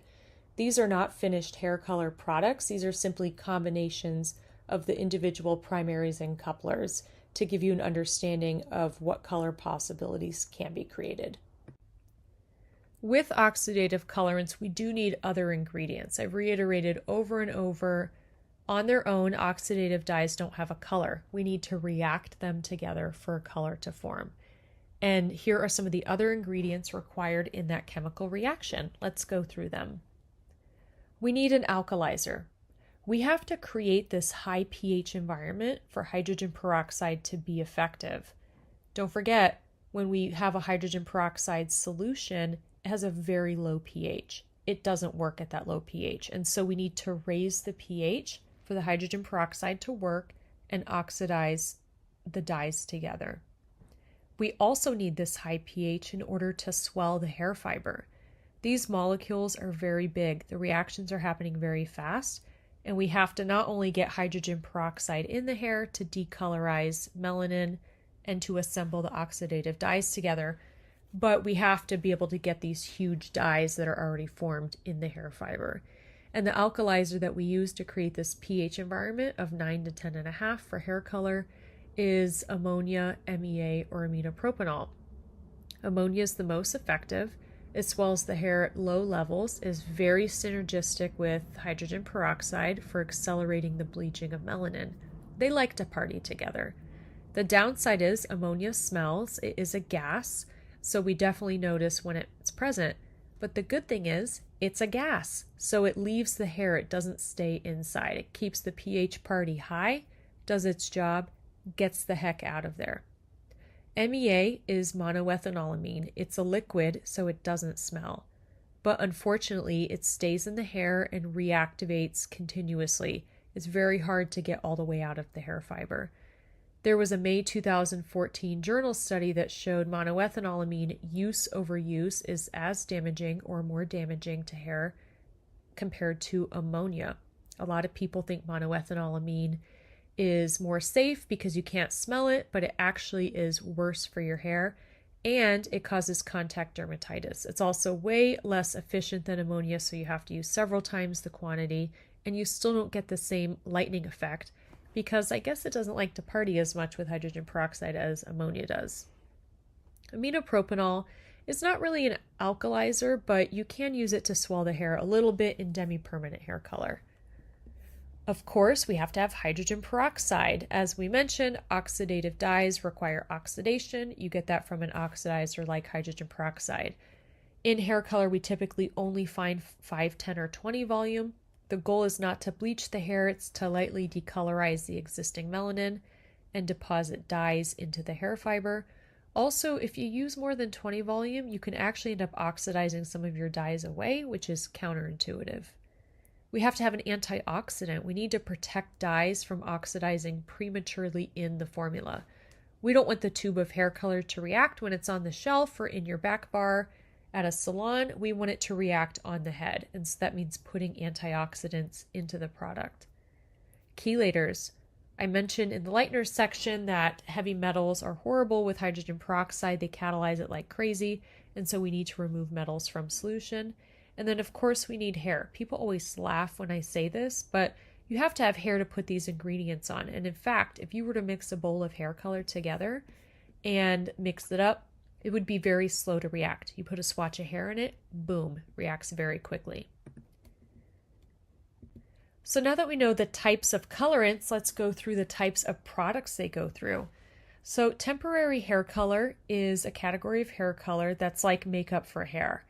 And if we know what molecule is responsible for makeup for hair, it's pigment. Remember, it's a physical particle that physically rests on the hair. And this formula has to be created in such a way that the dye molecules or pigment molecules only stick to the outside of the hair through electrostatic links. And so when we talk about temporary hair color, we're talking about absorption onto the hair fiber. Notice nothing is in the inside here. It's a temporary effect on the outside. Sometimes you can use acid and basic dyes. They do minimal staining, but sometimes you can get them to wash off pretty quickly if they're strictly on the outside of the hair. Typically, we would use a polymer to affix these to the outside. Semi-permanent hair color goes a little bit further than temporary. We have a tiny bit of molecules poking in here, but not too many because we're using basic dyes and acid dyes. And if you remember, these are very large molecules and they don't like to go inside the hair, so most of them stick on the outside of the hair through ionic interaction. Basic dyes being positively charged, acid dyes being negatively charged. Maybe it's the nitro dyes that have gone in here because they're so tiny. At any rate, semi-permanent hair color is typically vibrant, really fun hair color. And, you know, if you love the way the color looks, it won't last long enough. If you hate the way it looks, especially blue, it will last forever. And so for a multitude of reasons, semi-permanent hair color, longevity is a little hard to describe, but in general, semi-permanent hair color should last up to 4 to 6 washes, which we know is not the case. Demi-permanent hair color is generally considered to last up to 4 to 6 weeks.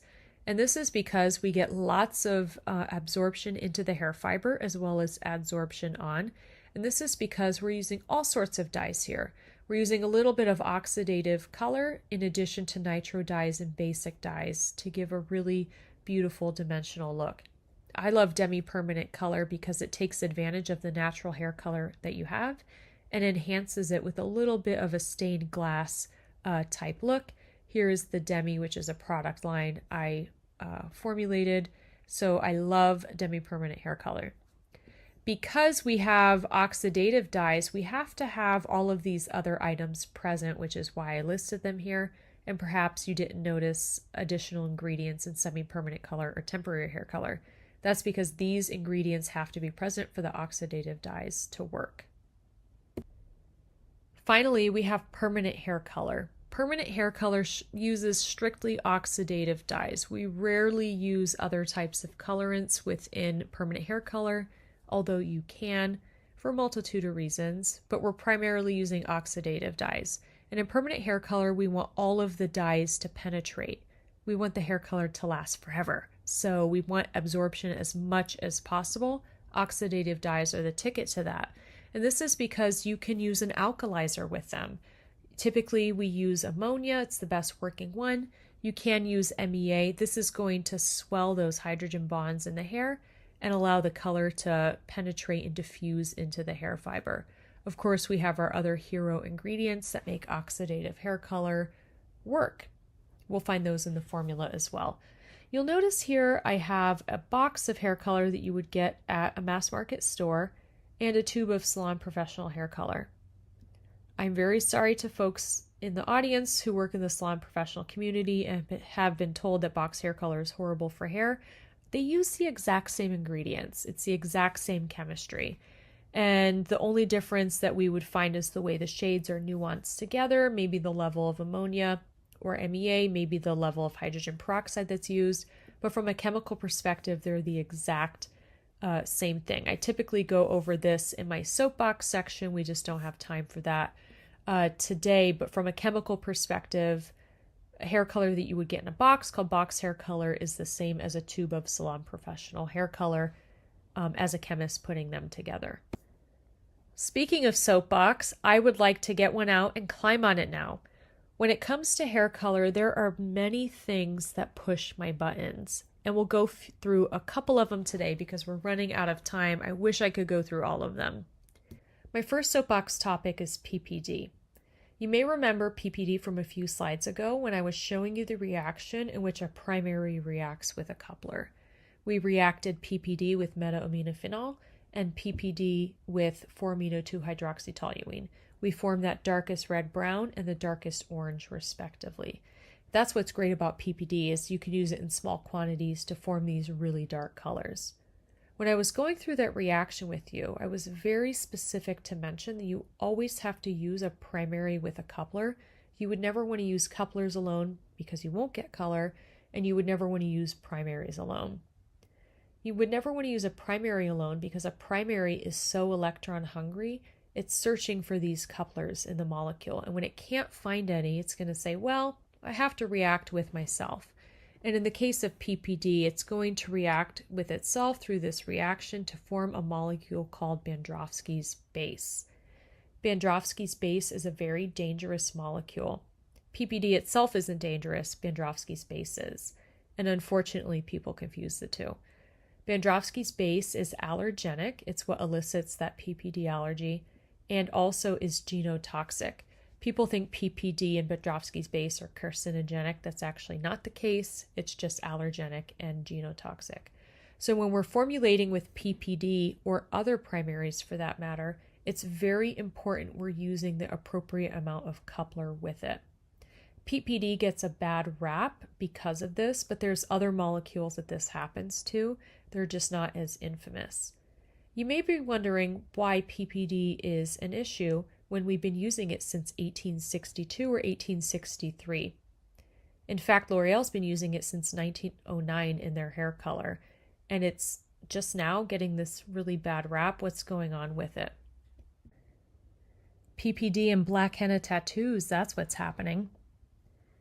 On the right, we have a picture of a woman with light brown ink on her hands. This is the color that henna is supposed to be. Black henna is not brown. It's black like its name, and we can see it in the picture on the left. Black henna gets its color from PPD, not PPD safely coupled with another colorant. It's PPD that has coupled with itself to form Bandrovsky's base. There's an interesting paper from the Journal of Cosmetic Science, actually two papers from around 2015 by Dr. Catherine Cartwright-Jones, where she proposes that the latest PPD epidemic that we're having comes from the 1970s, where there's a rise in tourism to beach communities, and the beach communities where these black henna tattoos are being given. And it's creating this surge in people who have a PPD sensitivity. What's interesting is that you may get a black henna tattoo and not have anything happen the first time. But then you'll go get your hair colored after that and you have a severe allergic response. And you can only think of the hair color as to blame, when in reality the black henna tattoo may play a role. Black henna is illegal almost everywhere that you can think of, including the United States, and every summer, in fact, the FDA puts out warnings. I also put out a warning that if you see black henna, turn away. It's not allowed, and that is no matter where you go in the world. So the theory is black henna tattoos are responsible for the rise in PPD allergies despite its safe use since the 1800s. Natural hair color is a topic that really gets me going. Remember all those chemicals we talked about that are required for oxidative hair color to work? Well, they're not natural. In fact, most of them are synthetically derived. Most of them come from benzene chemistry, which is from the petroleum industry. And these are not natural items. So it really gets me when a brand implies their hair color is natural or henna-based, let's say, and they have a bunch of direct dyes stuffed into it that come from benzene chemistry.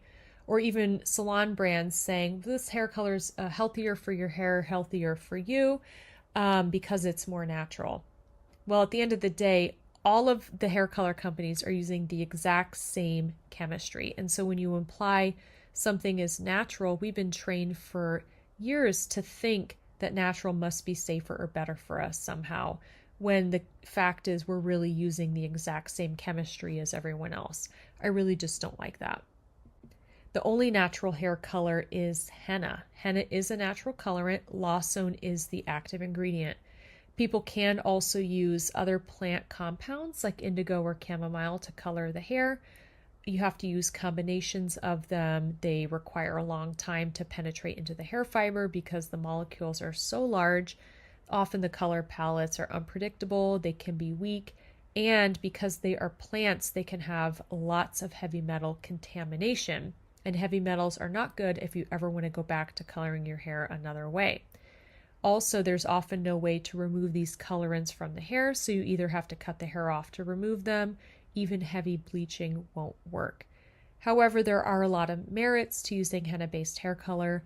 You can get great results when you see someone experienced with it, and many people do enjoy it, and it's been used for thousands of years, so there's something with that. And there you have it. That's hair color in a 1-hour nutshell. I hope you enjoyed this presentation. If you'd like the full 8-hour presentation, just let me know. Our next speaker is Mike Fevola. Dr. Fevola is Vice President of R&D and Product Stewardship at Inolex, a designer of sustainable ingredients based on green chemistry. Previously, Mike was a research director and fellow in global beauty R&D at Johnson & Johnson Consumer, responsible for upstream innovation in cleansing, sun care, and body care. Mike holds a PhD in polymer science and engineering from the University of Southern Mississippi and a BS in chemistry from the University of Delaware. He is an inventor on 38 U.S. patents and a co-author of 20 plus peer-reviewed articles and book chapters. Mike also serves as chair of the Personal Care Products Council's International Nomenclature Committee. Without further ado, here's Mike's presentation. Hi everyone, Mike Fevola from Inolex here, and thanks for tuning into my presentation and update on silicone alternatives in hair care. In this presentation, I'll review some of the current state of the art in this class of ingredients that continue to become more and more important in the hair care category. Look forward to sharing some insights with you, and hopefully we'll have a lively discussion in the Q&A. So here's a quick overview of what we'll be talking about today. Before we get into talking about silicone alternatives themselves, we need to spend a little bit of time talking about silicones and the underlying chemistry that causes them to function the way that they do. We'll also look at why people are seeking alternatives for silicones, given that they work so well, and we'll then move on to talking about some of the silicone alternative ingredients, some of the principles behind their design, and how they can be implemented into silicone-free formulations. So why silicones in the first place? To understand how this category of ingredients became so prevalent and so widely used in the hair care category, we need to take a look at their chemistry and understand some of the unique properties that result in their beneficial performance. So to understand why silicones are so unique, we really need to start at the molecular level. In fact, we have to start at the atomic level. So if you look at the structure of polydimethylsiloxane on the right, you'll see that silicones are polymers of silicon and oxygen. Those form the backbone of the polymer. And then the silicon atoms are substituted with methyl groups containing carbon and hydrogen. Now, because silicon is a larger and less electronegative atom than carbon, the bonds between silicon and oxygen and carbon tend to be longer and more flexible compared to traditional organic molecules where you just have carbon-carbon or carbon-oxygen bonds. The result of this is that you have more rotational freedom and flexibility in a silicone polymer than you would in a traditional organic polymer. Now, when we couple that rotational freedom and that conformational flexibility with the fact that your backbone is substituted with very hydrophobic methyl groups, this results in these polymers having a very low intermolecular attraction with themselves and with any other materials that they come in contact with. This results in silicones being very hydrophobic and having a very low surface energy. Because they have a low surface energy, they're able to spread very easily. They really don't have much attraction between the surfaces that they're applied to, so they can spread easily.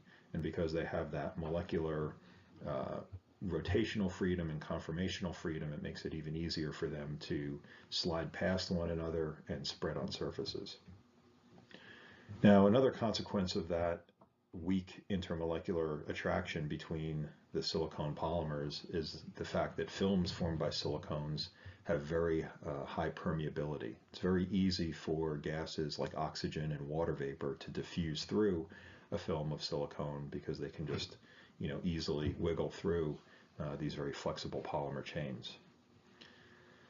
Finally, another interesting thing about silicones is that they have very high thermal stability, which is due to the strength of that oxygen-silicon bond. This becomes very important in hair care when we look at products for high heat applications. So for example, products that accompany hair straightening processes that are used with very high temperatures like straightening irons, the reason those formulations work is because of the high thermal stability and the low surface energy of the silicone molecule. So with that understanding of silicone chemistry in mind, let's take a look at the jobs that silicones do in hair care formulations. So because of their ability to spread very easily on surfaces and impart a low surface energy coating on fibers, they're typically applied to the hair to help lubricate the fibers and reduce the comb force on those fibers. So the lubrication assists with the ability of fibers to rub past one another without much friction, and it also reduces the friction associated with running a comb or a brush through the hair. This lubricity that comes from the low surface energy of the silicones ultimately imparts a soft feel to the hair, which is very desirable to consumers. And it also provides a protective but breathable barrier on the hair surface. So that includes everything from thermal protection to color protection. Also, because of that low surface energy and hydrophobic characteristics of the film, the silicones can impart some humidity resistance to the hair because it's very difficult for atmospheric moisture to wet the hair fiber and absorb into it when it has a silicone coating on it. And finally, because of their high refractive index, silicones are able to enhance the shine of hair and give it a more lustrous appearance.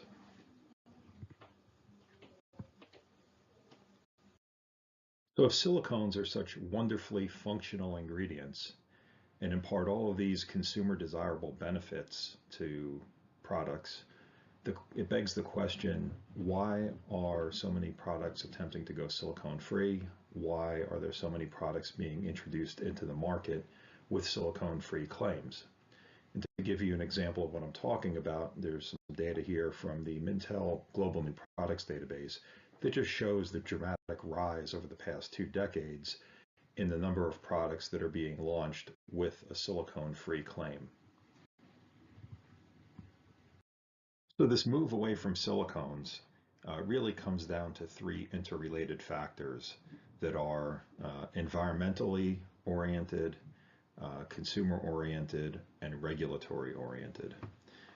In the case of the environmental concerns around silicones, it's known that silicone production is very energy intensive and it requires non-renewable feedstocks, and also most of the energy that's used to manufacture silicones is not renewable either. So there's a very large environmental footprint associated with the sourcing and manufacture of the silicone ingredients themselves. The other environmental concern is that at the end of life of a silicone ingredient, it's most likely going to wind up going down the drain or being released into the environment. And once it's there, it doesn't biodegrade. So you have a very high potential for environmental persistence as well as bioaccumulation if the silicone starts to make its way into the food chain. So these environmental concerns have driven regulatory action. Most notably in the European Union, cyclomethacones have been effectively banned in cosmetics by way of restriction. So the use of cyclomethacones like D5 are restricted to practically, useless levels in cosmetic products. And there's also pending regulatory action for further restriction of the linear volatile dimethacones. These include things like trisiloxane and hexamethyl disiloxane.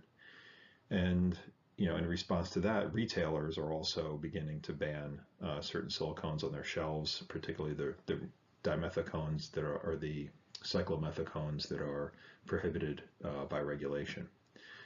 The net effect of this, of course, also makes consumers have concerns. Now, in terms of consumer concern, some of it is grounded around safety concerns, which are largely unfounded. Silicones, by and large, have been demonstrated to be safe, and they enjoy a long track record of safety, not only in consumer products, but also in pharmaceuticals and medical devices. Nevertheless, this creates a halo over silicone ingredients and drives the desire to be silicone-free. So collectively, all of this means that there's a long-term question around the sustainability of silicones as a class of ingredients in cosmetic products.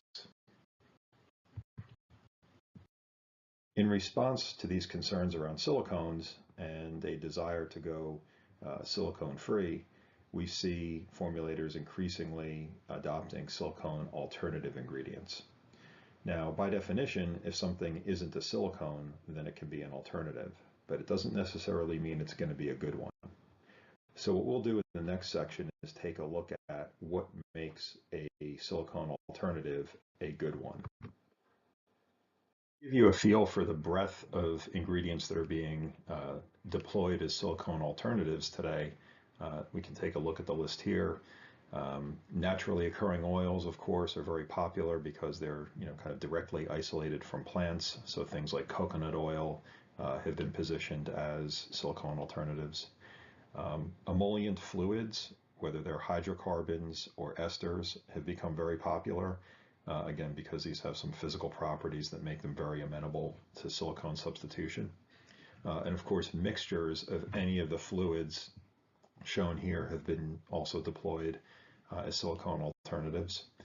And then when it comes to more viscous materials and trying to substitute for things like dimethicone, we see viscous fluid polymers being deployed as alternatives. So polyethers and polyesters are particularly popular for this purpose.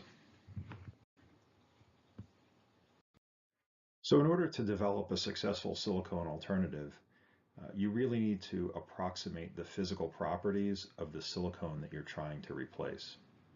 So there's kind of a base case for silicones. We want to have chemistry for the alternatives that has things like the low surface energy, the spreadability, the hydrophobicity, all those kind of characteristics that are inherent to silicones. But then there's typically also additional key physical properties that we need to ensure the alternative can approximate. For example, cyclopentasiloxane, that has all of the lubricity and spreadability and low surface energy of silicones, but those are also volatile. They're able to evaporate very easily. So when we develop an alternative for cyclopentasiloxane, we want to use ingredients that will give the volatility either directly or the perception of volatility by having a light dry feel so that we can effectively substitute for cyclopentasiloxane. In the case of dimethicone, the key physical property there is the viscosity. That's in addition to the lubricity and the surface spreadability. We also want to have some resistance to flow. So there is a case where we want to use esters and polymers to build some viscosity into those fluids. For the more specialized silicones, if we take amodimethicone as an example, amodimethicone is an amine-containing silicone so that it has some cationic character, which makes it substantive to hair and skin. So for those alternatives, we need to have still a low surface energy hydrophobic material, but it also needs to have a cationic charge associated with it to drive that substantivity and deposition. So for that purpose, we've deployed polyester amines, which are polyesters that have a cationic nitrogen in the backbone to help approximate the physical properties of dimethicone in performance. And finally, for aromatic silicones like phenyltrimethicone, those are used predominantly to enhance the shine of hair.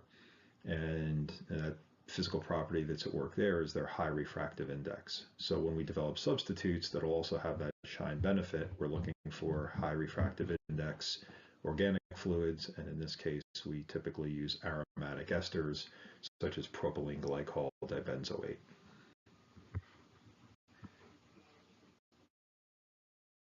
So as a chemist, I'm usually very interested in what's going on at the molecular level because understanding the structure-property relationships there will help identify suitable chemistries that make good silicone alternatives.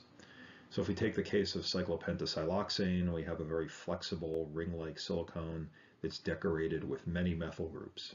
So when we look at suitable substitutes, isododecane is a good candidate because it has a lot of methyl groups, and because of the branching in that molecule, those methyl groups can be positioned in all directions, resulting in a fluid with a low surface tension and very poor intermolecular interactions with itself and other substrates. Similarly, for a neopentyl glycol diheptanoate, we see the methyl groups there and a lot of branching as well. And again, collectively, having fluids with the branching and the high methyl group substitution enables them to stay fluids down to very low temperatures and to have that low surface energy that's required for effective silicone substitution. A good example here is heptyl undesolinate. This is a molecule that we call Lexfeol Natural.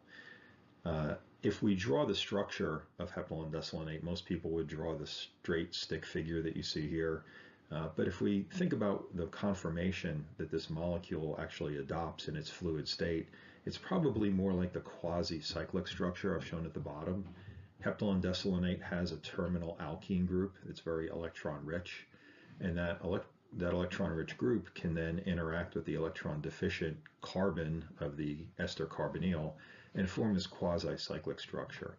That in turn presents a lot of aliphatic carbon to whatever surface this is touching, and helps also impart a low surface energy and good spreadability of the heptyl undesolinate fluid. One of the earliest innovations at Inolex in the area of silicone alternatives was the development of cyclomethicone alternatives based on ester hydrocarbon blends. And these are particularly important because they have a synergistic benefit that occurs when you mix an ester with a hydrocarbon.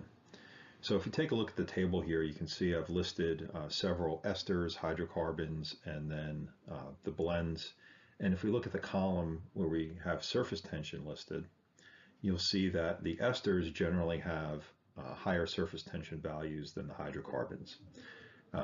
This is important when it comes to hair care because esters, even though they're hydrophobic, they have more polar characteristics, which makes them more compatible with the hair surface. Hair is, of course, composed of protein. It's hydrophobic, but it does have more polar characteristics. So you have good compatibility between the fluid and the substrate, which results in good wetting or good contact of the fluid on that substrate.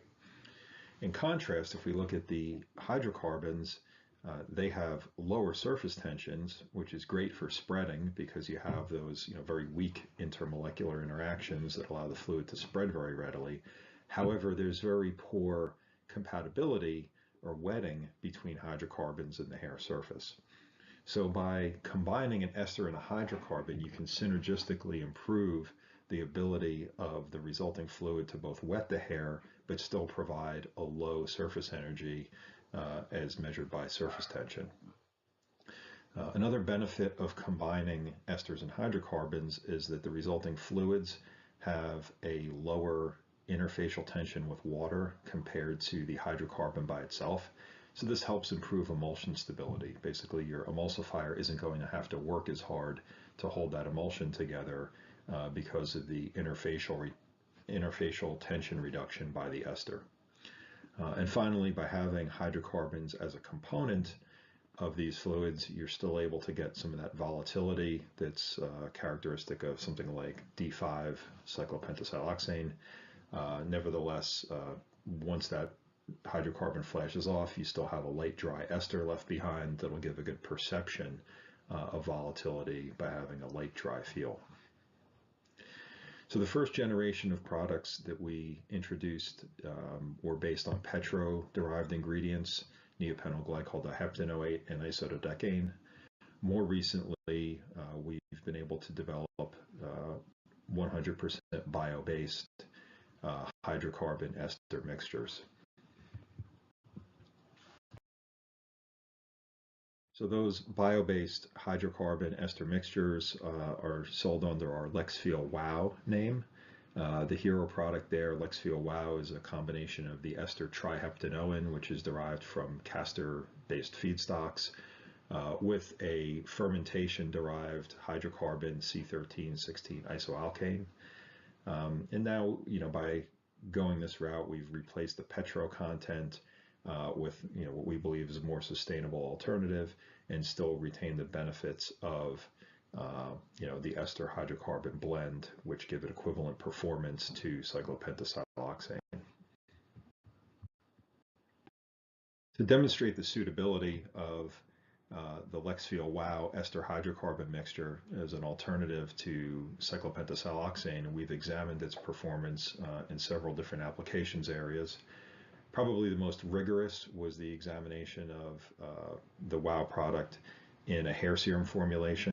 Hair serums tend to have very high silicone loadings, so this is really kind of an extreme case for silicone substitution. But when we did the substitution for D5, we found that the Lexfeel Wow could give comparable performance on all aesthetic measures for that hair serum product. We compared Lexfeel Wow to cyclopentasiloxane in a more traditional format, a rinse-off conditioner based on cationic surfactant fatty alcohol conditioning system. We see that in both instrumental measures and in consumer sensory measures, we get equivalent performance between the two materials. So in the case of, this is showing wet comb data and wet conditioning subjective data, we see equivalent performance between D5 and Lexfeel Wow. And that performance also carried through into the dry state. So we have equivalent dry comb force reduction and additional equivalency on the sensory attributes once the hair is dry. Another area where we've been very intentional in our ingredient design is the Lexfeel N series.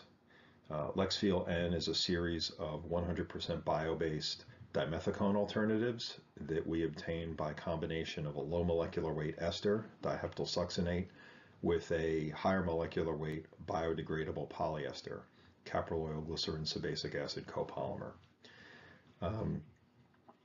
When we combine these components in varying ratios, we're able to target dimethicones of particular viscosities and give fluids with equivalent viscosity and equivalent physical properties to dimethicone. One of the physical properties of dimethicone that we were most interested in conserving was spreadability. So you can see that for all of the various viscosities of Lexfeel N series, we've compared the spreadability to a dimethicone of comparable viscosity, and you can see that we mimic the spreadability very well. So we, again, impart very similar physical properties in an effort to develop a suitable dimethicone alternative.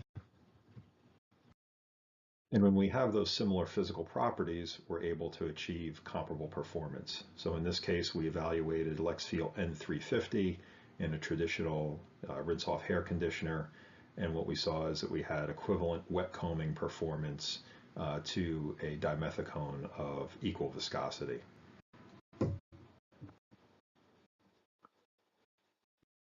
Another interesting benefit of Lexfeel N350 is its ability to deliver a color protection benefit on color-treated hair. To demonstrate this, we created a conditioner containing Lexfeel N350 and then used it in wash and condition cycles on color-treated hair. And what we observed is that after 10 cycles of shampooing and conditioning the hair, we saw a conservation of the hair color with a delta E greater than 1, which meant that that color change would be detectable to the human eye. We believe that this benefit is attributed to the kind of coating of the hair fiber with the ester polyester fluid. That film, after conditioning, helps leave behind a protective layer so that on subsequent wash cycles, the surfactant isn't able to attack the hair and leach the color out as readily. That conditioning layer actually acts as a sacrificial substrate to protect the hair from surfactant. Now that we've talked about alternatives at the ingredient level and how we identify suitable alternatives, we'll talk a little bit about silicone-free formulations. When attempting to formulate without silicones, perhaps the most important question to ask yourself is, what is the job of the formula? This is something that I call functional analysis. If we ask ourselves what the job of the formula is, we can then take a step back and go to deeper levels and understand what's going to be required both at the ingredient level and at the formulation level to do the job that product is intended for. When it comes to reformulating existing products that contain silicone, it's a little trickier. You need to understand the role that the silicone was playing in that formulation and what its function was. And then once you have an adequate understanding of what the silicone was doing, that'll help you understand what alternative should you seek out. Should you seek something that's a cyclomethicone alternative because it has volatility, or should you be seeking something like a amodimethicone because it has substantivity? So like a polyesteramine, for example. Not only do you need to ensure that your substitution ingredients are going to deliver the benefit, but you also need to have a look at the rest of the formula to understand what taking the silicone out of the formulation is going to do to the formulation. For example, if you remove a silicone, is it going to change the HLB of the emulsion? And might you need to adjust your emulsifier package to maintain stability? Or if you remove the silicone and the viscosity changes, are you going to need to increase fatty alcohol content or other thickener content to make up for the lost viscosity?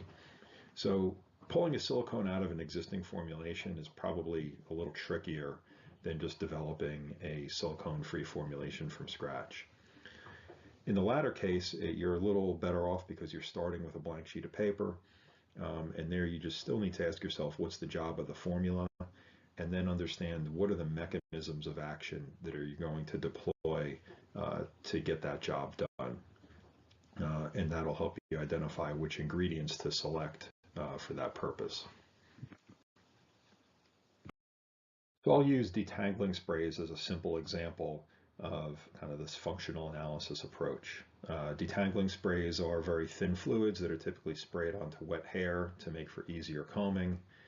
These products are in fact a lifesaver. When my daughters were little, after bath time and it was time to comb their hair, I don't know how I would have gotten the knots out if it wasn't for these types of products. Anyway, if we look at the ingredient formulations, we see that the performance is largely driven by quaternary cationic species, either cationic surfactants or cationic polymer. The cationic surfactants serve to lubricate the hair shaft and particularly get cuticles to lay down and kind of lubricate the fiber, enabling the comb to pass more freely through the hair and get the knots out. We see amodimethicone is also included in there. That amodimethicone, of course, is cationic and substantive to hair, and it's going to assist in that spreading and the lubricity of the formulation on the hair fiber. And of course, it'll remain behind after dry down to help give the hair good dry combability and a nice soft feel. So these would be prime candidates for substitution with a polyesteramine, such as polyester 11 or Kerosene MP. And that could be a very easy one-to-one type replacement for the amodimethicone. I say this because we've actually looked at amodimethicone replacement with Kerosene MB in the past. In this case, I'm showing some data for a more traditional rinse-off conditioner based on stearimidopropyl dimethylamine. And what we observed in this formulation was when we exchanged amodimethicone for Kerosene MB, we actually saw an increase in comb force reduction compared to amodimethicone. So it gives us a very good reason to believe that the amodimethicone in the detangler spray could be substituted with Kerosene MB to make a silicone-free formulation.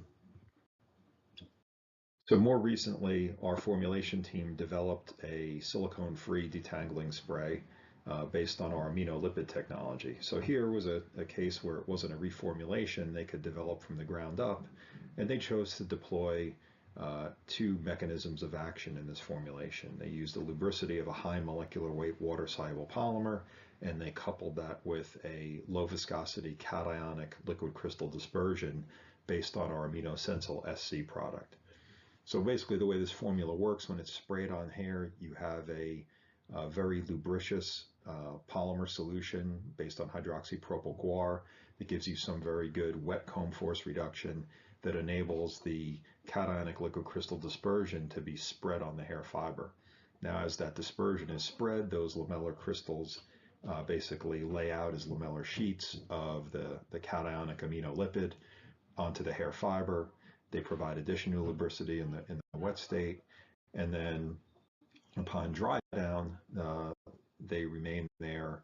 You have this cationic species absorbed onto the hair to kind of give dry state lubricity as well as a nice soft feel to the hair. So I'll go ahead and wrap up here and give you a few key takeaways.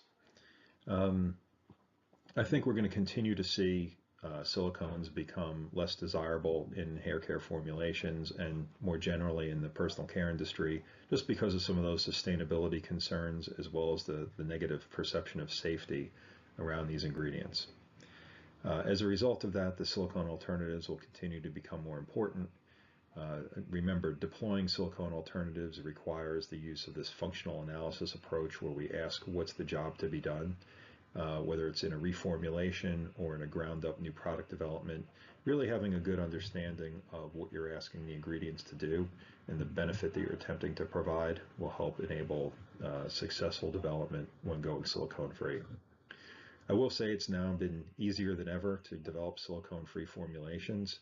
There's a number of alternatives in the market that perform very well, and some of the newer formulation approaches that are being introduced enable very effective use of those ingredients to make silicone-free formulations. I think there'll still be some gaps. So for example, in the area of heat protection, I'm not convinced that there's any organic chemistry out there today that can compete with silicone chemistry when it comes to the thermal stability required for effective heat protection, for example, from a straightening iron or a curling iron. So we'll continue to look for innovation in that space to help it close some of those gaps. Finally, I think there's going to be more light at the end of the tunnel as newer consumers enter the market. They're going to have less experience with silicone-based products, so they'll have different expectations than the generations of consumers who've been used to using products based on silicone ingredients. So I think gradually, as those older consumers age out of the market, we'll start to see more acceptance among consumers of silicone-free products. So before I conclude, I just want to say a few thank yous. Thanks to my colleagues at Inolex. Their hard work and dedication makes all of this possible, and I really appreciate the privilege of being able to talk about it on their behalf. So thanks to Team Inolex. Thank you very much to Jen and the EcoWell for inviting me to participate in the summit, and I'll look forward to speaking to you in the Q&A. Thank you.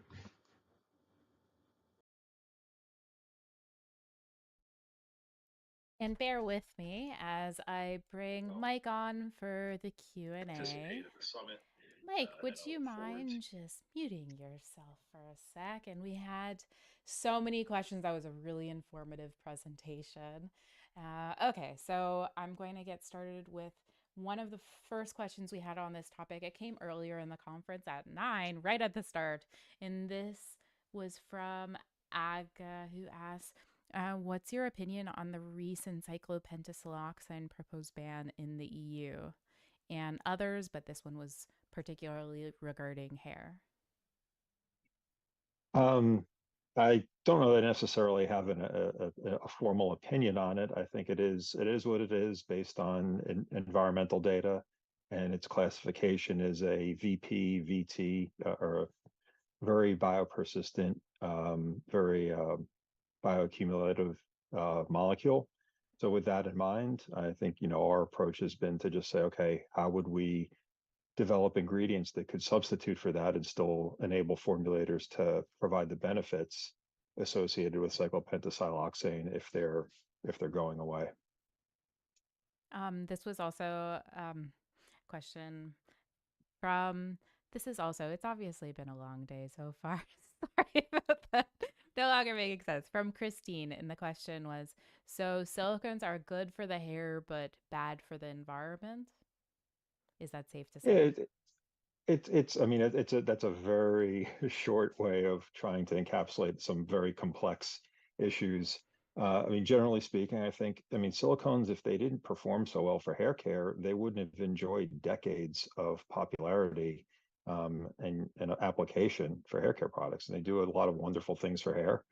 But that said, they do have a very large environmental footprint in terms of greenhouse gases. They do present this environmental persistence issue. So the question becomes, is it worth putting silicones into hair care products, considering that formula is a one-time usage product? And, are there other things that we could do that might be more sustainable? And we just save silicone chemistry for where it's really needed in, let's say, healthcare or durable goods. We had another question. I'm not completely sure what it was related to, but I think you said something about this in your presentation, so I'm going to ask it anyways. This is from Meagan, who asks, do esters and hydrocarbon complex with each other, or is it more about one tempering the properties of the other? That's a great question. It's something I think about a lot. Yeah, I like to nerd out on this stuff for sure. So I think it's probably the latter. I think they temper each other. I think you're dealing with fluids that have very low and weak intermolecular interactions. I mean, the strongest thing you have going on there is the dipole of the ester bond. But other than that, it's really governed by van der Waals forces. So I think they just kind of temper each other and balance each other out. And then when they come in contact with substrates, I wouldn't be surprised at the molecular level if you get some kind of segregation where the ester is contacting a surface and then the hydrocarbon is moving along top of it. This next question comes from Annika, who asks, do you think the silicone alternatives becoming more popular in the last few years has anything to do with some recent lack of silicone supply? That certainly had been a factor. At one point, there was enough supply chain disruption that when the cost of silicone was going up and the alternatives that were normally available at smaller volumes became competitive, people took that as an opportunity to move over. Nevertheless, as the supply has become more ample again, and you are now kind of living in this supply excess, a lot of people holding excess inventory, prices are coming down. It, of course, becomes now a little bit more competitive. And silicones kind of have that edge because they are, generally speaking, lower cost just because they're so mass produced. For you guys in the chat, if you have any more questions about silicone alternatives, now is the time. There's one more minute for you to ask questions. Maybe I will just ask a quick and easy question to finish this out. Are there any misconceptions you see regarding silicones and or silicone alternatives, or maybe both of them, that you'd want to set the record straight here? Yeah, I think silicones sometimes they do get this rep for buildup, but again, I think as it was stated earlier by some of the other speakers, the surfactants that are present in shampoos and conditioners are generally more than adequate to strip most silicone off of the hair. If it's a cationic silicone, it may have a little bit more resistance, but I think there's other things that are more likely to build up on hair over time. Of course, the one that really frustrates me is when there is a inference made that silicones have human health and toxicity issues because they're very benign materials. So that one to me is, really unfounded. I mean, I'm looking at you right now through contact lenses that contain silicone, and I've been putting them in my eye every day for 30 years. So they're really benign and safe materials. It just comes down to the fact that once we're done using them and they wind up in a water stream, we need to be considering that. And also, if we're really conscious about greenhouse gas generation, there's probably materials with a smaller footprint that contain, they're organic based, bio based. So we have a little bit of an advantage there over silicone. Okay, so everyone stay tuned. I would like to have Mike. I'm just saying it here so that he'll definitely agree to do this in the future on for a deep dive about silicone alternatives and the complexity about environmental impact. You've learned a lot here today, but I also like to do it in a podcast form. And if you're not familiar, we do have a podcast. So stay tuned for that. Mike, thank you so much for agreeing to participate in the summit and for that really informative presentation. And I also wanted to give a quick shout out to Inolex. They are one of our sponsors for this event. And again, it's because of our event sponsors that this event is free and accessible to everyone. So thank you so much. Great. Thank you so much. And let's get that podcast on the calendar. I'll look forward to it. Yes, I will probably email you tomorrow. Thank you. Awesome. So thank you. Bye, everyone. And stay tuned as I bring up our last presentation. Our next presentation is by Meagan Schlapp, who is a cosmetic chemist, product developer, and lead science educator for the Research Plus Innovation team at K18 Biomimetic Hair Science. Her 7 years of experience has taken her from formulating products for color cosmetics, skincare, and hair care in the lab to communicating complex science topics and technologies through down-to-earth education. Continuing her passion for accessible skin and hair science, she champions dispelling misinformation and propelling the next era of radical breakthroughs with K18. Hi everybody, I'm so excited to be here to talk to you guys today about the future of hair health. My name is Meagan Schlapp. I work for the K18 Hair Innovation team, doing product development and formulation and my favorite, science education. So I really want to thank Jen and everybody for putting this on today. And I'm excited to talk to you guys, so let's jump in. To give you a little bit of a preview of what we're going to talk about today, we're going to start with some basics of hair care history and kind of the strategies that have been employed so far. Then we're going to go a little bit and dive into hair science and hair structure and biochemistry, how damage happens, and again, revisit some of those different industry approaches in a little bit more depth. Then we're going to talk about what molecular repair actually is, what makes it different, and two really important themes when talking about the K18 peptide, which are biomimetics and biotech. And then we'll have time for questions at the end. So the hair care industry has evolved over the last couple of decades pretty significantly. To begin with, the strategy was to employ some type of surface modification, and these approaches aimed to alter how hair looks and how hair feels to improve someone's experience in caring for their hair.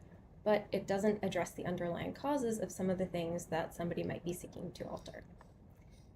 Then we reach bond builders, which help to preserve hair. And these are some new agents that will artificially reconnect specific bonds and reinforce the proteins of hair. But we've gone one step further recently in the discovery of the K18 peptide, which leverages what we call molecular repair, and it uses holistic multi-bond repair to restructure and reinforce internal protein structure to regenerate hair's strength and elasticity. So one of my favorite things when it comes to hair is just how interesting and intricate its structure actually is. Many people think of hair in this kind of separated way where, well, hair is dead, it's not doing much interesting, it's just a single solid string. But hair is a really incredible biomaterial, and it does have intricate structure, and it does have a dynamic chemical interplay in the way it's able to interact with itself and its environment. So here you can see an electron microscope image of a hair fiber, and there are two key parts of the hair that I want to walk you through now. The first is this outside area, which is made of overlapping flat scales. This is what we call the cuticle on the outside. That's the arrow on the right. And then the arrow on the left is pointing to the fibrous cortex, which is the inner bulk of hair. It makes up most of hair's weight. Let's start off with the cuticle. This is, like I said, the exterior of the hair, and it's hair's first line of defense, acting like a barrier to protect the inside of hair, which is the cortex. The cuticle scales exhibit very interesting behavior, which is that they will swell or open when wet. And you can envision this by thinking about pine cones.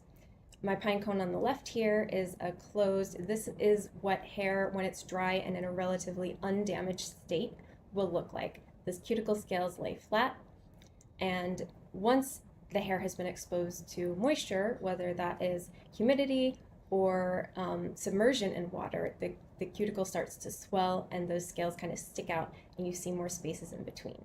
An interesting fact about the cuticle is that the degree of space between the cuticle scales, how far they stretch out, is a function of pH. The higher the pH that the cuticles are exposed to, the more they will stick out, whereas at more acidic, lower pH, you can actually minimize that cuticle swelling. And this is one reason why pH of your products is important when we talk about hair.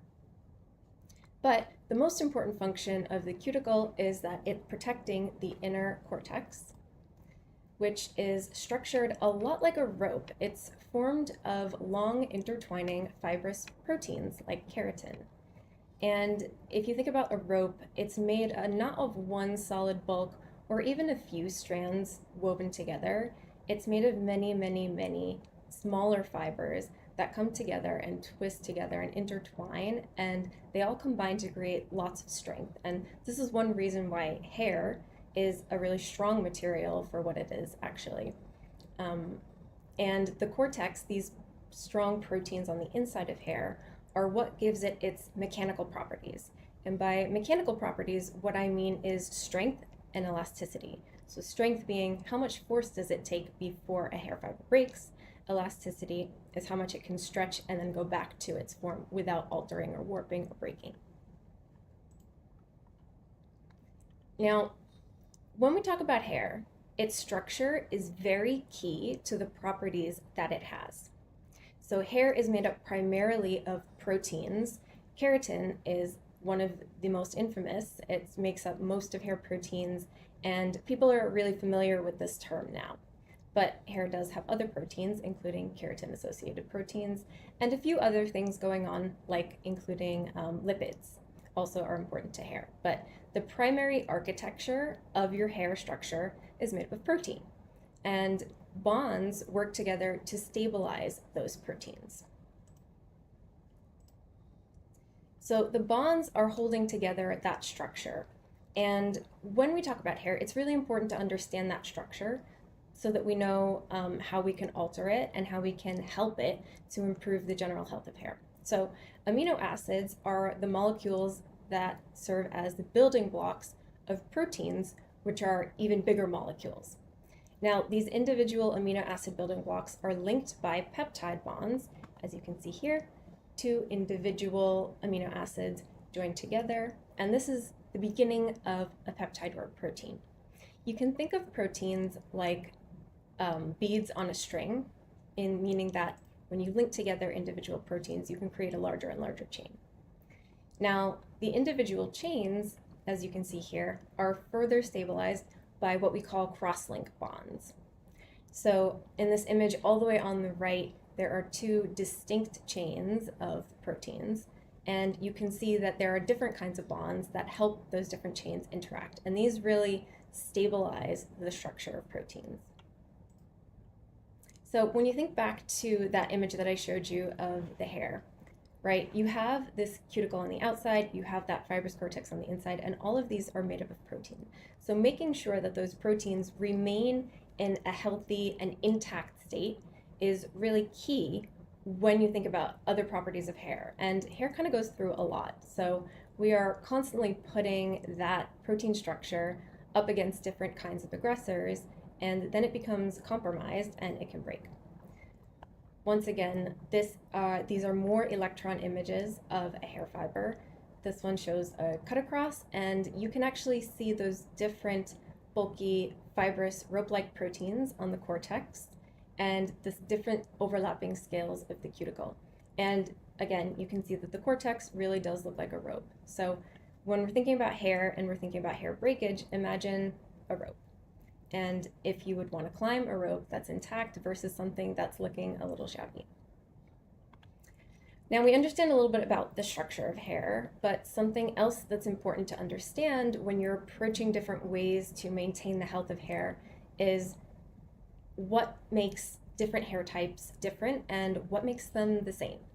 So obviously there are hair types with many different shapes, from straight to wavy to curly and coily. Modern methods characterize hair shape into one of 8 different curl types. And it's obvious that these different shaped hair, there's some different properties going on. But what it is that curl is actually determined by follicle shape, which is the part of your hair that's still living and is present inside the scalp. And it's the protein distribution of keratin within the hair fiber. But the structure of hair and the genes coding its proteins is equivalent.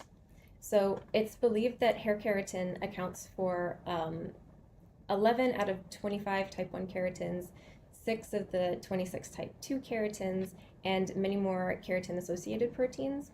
And while clearly there's a huge diversity in hair texture, these proteins are highly conserved in all the hair types. It's just that distribution that changes the physical shape. Now, shape impacts surface properties of hair. So this is why traditional cosmetic products, you need to find one that's really suited to your hair type, and understanding the type you have will help you pick products. But for something that's targeting that structure of hair, it can work for all hair types across the board, which makes it really important. And again, why understanding hair structure is crucial to creating a product. Now let's talk a little bit about damage. I think that damage has gotten different perspectives over the years, and some people believe that hair can only really be damaged if you're going into a salon and doing chemical services like bleach or permanent color, perms or relaxers, shape change services like this. And while it's true that these are some of the most damaging procedures that you can put your hair through for many reasons, including the very high pH that many of these chemical services are performed at, the different kinds of damaging oxidizing chemicals that are present in them, all of this can contribute to quite severe protein damage, but it's definitely by no means the only way to damage your hair. It can also take damage during routine practices, including shampoos and detangling, right? Every time you wash your hair, you're actually exposing it to different things that can compromise it. So when hair swells, it absorbs water molecules from its environment, and those water molecules will interact with the protein and disrupt interactions that the protein would normally have with itself. So wet hair is actually significantly weaker than dry hair. It'll break much more easily, and it's in a more delicate, fragile state. Then you have things like brushing and mechanical styling, which can further induce breakage, and heat treatments, like a blow dryer or a flat iron or a curling iron. Heat can also degrade that protein structure as well. Now, finally, you have environmental exposure, which is, I think, the sneakiest form that most people aren't aware of. And this can come in the form of different metal salts and minerals that are dissolved in your tap water that you're using to wash your hair. This can include UV from sunlight and even different pollutants that you would find out in the environment. So the idea of virgin hair being undamaged is really a myth. Now, what happens to that protein structure when these different damaging things are occurring? Damaged hair, it loses the integrity of that protein structure. And something I'll say again and again during this talk is that structure equals strength. As bonds are broken due to these different chemical or environmental aggressors, the cuticle, being that first line of defense, starts to degrade. There can be holes torn, the different scales can be lifted and chipped off, and eventually what happens is it exposes that inner cortex. Now, damage to the cuticle will alter how hair is looking and how hair is feeling, but it's really that damage to the internal proteins of the cortex that will compromise hair to the extent that you would see extreme breakage. Now, I mentioned that there are different types of bonds that are holding the structure together, and different ones are broken in different ways. Some of them are reversibly broken and they can reform again, but some of them are more permanent. And so that permanent form can lead to the most compromising type of damage. breaks in the main protein chain backbone, remember those peptide bonds, are the major cause of damage that results in loss of mechanical strength and elasticity, aka breakage. So the first strategy that the industry employed was, what are people experiencing that's the problem? Well, my hair looks dull, my hair tangles really easily, it doesn't maintain its style, maybe it gets frizzy when I go outside and it's humid. So traditional cosmetic chemists aimed to create different ways to improve hair manageability. And these are achieved by modifying the surface, and I say that meaning primarily the cuticle of the hair fibers. This can be done by depositing a conditioning agent like a polymer or a silicone or an emollient oil on the surface, and these things can cover up those breaks or those gaps in the cuticle, which make hair look dull because it's reflecting light irregularly. And by deposition of something that creates a uniform layer or has a high refractive index and is shiny, hair is going to look much shinier. It's also going to help detangle hair because it creates some kind of lubrication. So your hair is going to be easier to comb, easier to style, and it's going to feel much softer and smoother. So these address the primary concerns of hair, the symptoms of that beginning level of hair damage, and even more advanced ones. But what they don't do is address the underlying cause of those symptoms of hair, which is the structure of the proteins. Bond builders marked the next evolution in hair care, and that's because these bond builders started to think about what the structure of hair was at the molecular level, and they target specific elements of this structure. Let's flash back to the different cross-link bonds that can hold hair proteins together, including the ionic or salt bonds, the sulfur or disulfide bonds, and the hydrogen bonds. By targeting one specific bond in this structure, you can help reinforce that protein through that one specific route.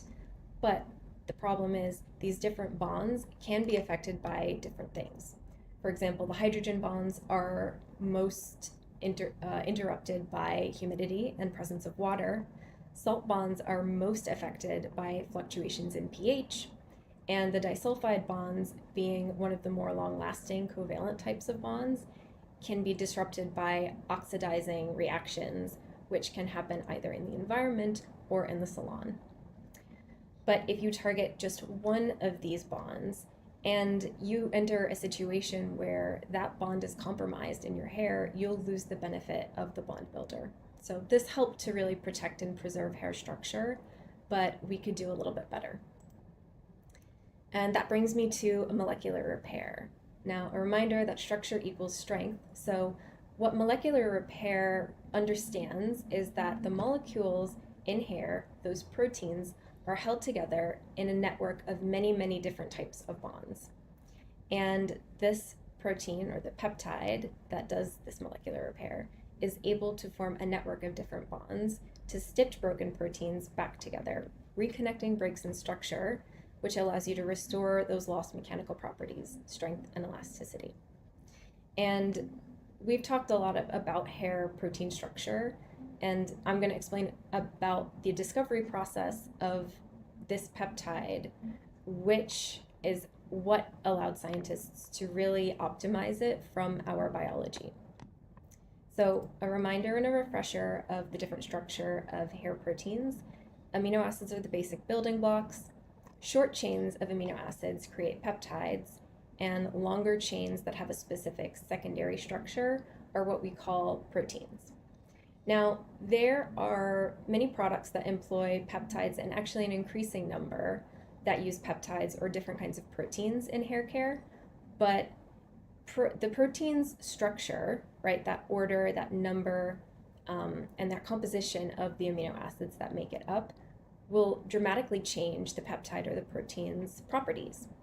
And so not all peptides and not all proteins are created equal. The scientists who developed and discovered the K18 peptide employed something that's key to the K18 story, which is biomimetics. Now, biomimetics, if you break the word down, you're mimicking biology. This is a practice that draws from the inspirations of nature, and it draws from nature's existing solutions, adapting them to help and solve human challenges. By doing this, it celebrates the brilliance of evolution, translating into innovations that will echo the intricate designs of pre-existing systems in nature. When we talk about hair, that's studying the proteins that make up hair. So the researchers were understood that this protein architecture was really key to what made hair such a strong biomaterial.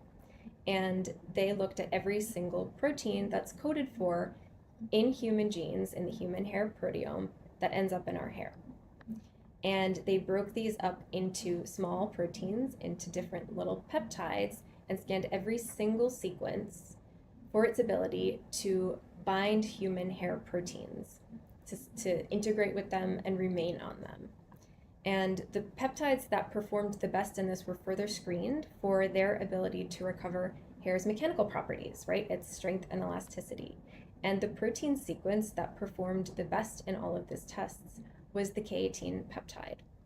So it is optimized from our biology to be the best sequence to go in and repair hair breaks in its protein structure, to restore that strength and elasticity in a lasting kind of way.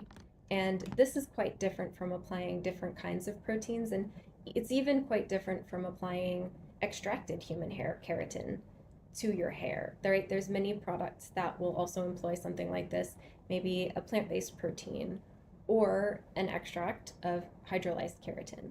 But with these other proteins, you don't necessarily know the specific sequence that you're getting. And like I said, the number, the composition, the type, and the order of the amino acids will very significantly change the behavior of a protein or a peptide. So there is nothing else like the K18 peptide, and it's identical to the proteins that are already present in our hair. That's how it was discovered. Another key piece when talking about the K18 peptide is its method of discovery, which employs biotechnology. Biotech is a word that I've seen increasingly used in hair care and even skincare products on the market now. And if you break the word down, it's technology that uses biology. This is something that humans have been doing for a long time, using microbes as systems to create something that helps humans in some way. The cornerstone of biotech is understanding and harnessing these natural processes, making it a fundamental pillar in modern science areas even outside of cosmetics. Biotech transforms nature's blueprints into practical applications. So people have been using microbes to brew things like beer or wine or kombucha for centuries. But the methods used to do things like this today, using microbes to express genes or transform materials or create proteins, are becoming increasingly sophisticated. And the developers of the K18 peptide used microbes as factories to research the different peptides and proteins that make up hair. So to recap what molecular repair is and what makes the K18 peptide so good at binding to hair keratin is that it is biomimetic. It's made of the same building blocks as human hair proteins, and it's identical to those in our hair, though it's recreated synthetically to be just the right size or length, right, that number of amino acids, to be just the precise composition, the type and the order of amino acids, to travel past the cuticle and make its way into the cortex of hair. Reminder that this is where hair's mechanical properties are coming from. So by reconnecting breaks in that internal protein structure, it's able to restore the structure and elasticity, that strength of hair, to reduce breakage, which really helps people to grow out their hair and helps from not just those salon services, but all the ways that you can damage your hair. And it interacts via different types of bonding to understand and be a molecular match to hair's own proteins. There are different types of interactions between hair keratin and the K18 peptide that really enable it to stitch broken proteins back together. And I have a graphic that helps kind of illustrate that tying it back to our rope analogy. So bond builders are zeroing in on one specific type of crosslink or bond to build up in the hair. But the K18 peptide forms multiple points of interaction, which makes it different than even coupling different bond builders because it's one molecule that has many different interaction points. This pink graphic here shows different protein chains along the cortex of the hair, right? They're all running parallel. They're creating that fibrous bulk that's kind of like a rope. And the horizontal lines represent those crosslink bonds. Damage breaks not just the horizontal crosslinks, but also the protein chains themselves, which really compromises that strength. As you can imagine, it would be much easier to snap a rope. You wouldn't want to climb it. You wouldn't want to put weight on it if it's been frayed and damaged as it is on this left side here. And bond builders can help to create point interactions to tie these back together.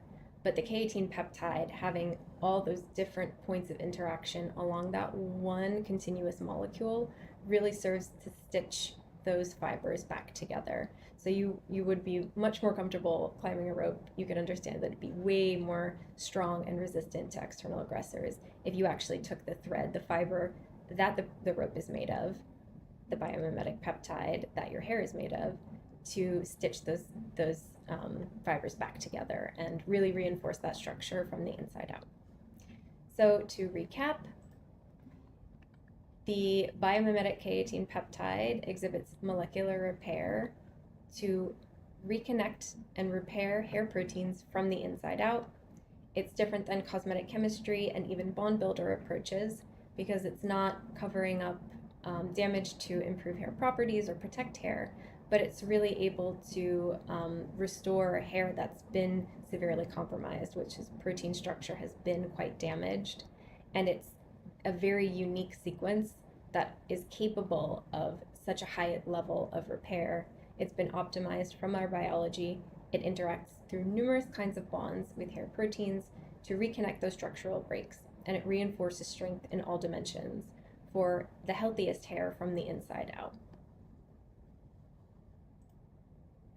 Thank you so much for coming to my talk and for listening. And now at this point, I will take any questions. So thanks all for having me.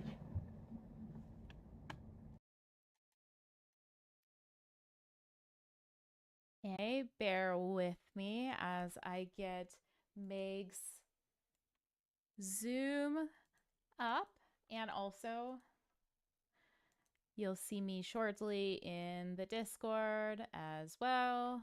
This is a great closing presentation. Thank you so much for a great. And also, I just wanted to give a shout out to K18. They are also one of our event sponsors. Okay, we've got lots of questions and not that much time. So the first question was from Rachel, who asks, can I use a conditioner after applying K18 for 4 minutes? I always feel like my hair isn't conditioned enough afterwards. Yeah, thank you, Jen, so much for having me here. And thanks everybody for your attention and for the questions. So as I kind of touched upon in our presentation, there are different strategies in treating hair. And K18 is meant to be that internal restructuring kind of repair that lends itself to strength. And when your hair structure is intact, all the other products that you would be able to use on the hair can do what they've been designed to do that much better. And so using K18, which is meant to be internal repair, right? It's not designed as a conditioner and you actually need very little of it. So it's that really targeted repair. Excuse me. It's supplemented really well. It fits in well with other types of products that work differently, like conditioner. So if anybody feels like they need a little bit extra softening or shine or conditioning, they can feel free to use K18, use a conditioner after K18. But the one caveat is because K18 peptide is meant to act on the inside of the hair, using too many conditioners prior to the K18 mask can actually block the peptide's entry into the cortex. So the order of operations is use K18 mask as repair on clean hair, and then use any product that you like after you apply K18. And this next question comes in from Aaron, who asks, how much of the minerals are removed by the K18 chelating spray? Are all of them removed? Half? Some? Oh, good. So, okay, just for context for anybody who's not really familiar with K18's product lineup, we do have a demineralizing service that's pro only, and it's meant to remove minerals and metals from the hair prior to a service. And I know some of our other presenters today have touched a little bit upon the fact that metals aren't really good when you go and do an oxidizing, you apply an oxidizing chemical like you would in a chemical service in the salon to hair. It can cause more damage. So our prochelating complex is designed to remove these metals that we know can be little agents of chaos during chemical service. And when we tested this product, what we were looking for was a statistically significant reduction in the metals that are present on hair. And so that does a couple of things. When you talk about statistical significance, you want to make sure that the product is consistently removing the things that can cause trouble, like these metals. So it's not a 100% removal, but you really wouldn't necessarily see that from any of the products on the market. What it is doing is it's working to the extent that it dramatically reduces the damage that you would incur during a service. And it has additional benefits, which it makes hair feel softer because the traditional hard water metals and minerals, which are calcium and magnesium salts, can make hair feel really dry and a little bit more brittle. And it also will improve the uniformity of a color and the consistency of a color. So if you were to do a permanent dye on hair that has a lot of metals and minerals on it, you actually would see a slightly different result in the color as applied, the same exact color on different kinds of hair with different kinds of metal buildup. So by using that prochelating complex, you're creating kind of it's an insurance for the pro, right? To know that you're going to get consistent results when you use it after.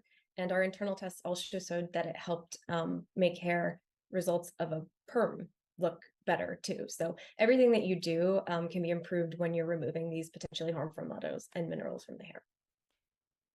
This next question is from Leticia, who asks, does the K18 peptide, I'm sorry if you've heard my dog in the background, work after being rinsed off? For example, if you need to do double bleaching, do you need to reapply the spray in between bleach applications? So that question is referencing another pro-only product, which is the K18 Mist, and that employs the same exact biomimetic peptide technology that the repair mask does. And when you do a chemical service in the salon, we recommend using the mist first. And that kind of, again, similarly to the chelator, acts as insurance because it's bringing your starting state to a more structurally robust and resilient place, repairing any kind of damages that may have happened when you start a service. And that allows you to take services further. But many of these services, right, as we said, can be quite damaging. And so you need to follow up with the mask after the services so that you're repairing any of the damages that happen during the service. Now, when you talk about the rinsability of the peptide, once you apply that peptide, the formulations are actually designed in a way that helps them to go further into the hair fiber. So they're really giving you that cortex protein repair. And once you apply them, they are really good at integrating and staying there. So it does give you this lasting repair. And part of that is due to all of the different bonds that the K18 peptide will form with the hair proteins that make it really good. And the reason is because if there's one type of bond, like hydrogen bonds, which is one type of bond that the peptide can make with hair proteins, those can be easily disturbed by the presence of water molecules. So if you rinsed your hair and you had an agent that maybe only worked with the hair through hydrogen bonding, then that could be rinsed out. But because the peptide has so many different kinds of bond, even if one type is altered, the other types kind of help it hold strong. But again, damage is kind of ongoing. So you always want to keep using this in your routine after time happens, because the damage is continuing to occur. It's not that the protein itself is coming out of the hair. I hope that answered the question. This next question is from Aga, who asks, is there any benefit to using K18 on non-bleached or non-dyed hair? Yeah, great question. So that kind of feeds into the myth of if you don't get regular salon services like a lightening or color or even a relaxer or perm, your hair is virgin and undamaged, which is not actually the case. There's many of different types of damage that can occur even outside of the salon. So what we see is that K18 is useful for all types of hair, even if you don't have that kind of chemical damage, because your hair incurs damage from so many other touch points as you just go through life.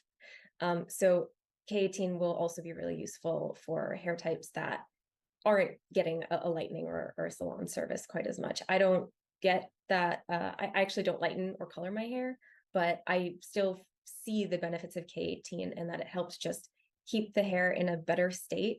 Again, so we think that this technology is really applicable to everybody. Everybody can benefit. This next question is from Sarah, who asks, is there any hope with K18 coming out with a fragrance-free version so that those with fragrance allergies or sensitivities can also benefit from your technology? So K18 likes to listen to its community, and that's a question that we do get a lot. So it's always relayed to the product development team. We have a super close relationship with our customer care teams and our community managers. So we hear the concerns of people. I don't think I can say what is in the pipeline, but we do hear you, and we're always hoping to create something that better serves any of our users. This next question was from Julie, who asks, that strong disulfide bond is also super important for the structure of hair. Yes. Does the K18 target both the peptide and disulfide? Yep, the K18 peptide is able to form many different types of bond with hair proteins. And so we showed a couple of the cross-link types like hydrogen bonds and disulfide bonds. Both of those are ways that the peptide interacts with hair. So the peptide forms native disulfide bonds with hair proteins, hydrogen bonds with hair proteins, and other types of natural interactions. So we are also, reinforcing the disulfide bond content of the hair as well. And then this question is another question from Aaron, who asks, can you use the K18 chelating spray, then clarify, then put in K18, rinse into a traditional moisture protein mask? What are your thoughts about that? So the chelating spray is a salon-only product right now. There's no incidence where a consumer would be able to incorporate that into their routine. But if you're going to the salon and your pro is familiar with the K18 products and they're certified in using them, you would see that chelating complex start most salon services, but also things like just a natural cut and style. And that's because removing those metals from hair, first of all, can reduce damage that the hair would experience later. It'll help make it feel softer, and it just helps to maintain. Further, mineral buildup, mineral scale can also inhibit the peptides migration or diffusion deeper into the hair. So it helps to set you up for best results from using the K18 mask. So we find that that's a really good system. We also offer a detox shampoo, and actually we have studies that show the two work really, really well together. So if you started off in salon with the pro-chelating complex, and then you detox the hair with our clarifying shampoo, that will help to remove any metals and minerals that you would have built up in the hair. And then if you follow that shampoo with the K18 mask, again, you're setting yourself up for the best results from that repairing peptide technology. And then once you apply this and you leave it in for 4 minutes, you can do whatever you want after. So if that's a moisture mask, it's a deep moisture mask. If it's a leave-in conditioner, even if it's another protein treatment, it works really well to pair them together, and you can tailor the routine to what works for the individual to get what they need. And I think we're out of time for this Q&A. Meagan, thank you so much for agreeing to present at this summit. And also shout out to K18, who were one of our event sponsors. This was a great presentation, and this gives us a couple of minutes to spare. The closing panel will start in about 5 minutes. But thank you so much, Meg, for agreeing to be a part of this. So happy to be here. Thank you. Have a great rest of your Sunday. Thank you.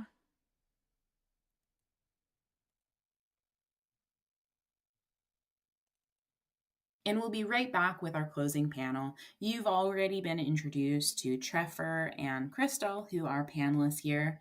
The third panelist, for our panel on opportunities and challenges in hair care is Dr. Heleen Kibbelaar. And Heleen, you're going to have to correct me on your pronunciation of your last name in the panel.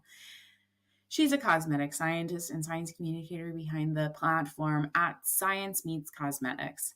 Through her SciComm work, she explains the science behind cosmetic products, mainly via Instagram posts. She earned a BSc in chemistry from the University of Amsterdam, Masters of Science in Nanomaterial Science from Urkt University. I am so sorry with my pronunciations here. And a PhD in physical chemistry from the University of Amsterdam, focusing on complex fluid systems. During her academic career, Heleen has done internships also at L'Oreal and Unilever. So stay tuned. We'll be right back with our closing panel.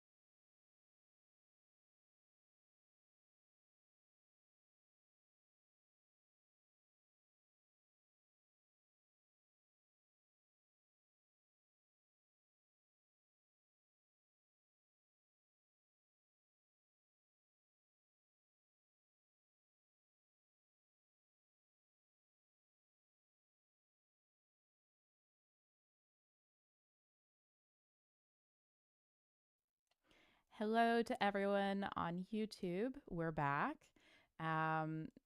We are back with our panel on opportunities and challenges in hair care. For everyone that is on Discord, I'm putting the stream up live now, and it should be live for everyone everywhere. So we're streaming on 2 platforms here. Thank you so much to our panelists for agreeing to participate in our summit. Crystal and Trefor already gave presentations. Heleen couldn't join us at the start of the day, but I'm so glad you were able to join us here for this panel. And all of the speakers here have already been introduced. I only have a few questions so that I have lots of time for audience questions, because I know you guys have a lot of questions for our panelists. But I'll just get started with the topic of this presentation is going to be on challenges and opportunities for hair care. So maybe the challenges point would be a good place to start. So from each of your vantages, what do you think are some of the challenges that we face in the hair care space? And since you haven't made an appearance just yet, Heleen, do you want to kick off the answer for this? Yeah, so do you like from an industry perspective, I would say, well, the main thing is what we do all the time is, well, probably like damaging our hair, and it's very difficult to repair damaged hair. So I would say here, it's always the challenge to repair damaged hair, and there are some nice techniques already. And I think, we are always striving and looking for better techniques. I think mainly in repairing damaged hair, and then maybe also like in such a sense informing first of all, because it's better to prevent it than to repair afterwards. To inform the consumer about how we can prevent damaging our hair actually. Trefor, would you like to chime in next? I think gotta be careful here when I say politically correct things or not. I think the challenge is perhaps the way the industry runs. I mean, we've talked a lot about consumer misperceptions and how we tend to, run with the things consumers say, which often are not the correct diagnosis. But then marketing people run away and tell R&D, you have to develop products that do this. And, we've heard about how certain ingredients get a bad rap and we're not allowed to use them. So, I've worked in this industry for 32 years, and I really wouldn't want to say that products are that better today than when I started. We've took out a bunch of ingredients that became unpopular, but I don't think we've moved the needle at all. So, I think until we decide it's science that's going to take this forward rather than what the consumer says, I'm not sure we can make scientifically better products. Crystal, what do you think? Yeah. So my perspective is based on feedback that I've gotten from others, and that is the challenge is communicating the science behind the claims in a way that's different and evolves from what we do right now, which is putting a pretty picture on a bottle and trying to convince someone that something is working based on all this science that's been going on without data to substantiate it. And so how can we articulate the data to back up all of the claims and bring the consumer up to a point where they can understand it? And I've had conversations with our peers and talking about, the consumer doesn't need to know this information. They just care about the end result. And while sometimes that's true, I think we have a more sophisticated consumer now. So I think we need to evolve what we do to actually speak to the consumer who wants more knowledge. And I suppose this kind of goes along the lines of where we started the day with our presentations on myths and misconceptions and how consumer sentiment drives the industry. And the industry has been teaching consumers based off of the marketing that we've been using. We use free from fear-mongering claims. Well, now consumers think that these ingredients of the products that are free, they're free from it, are bad, and therefore they should be opting for these other ingredients. They're better. They're better for us. They're better for our hair. These other ingredients are causing our hair to fall out, or whatever consumers believe. So, of course, this is what consumers think when this is the information that they've been exposed to. So, kind of along these lines, we had a really interesting question from Annika. So, now that you all are maybe more in contact or aware of the misinformation on social media, what beliefs have surprised you guys most? And is there a difference in what the industry internally is puzzled by versus what the general public is puzzled about? Crystal, do you want to maybe kick this one off? I'm trying to think about what would be a surprising one. There are just so many. I'm going to give Trefor his flowers and say that one of the things that he mentioned that I think is just really surprising is how people think that they can use a product and just automatically have better hair. And I think Ian Salas, he did one of your podcasts. No, he did a podcast recently.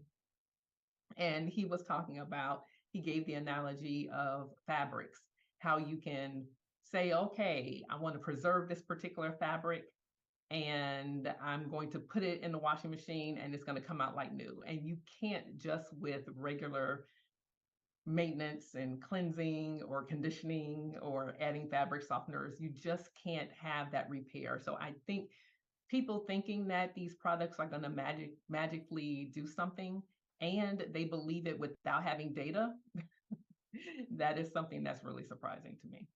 And Crystal, actually, if I can ask, like, what do you think then? Because sometimes the nice thing about a hair care product, like for example, a conditioner, that of course it cannot get back to the state it was, like before you damaged it. But sometimes the nice thing about a hair care product is that it does give, compared to, for example, skincare, it can give an immediate result. Or like, how do you see that? Well, so it depends on what's going on, and Trevor spoke about this as well. Looking at how you can condition the hair. Of course, when you're starting from a new slate and your hair is in a condition where it feels bad, and then you cleanse it, and especially from the perspective of curly hair, then you're resetting everything. The hair is more pliable.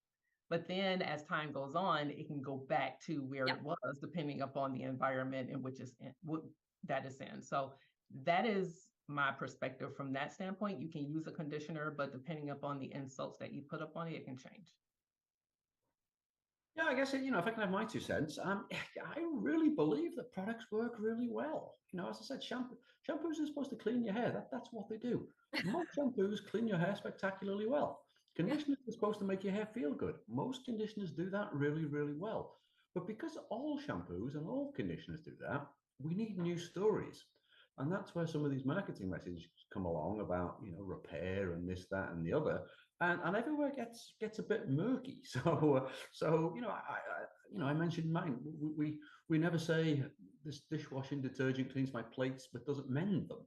It's not supposed to mend them. It's supposed to clean them. And shampoos are the same thing with hair, basically. And the other one, which we mentioned and has been mentioned a few times during this, is also this whole idea that products are not safe for you. In this litigious world we live in the US, do you really think a big company would sell a product that has the potential to do harm to people? There's immense amounts of testing that's done to make sure that these products are safe to go into the market, at least with what we know to date.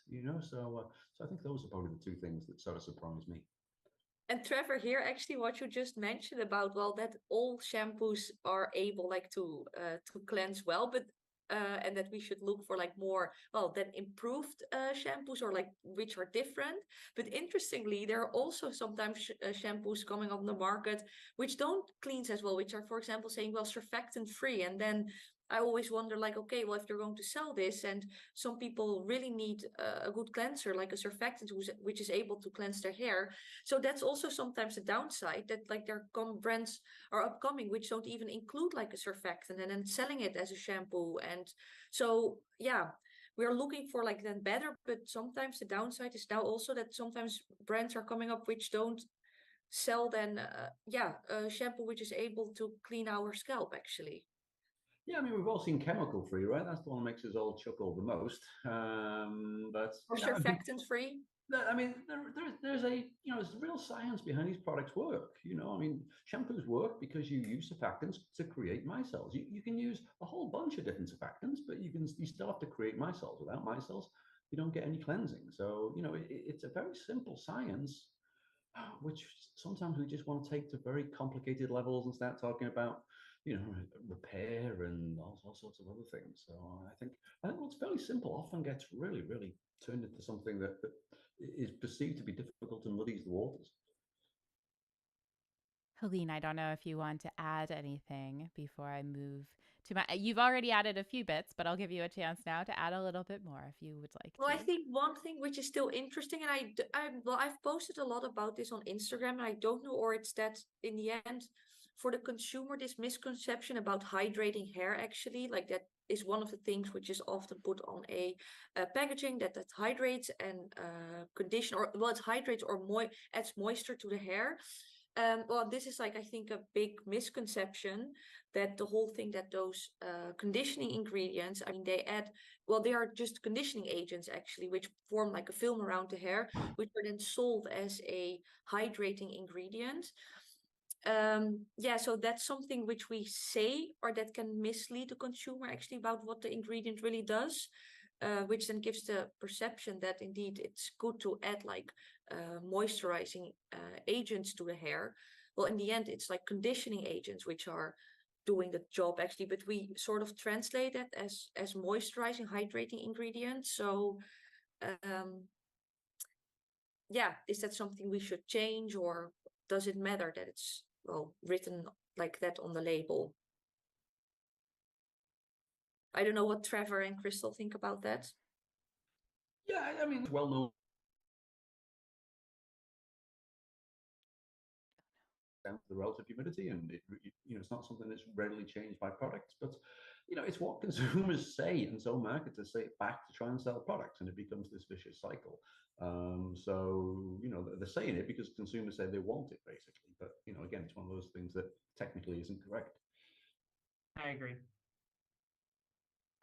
I suppose if there's one major takeaway of this this whole summit, we've said this all throughout the day.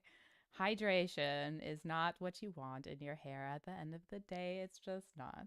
It's just not.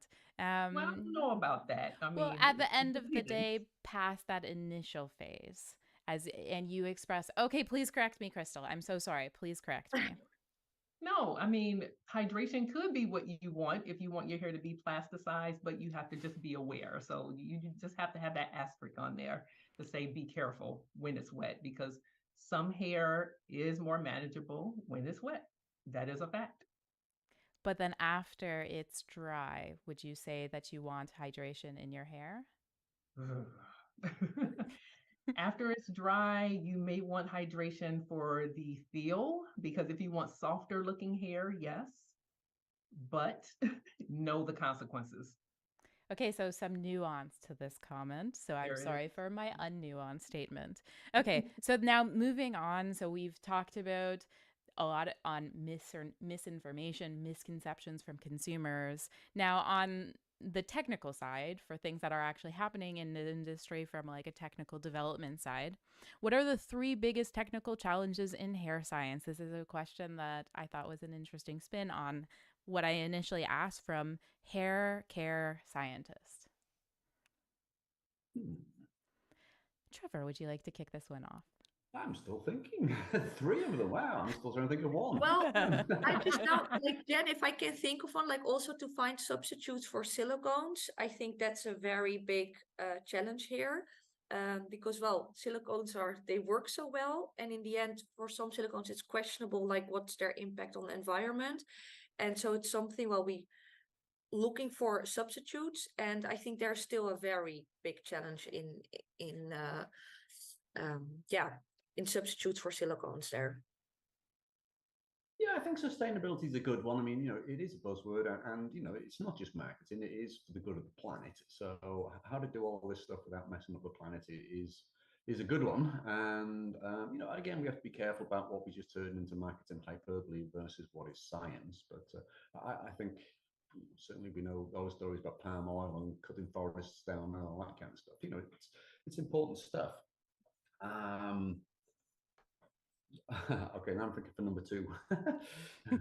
Well, what I was thinking about, of course, is in the context of curly hair, but technologically, because there is a need for moisture or the softening of the hair fiber for ease of manageability, I think being able to achieve that, and I don't know if you can do it without water, but if there are other ingredients that you could use to get that same benefit, that would be beneficial, especially if it's not compromising the integrity of our hair. But one other thing that I think is worthwhile talking about is you have problems with the scalp, a lot of problems with the scalp. And so I think Jennifer Marsh did a great job talking about the dandruff and different different things that we need to consider to have a healthy scalp. But hair loss is something technologically we need to have better formulations for and to understand it more. Until indeed, like hair loss is, well, it will always stay challenging, I think. Until then, sometimes it's because it's such a big challenge, it's maybe too bad that people don't focus as well just strengthening the hair they already have. So focusing, I mean, we often focus on hair loss, and sometimes, well, we do a lot of stuff to our hair which makes our hair break actually. And well, that's, I always think, like, already focus on, well, strengthening the hair which is still there. Because the focus on hair loss is pretty difficult indeed. And yeah. I think another challenge for our industry, it really is keeping it real right now. Back when I started in this world, it was pretty commonplace for the big companies to challenge each other when they thought people were saying some things that were pushing the label a little bit. Everybody was jostling for shelf space back then. Now it's a much different world with everybody selling products online, and small companies can start pushing their stuff, through the internet and so forth, and can be successful doing it. But at the same time, they can tell some quite wild stories, and those wild stories get copied by other people and copied by other people, and before you know it, it's almost something that people expect. And so I think we do have to be very careful that our industry doesn't turn into, the Wild West, and we start just, snake oil salesmanship and so forth. Our products do this, that, and the other. Again, I mentioned in my presentation, be skeptical, seek evidence. Don't believe things just because somebody's told you something. Show me the data. If you think you're building bonds and you can make hair stronger, show me the data and I'll believe it. I second that. Absolutely. And then moving on, do you think the industry is doing an effective job addressing these challenges? What are we doing and what could we do better? Who wants to kick this one off? Heleen? Well, I think that's difficult because then you want something. I mean, of course, the industry and brands, they have like a commercial benefit and a financial benefit. So I would say it's difficult to form like one bond within that because I mean, there are also brands who would like to sell their products no matter what they claim or put on their packaging. So I mean, from a scientist point of view, also, if you don't sell a product, it's easy to give the consumers the right information. But yeah, there are many brands who want to sell their product. So yeah. I think the challenging thing for the hair industry is, what's a typical bottle of shampoo or conditioner at a mass market in the store? $5 or so.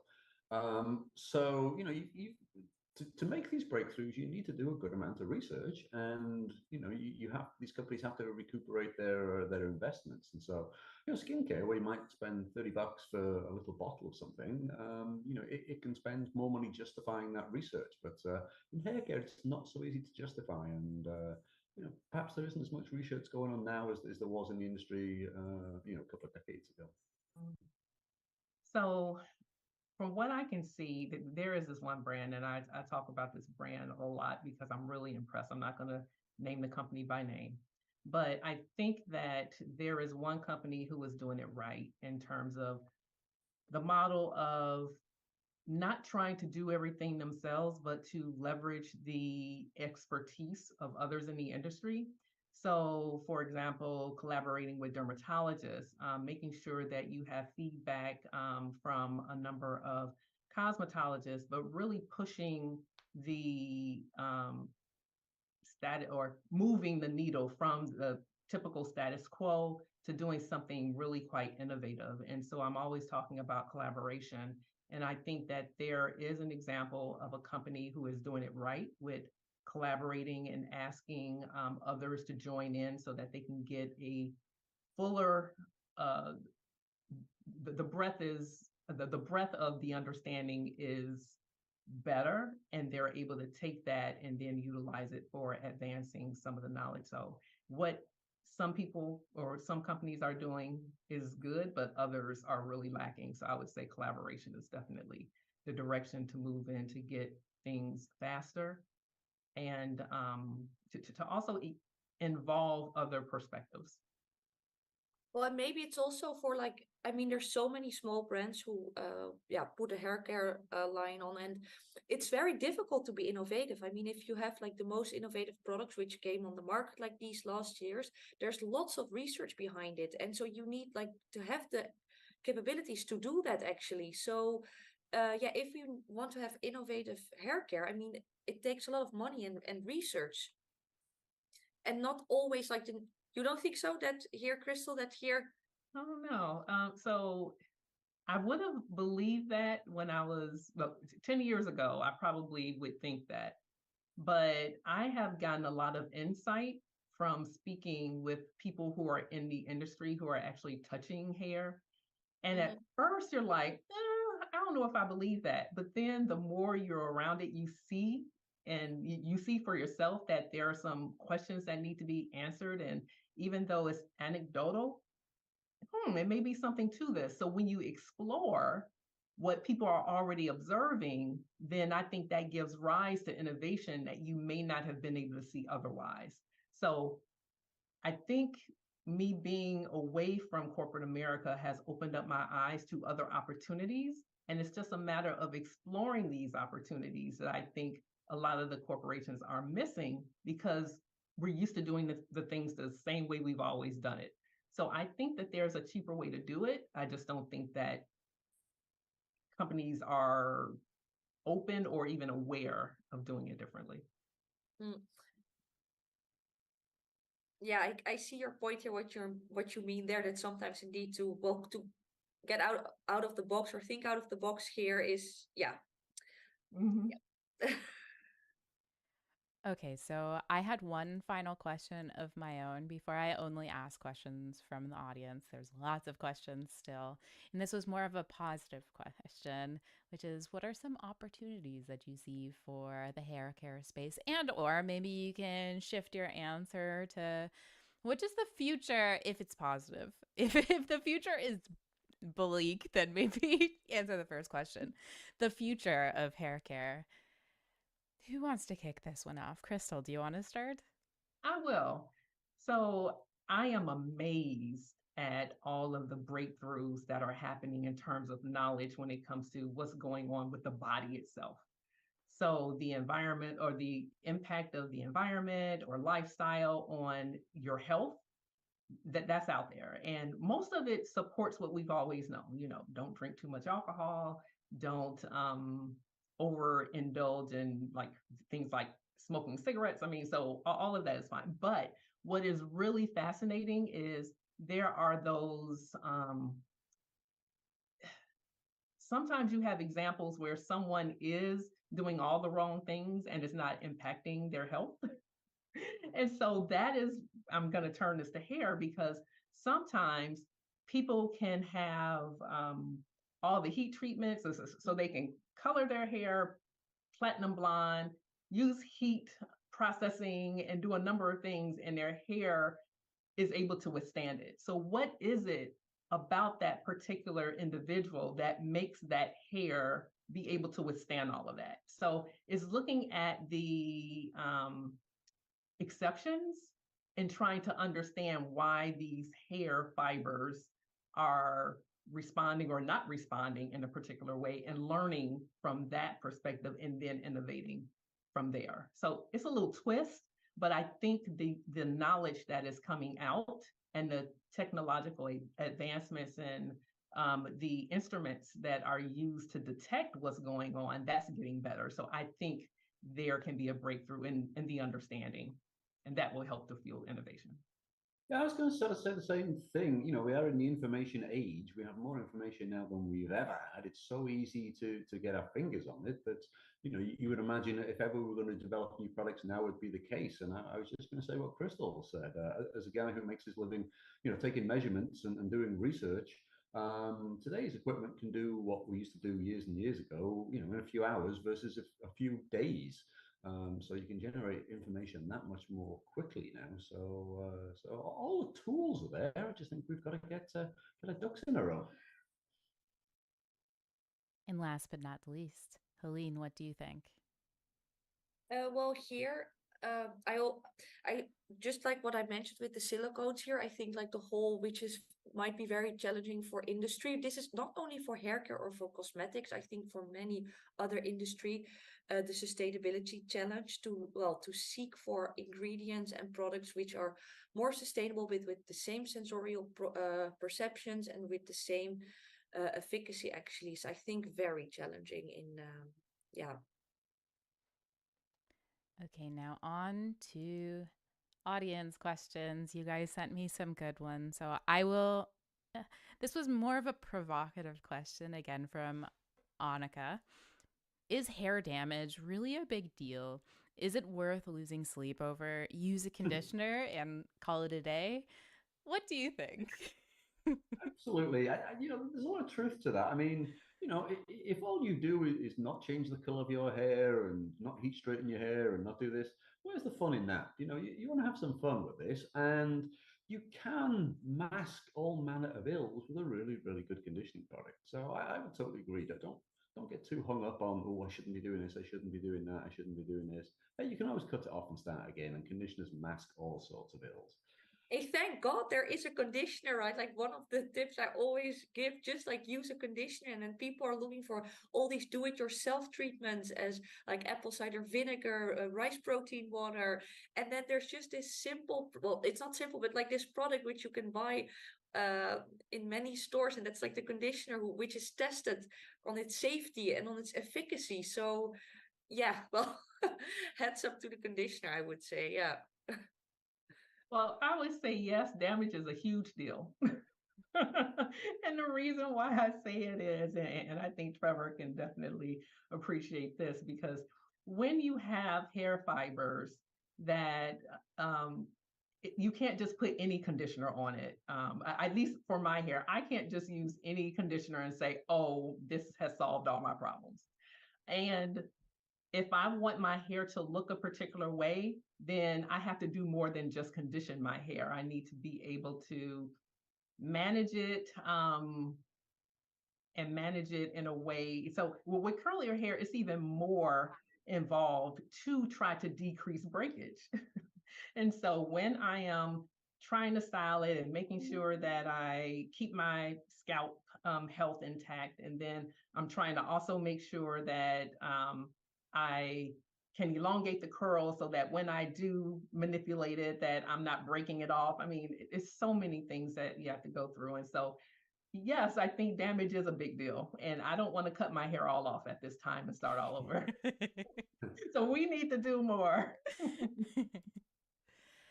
Okay, another question from Kay, who asks, do you have any advice for consumers choosing among the vast array of products marketed for differentiated hair concerns when you have multiple concerns at once? For example, volume, frizz, texture, deep conditioning, clarifying, repair, etc., for all the claims that are out there.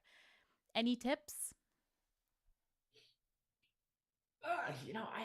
Again, most shampoos work kind of the same. Most conditioners work kind of the same. Some people need a lot of conditioning. Some people need a little bit of conditioning. So, self-assess your own hair. Do I have, long, thick, curly hair that's going to need a lot of conditioning, or do I have fine, thin hair which can't tolerate a lot of conditioning? And then also another point I think to point out here as well is that it's not just about the product; it's how you use the product. So if you use a higher dosage of product, if you leave it in longer, if you don't rinse it as thoroughly, you will leave behind more conditioning ingredient behind, and the properties of your hair will be, different than if you did the opposite of that. So, don't be afraid to experiment, but also experiment with the way you use the product, not just with the product as well. Well, I think during my presentation, one of the bullet points that I made was seek the help of a professional. So if you have a multiple like things that's going on in terms of help that you need, then trying to find a trusted stylist can resolve a lot of issues if you find someone who's competent. So I would not tell anybody to try to tackle that all themselves. It's just too much work. I would rather just have somebody else help out in that process. And here, maybe like for the conditioner, as that's like one of the products which I think everyone, well, it's just an easy product to use here, that it can just sometimes also be a trial and error actually, because I mean, if someone recommends a conditioner which works on their hair, it might not work for your hair, although they are made for a certain, like if they're made for bleached hair, they're likely to work on bleached hair, but that's just sometimes a trial and error actually.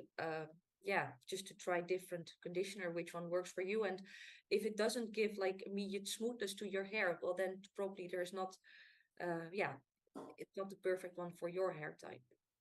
I guess let's be honest, most people use the product they use because they like the fragrance, right?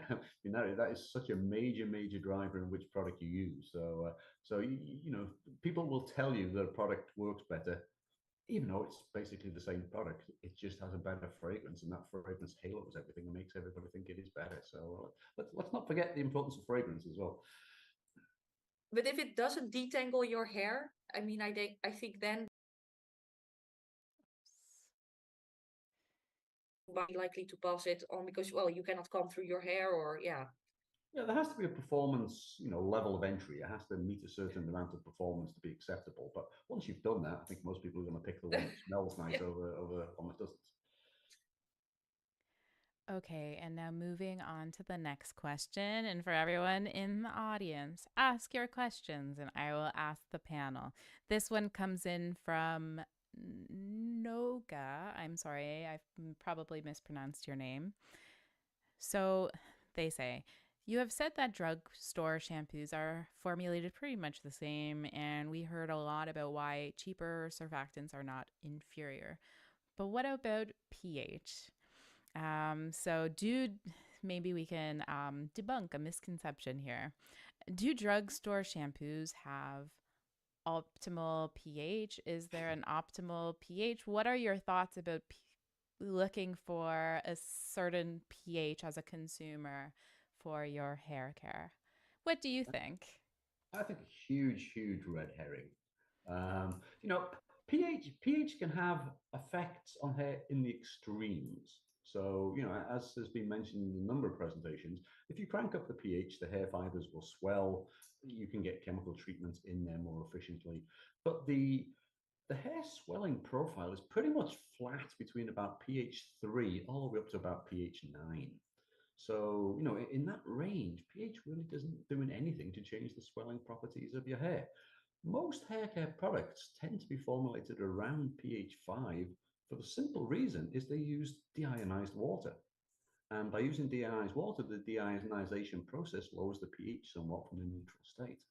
So, my experience from working in the industry, that's really why the pH sit. It's because we want to use demineralized water for the, we've heard all about what hard water ions can do to the hair. So we want to use demineralized water, but that demineralization process lowers the pH to about 5.5. So there's all sorts of theoretical things that people point out, but like I said, the swelling range of hair is very flat between about 3 and 9. And Trefor, if you now take into account the charge actually, because now you're talking about swelling, but if you talk now about charge related, I mean, then it can make a difference to decrease the pH actually of the shampoo. Well, the isoelectric point of hair is about 3.8.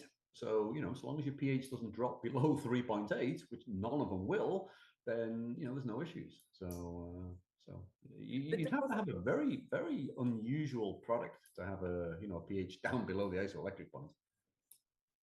Yeah, and there has been some research that has shown that when you do the treatments that put your hair in a high pH state, meaning when you color your hair or you relax your hair, or even perm your hair, then oftentimes you do need to decrease that pH.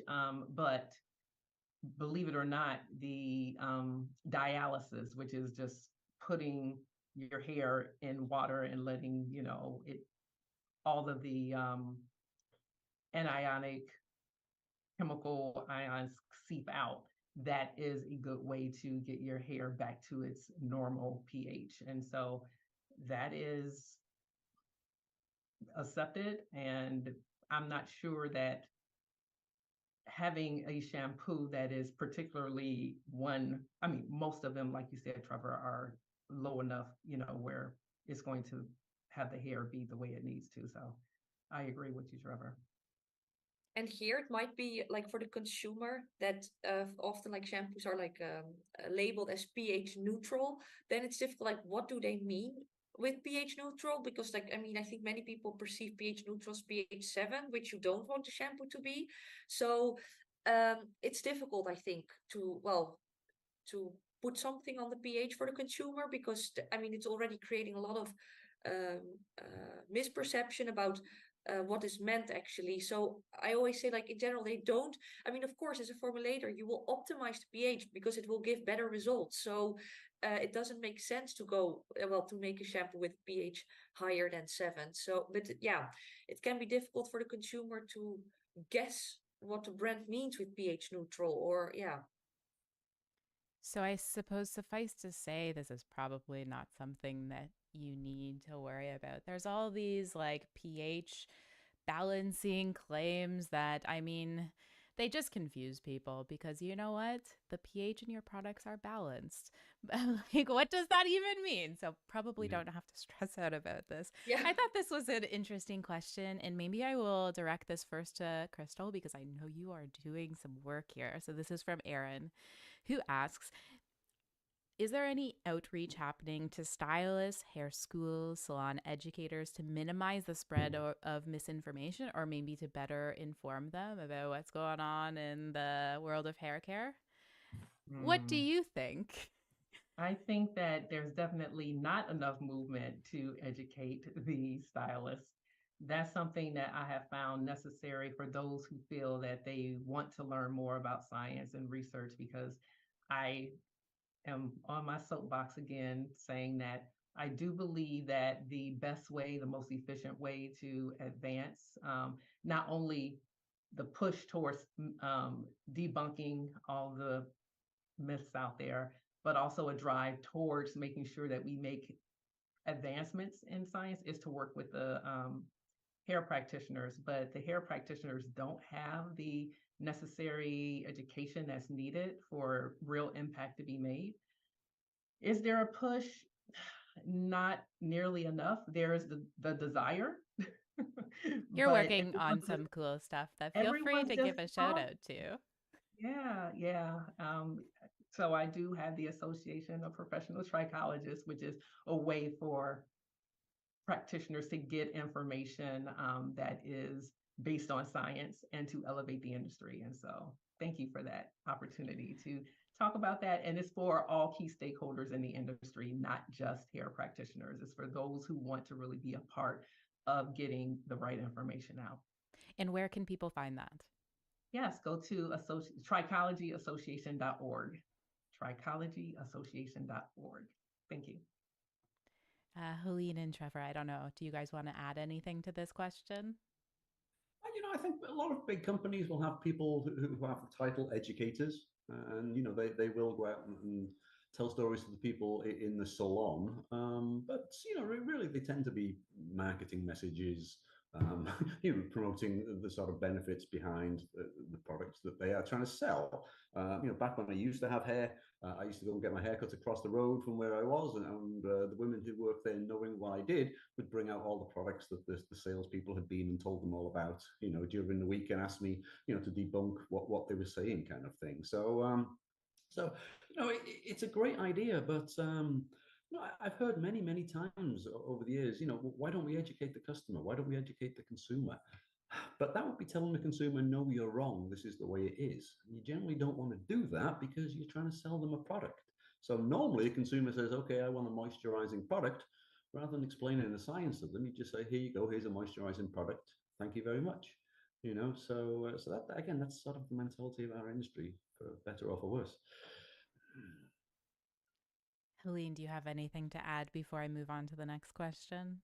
Well, I find like also the your association, Chris, I think very interesting, as there are many actually hair professionals who follow me who always say like, oh, they taught us wrong, or like their education taught us wrong. So I think that's also a nice, maybe like an update which is needed here, because they also don't. I mean, for example, the whole thing about moisture, or there are many things which then now they read, for example, and then they see like, yeah, that was not, I mean, our education system, our books taught us differently. So I think a new an update in there would also be a nice good move forward, actually. Okay, so I am just going through the questions. We've had a few, and I'm just scrolling up. There was something around, oh, here it is, from Alina, who asks, what would be the possible reason why the root is thinner than the rest of the hair? I don't know anything about damage this. there. So, Trefor, what do you think? That would be unusual. The trouble is with the whole hair growth process is it's all down to the physiology of your body. Your body's physiology is so complicated and can be impacted by so many things. You hear stories of people who went through chemotherapy and all of a sudden they used to grow their hair straight and now the hair grows curly. Oof, if that really is the case and you have, evidence to suspect that that's true, it would seem to be something has changed in the body's physiology. And so, But is this measured or is this a guess or is this really like results, lab results or? Jen, like from the question, someone really observed or it was really measured? They gave me no information. That was the Okay. question. there are stories about people who underdid a rather rapid weight loss kind of thing, and the hair properties really changed and these sorts of things. So it's a very complicated thing, the growth process, and so if that's really the case, I would suspect it's something changing in the body's physiology, but that could be many numbers of things, whether it be diet or whatever. I don't understand the question.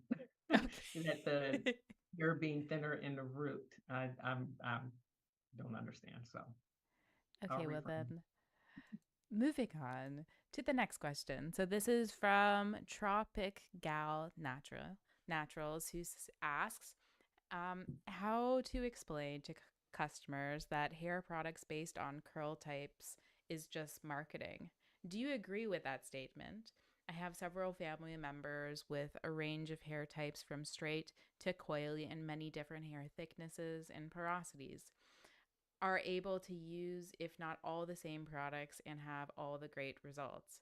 Can we all use the same types of hair products? Not including styling, not including damaged hair or dyed hair. If you agree, how would we explain that to customers?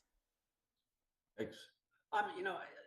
Again, you do need different products for different types of hair, but perhaps not for as complex an answer as perhaps the question was. Like I say, if you condition your hair, some hair can tolerate a lot of conditioning, some hair can tolerate only a little bit of conditioning. So you have to use what's right for you.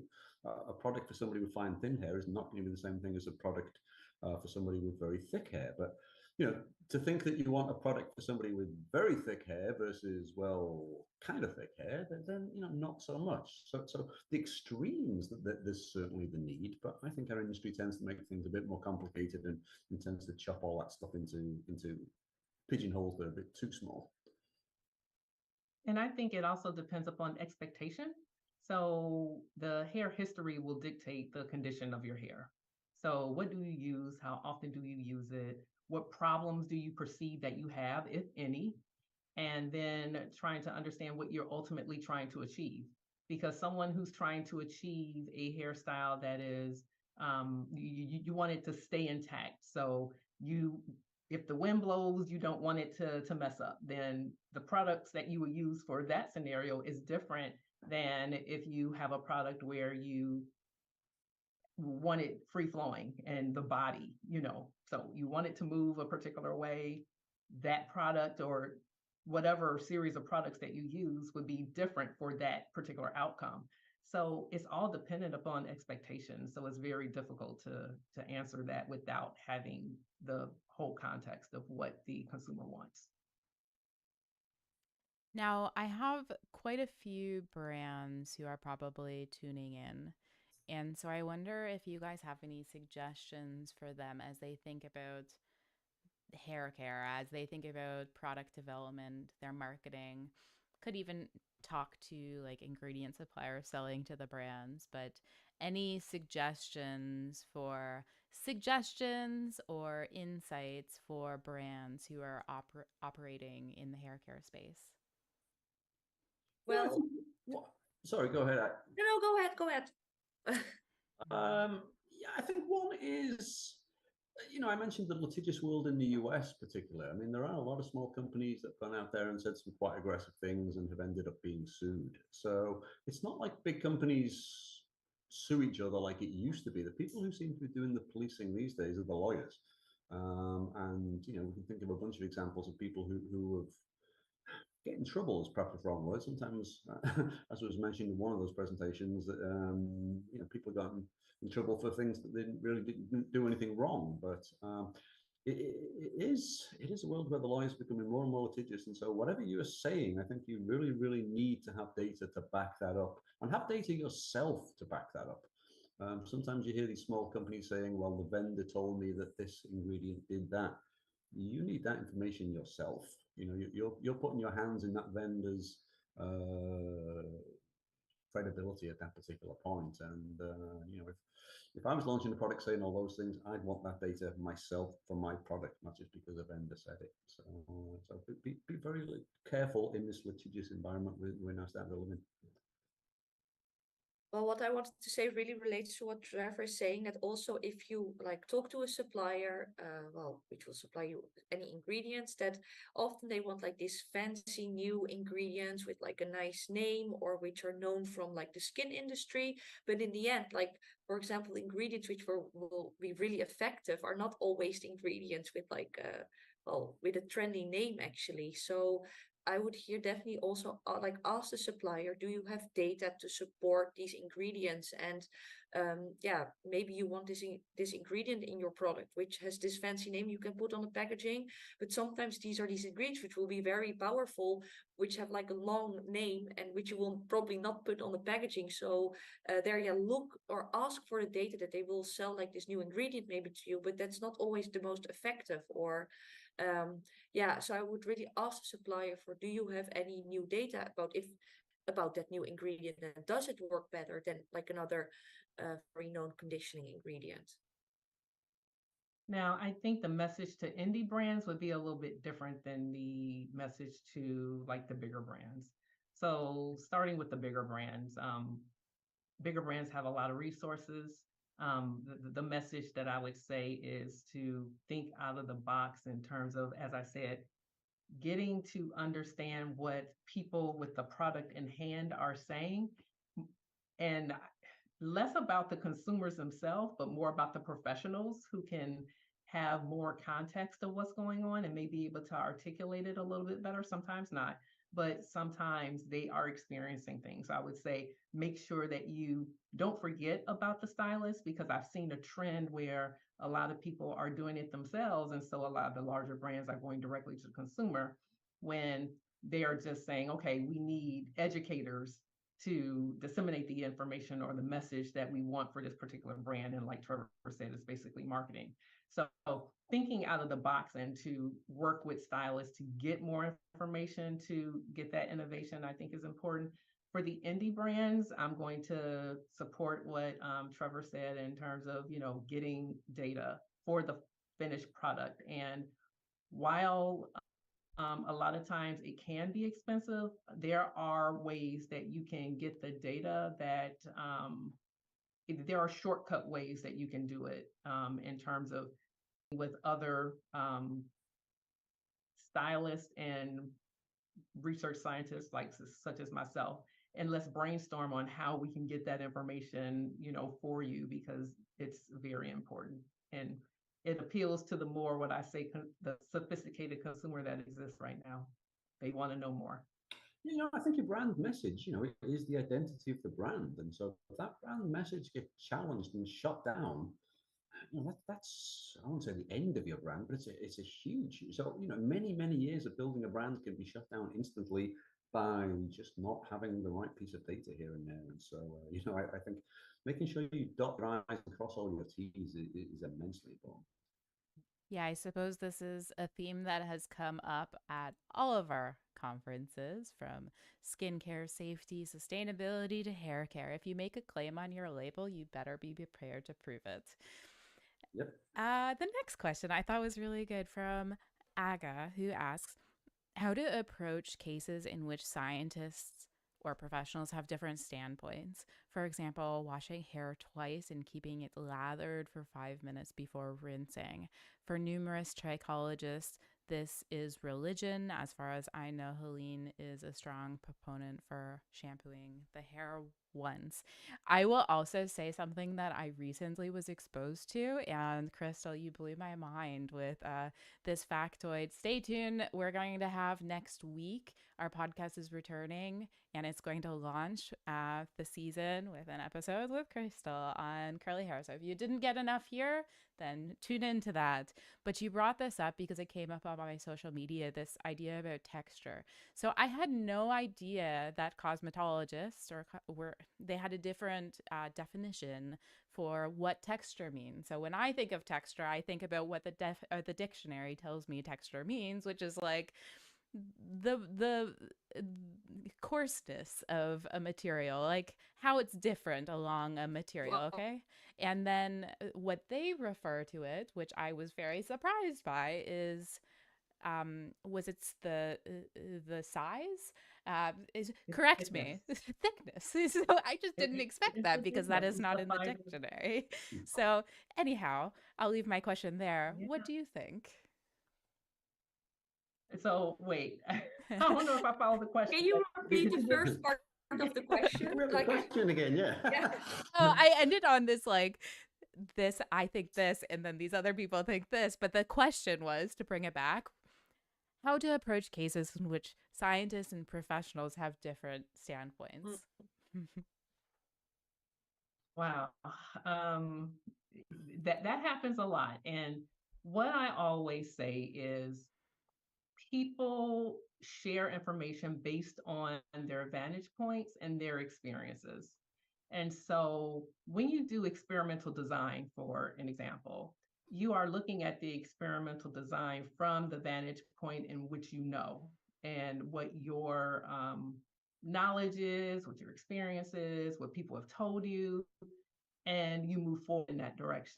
And so it's always good to put things into context in terms of understanding why the experimental design was done the way that it was, and because of course that is going to affect your output. So not to say that things are wrong, but for the particular design or the setup, the output is the output, and that could be what the scientist is articulating in terms of what the results are. It may not include, like for example, Trevor, I will use your example when you were saying that looking at moisture in hair, and when you ask consumers to give their perspective of hair that was at a higher humidity, what the feel was compared to a lower humidity, they always said the higher humidity hair swatches felt worse. Well, I'd be willing to bet you that if you had curlier hair swatches and you asked maybe a different consumer, that your results may have been different. So it's not saying that what you experienced was wrong. It's saying that under those circumstances, those are the results that you got. So we have to put into context before we start saying, oh, that scientist said one thing and that was wrong because another one refuted them. I think we all need to understand where things come from before we make those assumptions. Yeah, I think go to a technical hair conference and you will hear plenty of debates about things.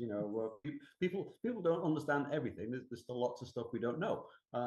We've heard talk today about why hair has its natural shape. A good bunch of people believe it's the hair grown out of the follicle. A good bunch of people believe that it's down to a bilateral structure of the internal cortex.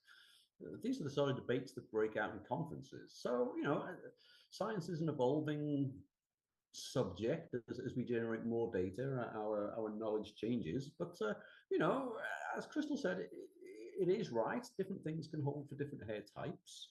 And, everybody has opinions. So, we live in a day and age where lots of people go online, post opinions and things which perhaps are not the most informed ones. But it's up to people to sort of decide those. And, some people have an agenda. If you've been told something by somebody who works for a company, chances are they're trying to sell you their product as well. So, there's lots of opinions out there, obviously. well, maybe to help the person who asked the question here. So because the problem here is, right, that something you heard from your hairdresser or hair professional, and then you now hear something else from a scientist. What can you do, right? I mean, that was also I think the main point of the question. Well, then if you you can always like try both options, then I would say, and see which one works better for you. If you think like, okay, well, my hair professional says it, and now I'm reading that it's like from a science-based perspective, it works like that, then I would say, well, try both then for you, and then see what works best for you. Demand evidence. Sorry? Demand evidence. Amen. I agree with that. And I just want to say that I got confused, and thank you for repeating the question, but I did want to clarify when we were talking about hair texture in the cosmetology textbooks, when you look up texture, it's referring to the hair thickness, but consumers have redefined texture. And that is the umbrella term to incorporate curly hair, coily hair, wavy hair, so that is now the definition of texture. So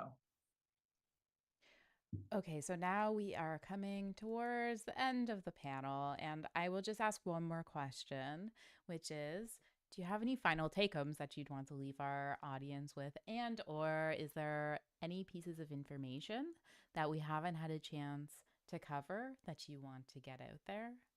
Heleen, do you want to start this one? Well, this is like more for the consumer perspective, I would say here. Well, that's always like most of my posts, I always end like with, treat your hair well, don't over damage it, like already by, for example, over brushing, or well, be nice to your hair. Actually, I mean, you can already do so much by not, well, trying not to damage it. And there are so many nice products out there as well, like nice conditioner, shampoos, and bond repair products, instead of like all the do-it-yourselves, which are not even tested for safety and for efficacy. So yeah, those are always like the simple tips I give, actually. Trefor, would you like to go I can next? go. Oh, sorry, Crystal, you go. That's okay. I would say that one thing that I would like to get more information on is hair loss. Since I said in my presentation that Winnie Awa had a point of saying that, or discovering that there's like 100% increase in people looking up information pertaining to hair loss. So that is a huge topic to cover. And there is not as much information out there as we need, but that is something we definitely need to study more and get more information out to both professionals and consumers. So if I had to pick a topic, that would be one. And last but not least, I guess at the expense of sounding like a broken record, I would again say, be skeptical, demand evidence, question everything. Why do you think that a shampoo should repair your chipped, cracked, and uplifted cuticle? Show me some evidence for that, and recognize that a lot of a lot of the things that are on the bottle or on the advertising, somebody trying to convince you to buy that product. So they're going to tell you all sorts of wonderful things, but question it, think it through, and demand evidence. I must say that might be challenging though for the consumer. I mean, we cannot know everything about any expertise, and I would, so I think that's quite challenging for the consumer to indeed not believe everything. Well, it's not really much your expertise, but I mean, it's something we indeed should do. Also, like, why those free from claims? Indeed, should you believe them or not? Like, why are they? But it's I think it's very that's a difficult task, but it's necessary, but it's difficult for the consumer. Again, we are in the information age, and there's an awful lot of information out there. So, it can be found, but it's also a bit of a minefield out there as well. So, your point. And there's a difference also between that there is information out there, but that you should also know the context. I mean, there are also many studies you can find, which will say indeed something about an ingredient, but if you don't take into account the context, then yeah.